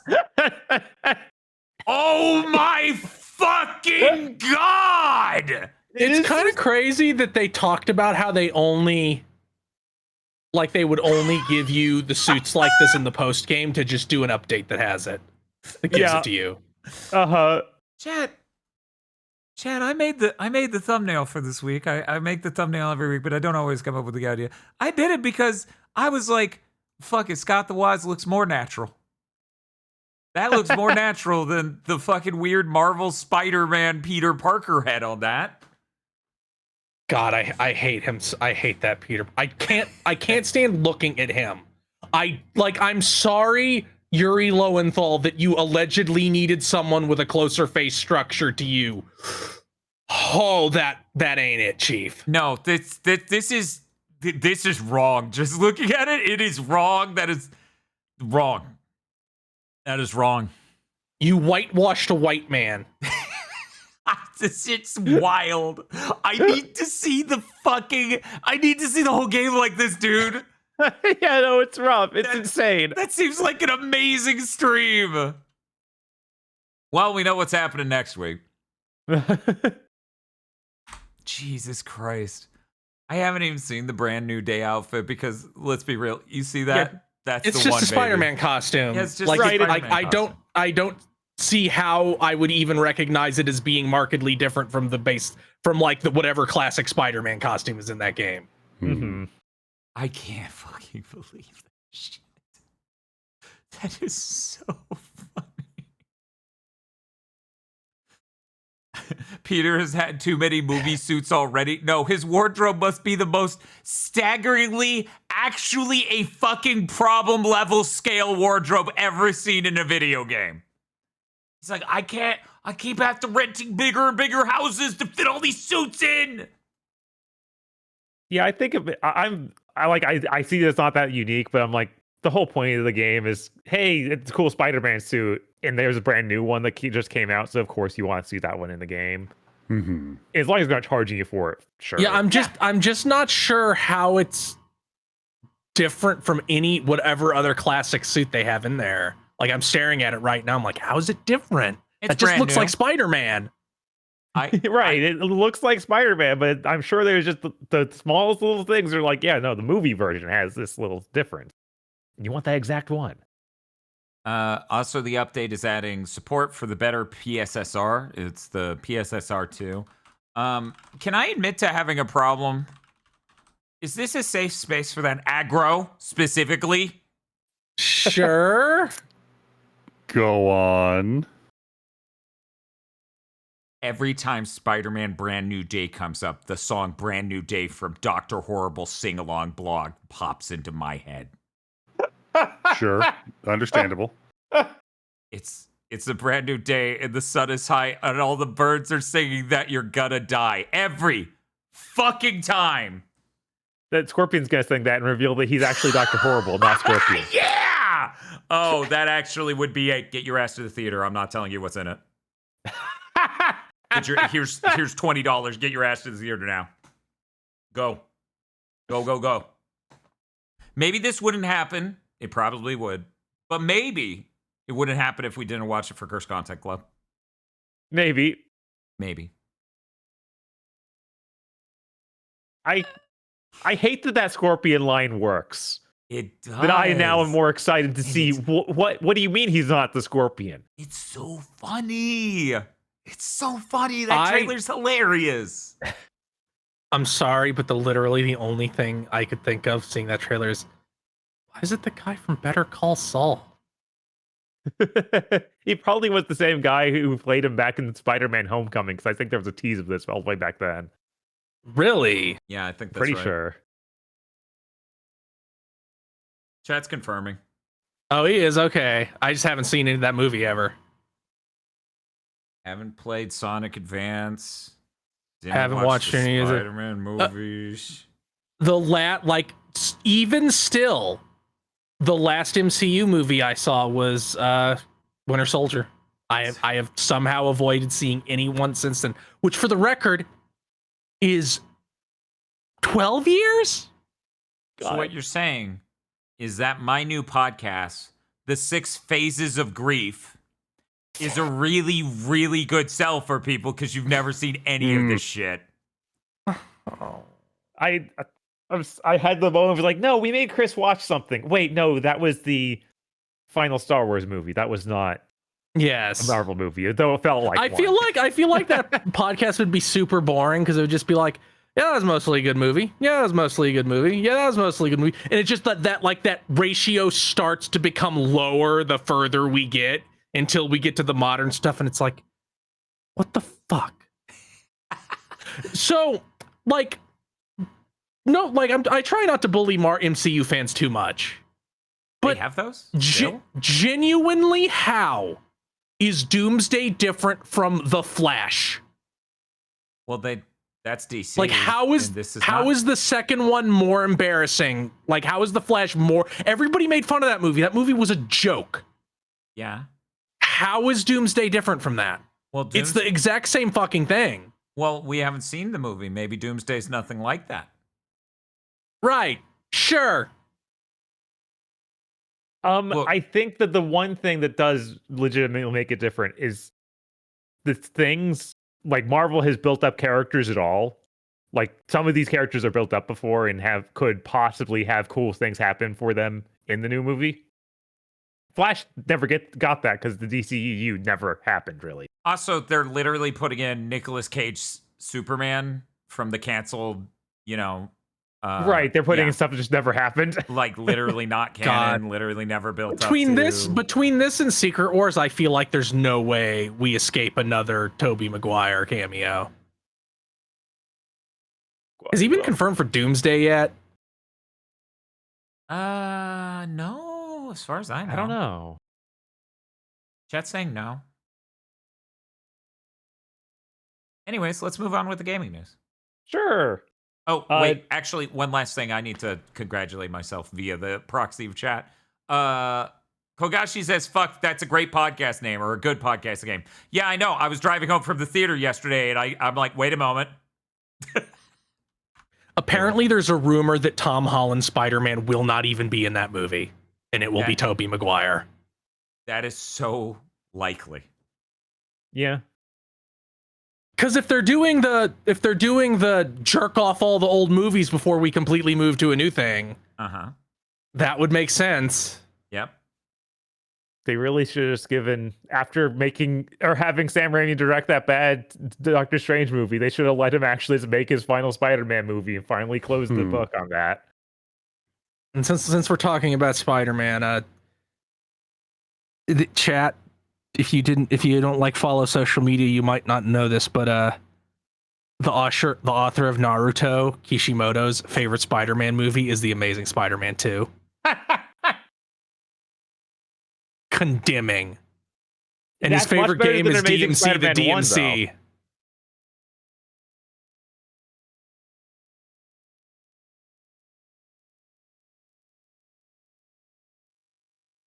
No, now chat's angry.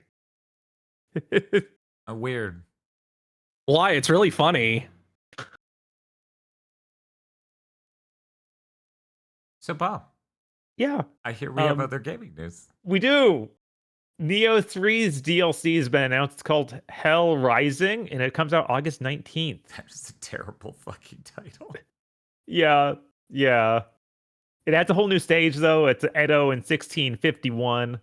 You get a new weapon for both samurai and ninja classes called Hoko and Shield, which I guess is some kind of spear. So a spirited shield class. And Jubei Yagyu is a villain. Oh. Plus it adds a new whole difficulty level. So that's pretty cool. I might actually pick this one up because I definitely intend to go back because Neo 3 is currently sitting at my number one spot on my Game of the Year list. Oh, wow. Bob, what's your number one spot? I don't know. Neo 3 is really high up there. Yeah, my number two for the record right now is Pragmata. So those are the contenders. Discussions were had, and I've heard DLCs are valid, and only one DLC this year has Narmaya. Was anyone other than you involved in that discussion? Yeah, that was last year. No, we had the discussion. Like if somebody feels strongly enough about a DLC, they can bring it. I think many people feel strongly about Narmaya. Narmaya's in the base game, though. I didn't say she wasn't. DLC, you can also- keep playing it, sir. She is also in this DLC. Anyways, Bob, move on with the news. In key jangling to make you think about or not think about other things Sony is doing. News. Oh, why would they need to do that? Oh well, I'll ignore it. Carry on. God of War Le Fay is coming out February 16th, 2027. Check that out. Isn't that cool? That's crazy, right? But if that's not cool for you, if you are for some reason weird about this game, Why would I be weird? Cory Balrog also assures you the Kratos game is going to be right after. How connectedly direct. What a fucking bizarre thing to say. What a fucking strange comment to make. I don't know whether that should make me think maybe pre-orders are kind of cool because they pissed everybody off and they're scared. Maybe they're buying into the maybe they're like literally the Sony executives are brain dead and they're like, we have to pander to these freaks. Even because Soros failed. Yeah, they had they were leading with this sort of terminology before. Like in some of those interviews they were doing, there was reassurance that no, there will be more Kratos games. Okay. It's funny to have to double down on that and be like, no, it's like for real. There's more Kratos. Like it's very bizarre. Also, so this means they have currently probably 3 God of War games in development. Let's be clear. They aren't. This is no clear verbiage as to how long afterward. This could well be. Well, we'll start working on the Kratos game after this game.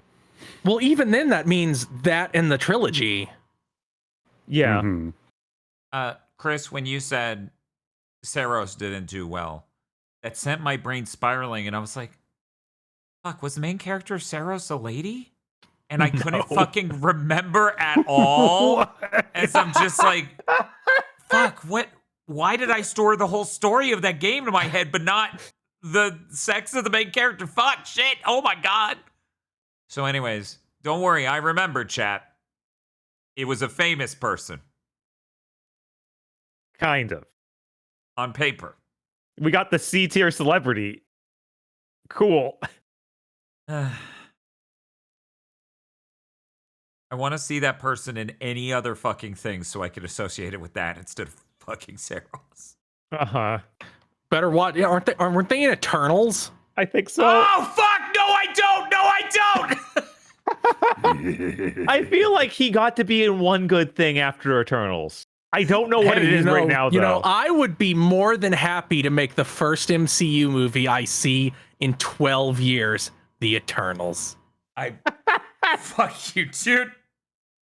Jesus Christ. Okay, good. Chat saying you're wrong. Jesus Christ. In my head, it became he finishes recording the movie and a real life MCU scene happens where a member of Housemarque's like, so you were in the movie Eternals. Let me tell you about a video game called Returnal. We're starting a new initiative. Would you like to be the main character in a cuck arc? Jesus Christ! God. Please tell me he's not. I'm looking it up. I need. There's to, nothing horrible we can watch with him in it. Good. Okay. Fucking, thank God. Thank fucking God. Jesus fuck. God, the thought of just being like, no, we can't watch Phase 1 MCU films. We have to watch Eternals. Stick the Wait, arm what all the fuck way do in you the- mean he's the racist guy in Gears 5? What? Oh. He's Foz. Oh. Fozbear? Yeah, Freddy Fazbear. Oh yeah, Got I watched Willy's Wonderland last week. Mm-hmm. That movie's okay, but they didn't go nearly hard enough on him demolishing these animatronics. Like they didn't have enough money to really sell it, so it's all a little bit limp. I went in hoping for like John Wick dismantlings of this, but unfortunately not. Turns out Saros guy, Arjun is the name of the character, also played Rupinder Rups Kapoor in Call of Duty Modern Warfare 3. Okay. If I could remember the plot of a Call of Duty game, that would be a remarkable day. Right. Anyway, I remember he was in some other video game, yeah. So I guess that was that. Yeah, that and Fallout 76. Oh. Yeah. Okay. Yep. Let's Um, move on. Yep. Stupid Never Dies is coming out October 21st. This is that zombie game made by Kobayashi Kobayashi? from Capcom. Yep. Hiroyuki Yeah. Kobayashi, right? Yes, Yeah. I think that's right. Sega's co-publishing it. New trailer basically shows nothing. It's one of the characters dancing around, and then they show the release date. They keep doing that. Yeah, this game is probably going to be really bad. Oh well. Now, the real bar is, will it be worse than Kobayashi's involvements with Netflix to make product? Let's move on. Yeah, let's not think about that too much.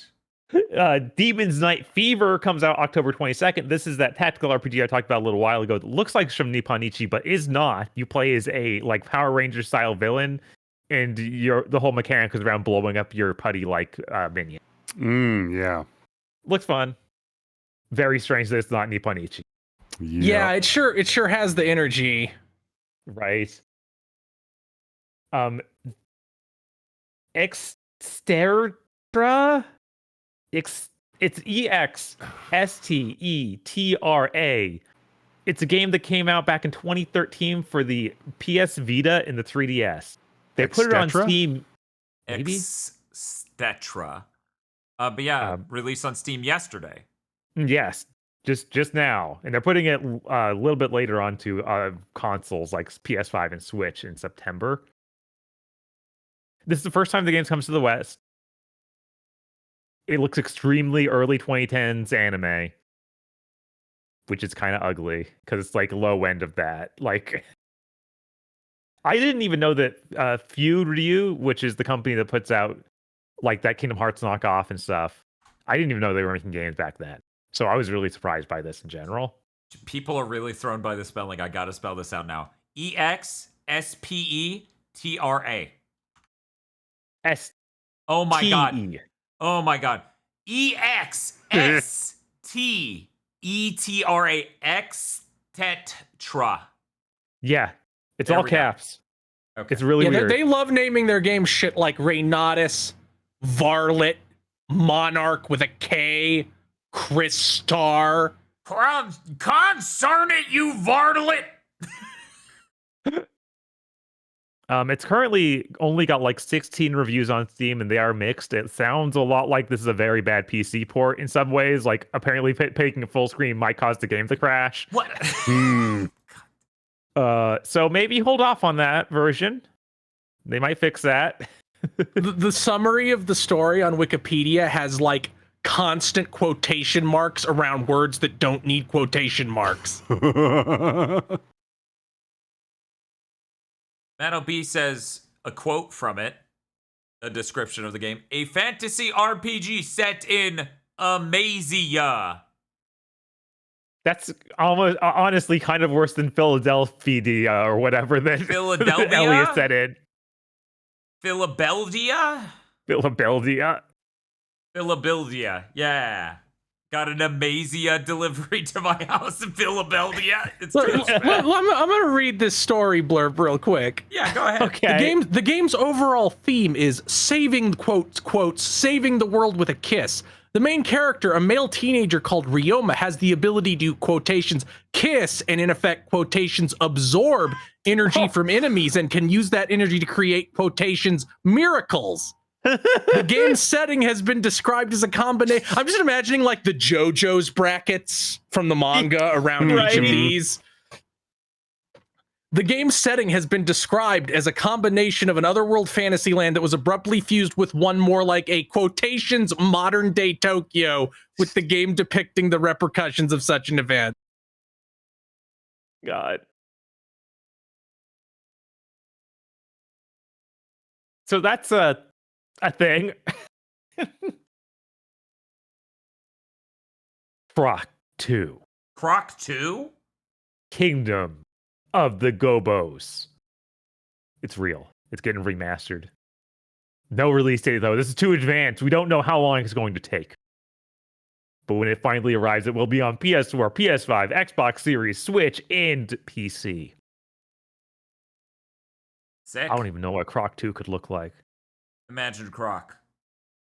I was going to say inexplicably, but I very explicitly no, very explicably thought that this was already with that first one. Right? How dare I think that it costs less? You get more than one PS1 game for $30 The when your name PS1 isn't game Square is very, Enix. very expensive to make. Okay, I forgot it's so hard.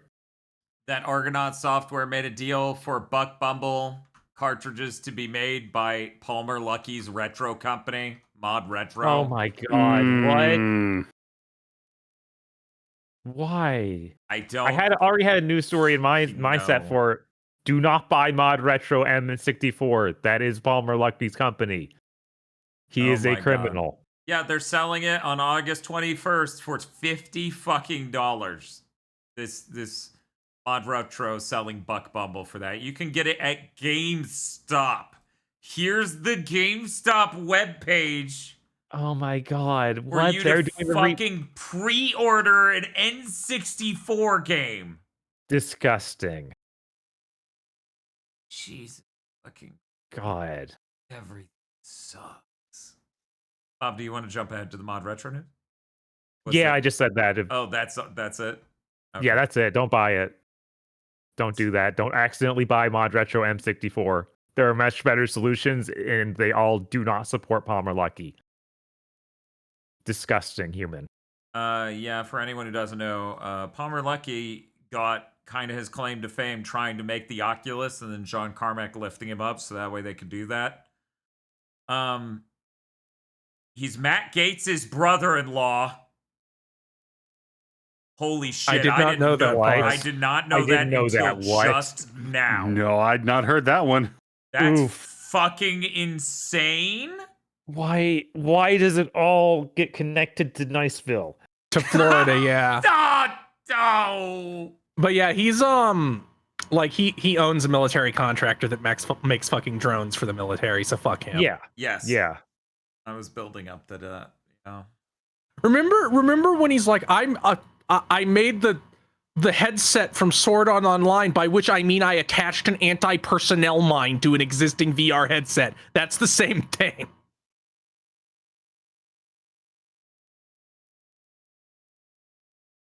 Ugh. I guess we should move on. Yeah, let's move on. Gears of War E-Day had a multiplayer reveal. They did like a 12-minute video or so. They're adding a new Horde mode that has 12 players, multiplayer. It's 3 squads of 4. The maps are now much bigger, and they have side objectives and other stuff. Ah. It looks Cool. pretty cool. Like that. Yeah, this game seems to be like a really good like what Gears fans would want, and then Microsoft was like, and we're sealing it in the chamber so no one may ever play it. Yeah, I was gonna say, weren't they saying something about like multiplayer games would probably ship on both? Yeah, but this This is a is- multiplayer game. Yeah, but- I'm sure a year from now it still won't be. It will still be an exclusive. You know, the funny thing is, I bet Asha Sharma believes that. I know Probably one of you does. is right. I don't believe Asha Sharma has an internal monologue capable of envisioning the future. Yeah, these CEO types don't have internal monologues, period. I believe if I was talking to Asha Sharma and covered my face with my hands, she'd think I vanished.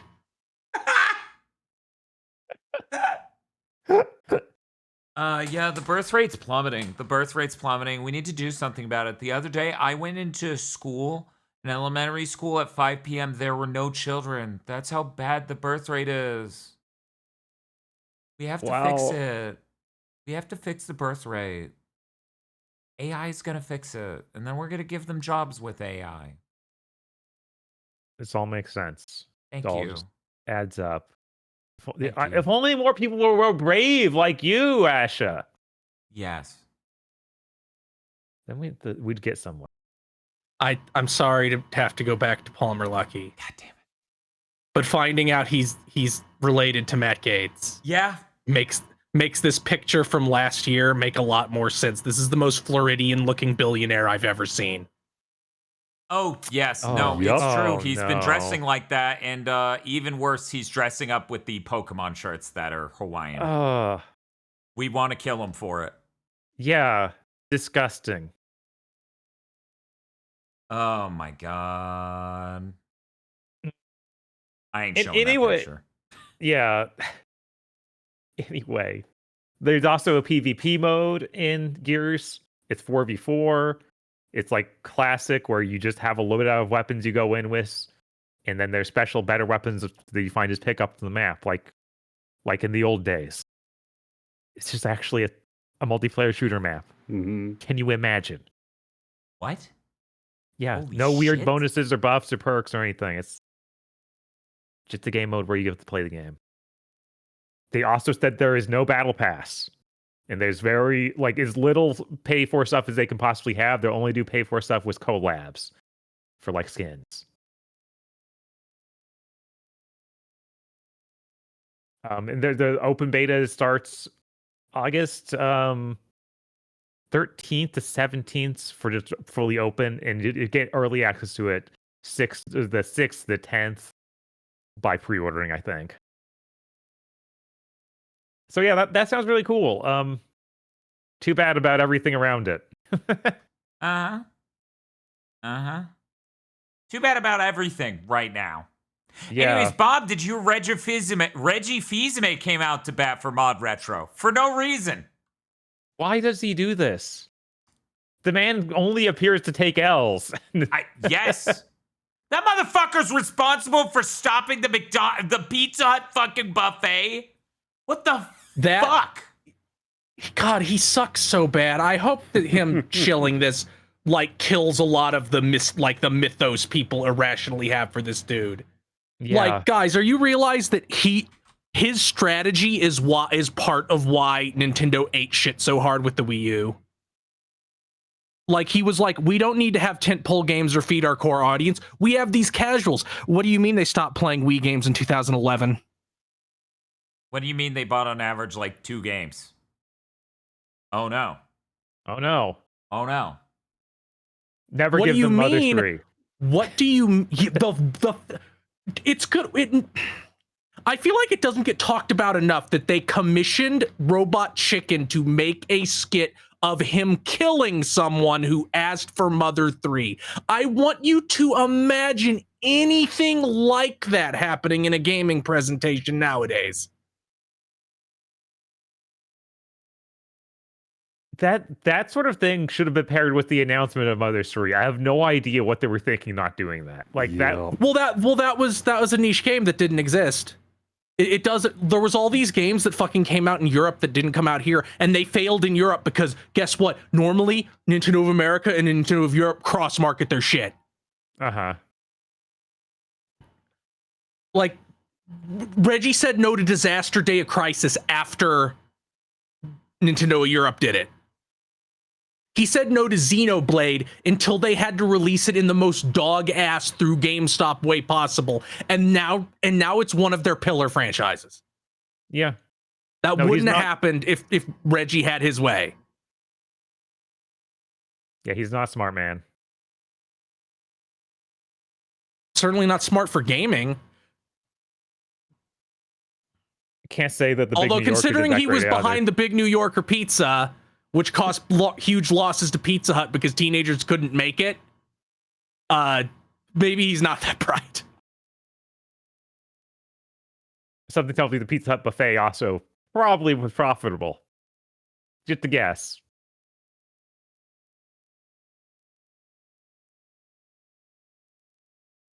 But that's everything about Reggie, I guess. Okay, we can go back to Palmer Lucky. You want some interesting Palmer Lucky stats? Oh. You can you can quotes. You can Google Palmer Lucky 16, 17, 18, and the AI will tell you. He was a genius who did things at 16, 17, and 18. Did you know that? Oh yeah. What were the things? And then if you write kids at the end of that sentence, it then goes, he didn't have kids at those ages, so stop Googling this. Anyway, if you keep poking, you might be able to find some interesting quotes from Palmer Lucky. Anyway. Well, he is directly connected to Matt Gates, so no surprise there. Anyway, Bethesda has a new logo. Whoa, that's so hype! It looks kind of Terminator-esque. I don't know. I'm not sure why. I guess they did the second. Terminator game back a million years ago, but They did do that. Well, because they're going to get terminated by Xbox. When the Elder Scrolls 6 doesn't sell as much as Skyrim has sold in its first month, they will kill them.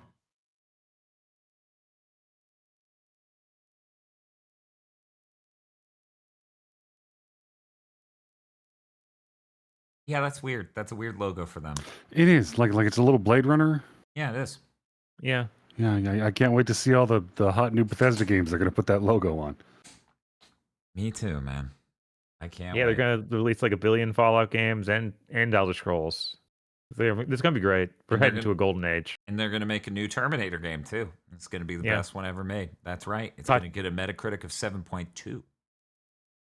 Todd Howard's gonna do it himself. Gonna code it in a weekend. It'll still be the best one. It's 10 minutes long. Let's see.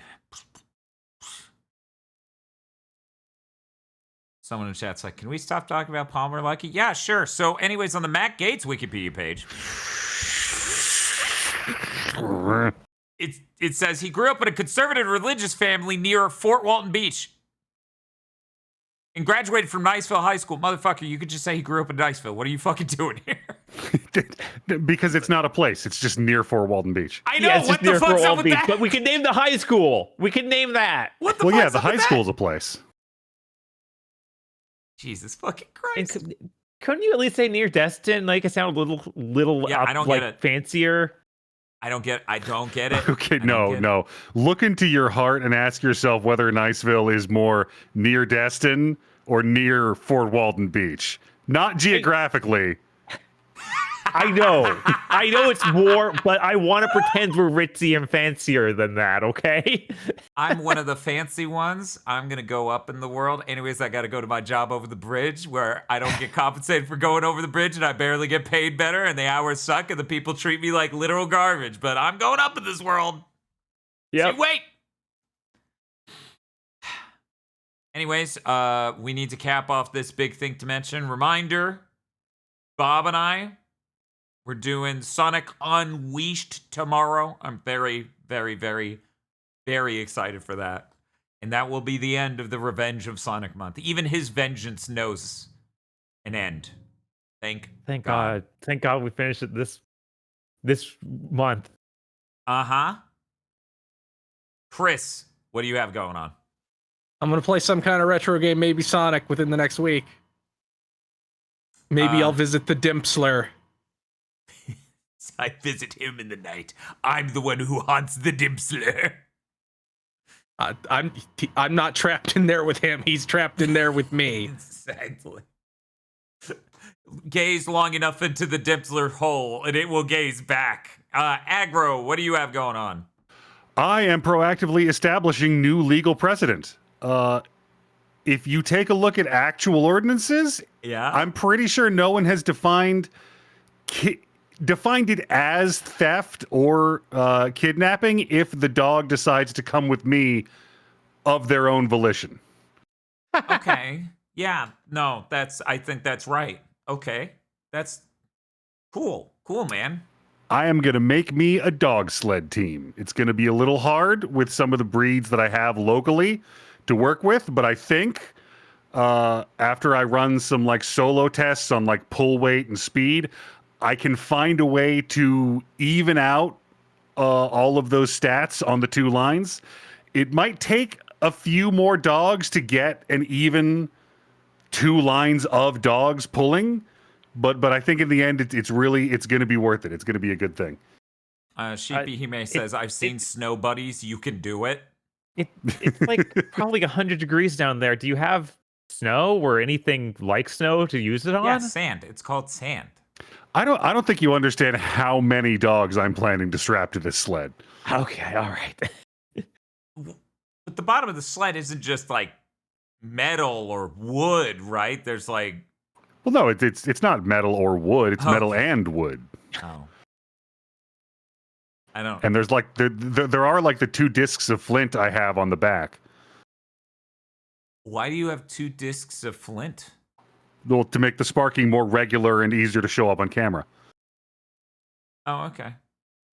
Oh, that makes sense. Yeah. we're gonna leave y'all with a fat bitch tip of the week. If you have to eat Pop-Tarts, if that's the point you're at in your life, just fucking put peanut butter in between the two Pop-Tarts. Oh, and dump that shit in fucking milk. Hell yeah. Hell yeah. Hell Oh yeah, I used to do that all the time. Hell yeah.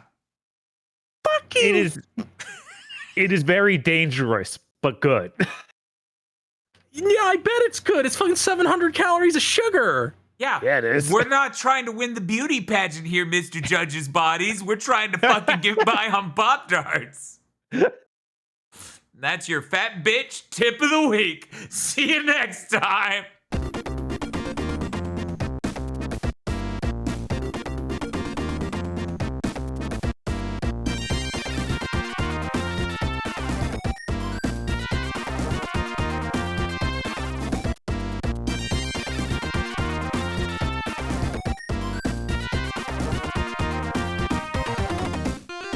Thank you very much for listening to this episode of Big Think Dimension. Big Think Dimension is possible because of you and your support at patreon.com/gbcontacts, where you can watch all of our extra content. But really, because of your support over there, really, you're responsible for anyone who takes the advice of the fat bitch tip of the week and maybe starts feeling a little bit less healthy, a little bit more lethargic, starts lying down more, stops moving as much. Really, that's on you, and it's fine. You know, you have to move on. It's been years.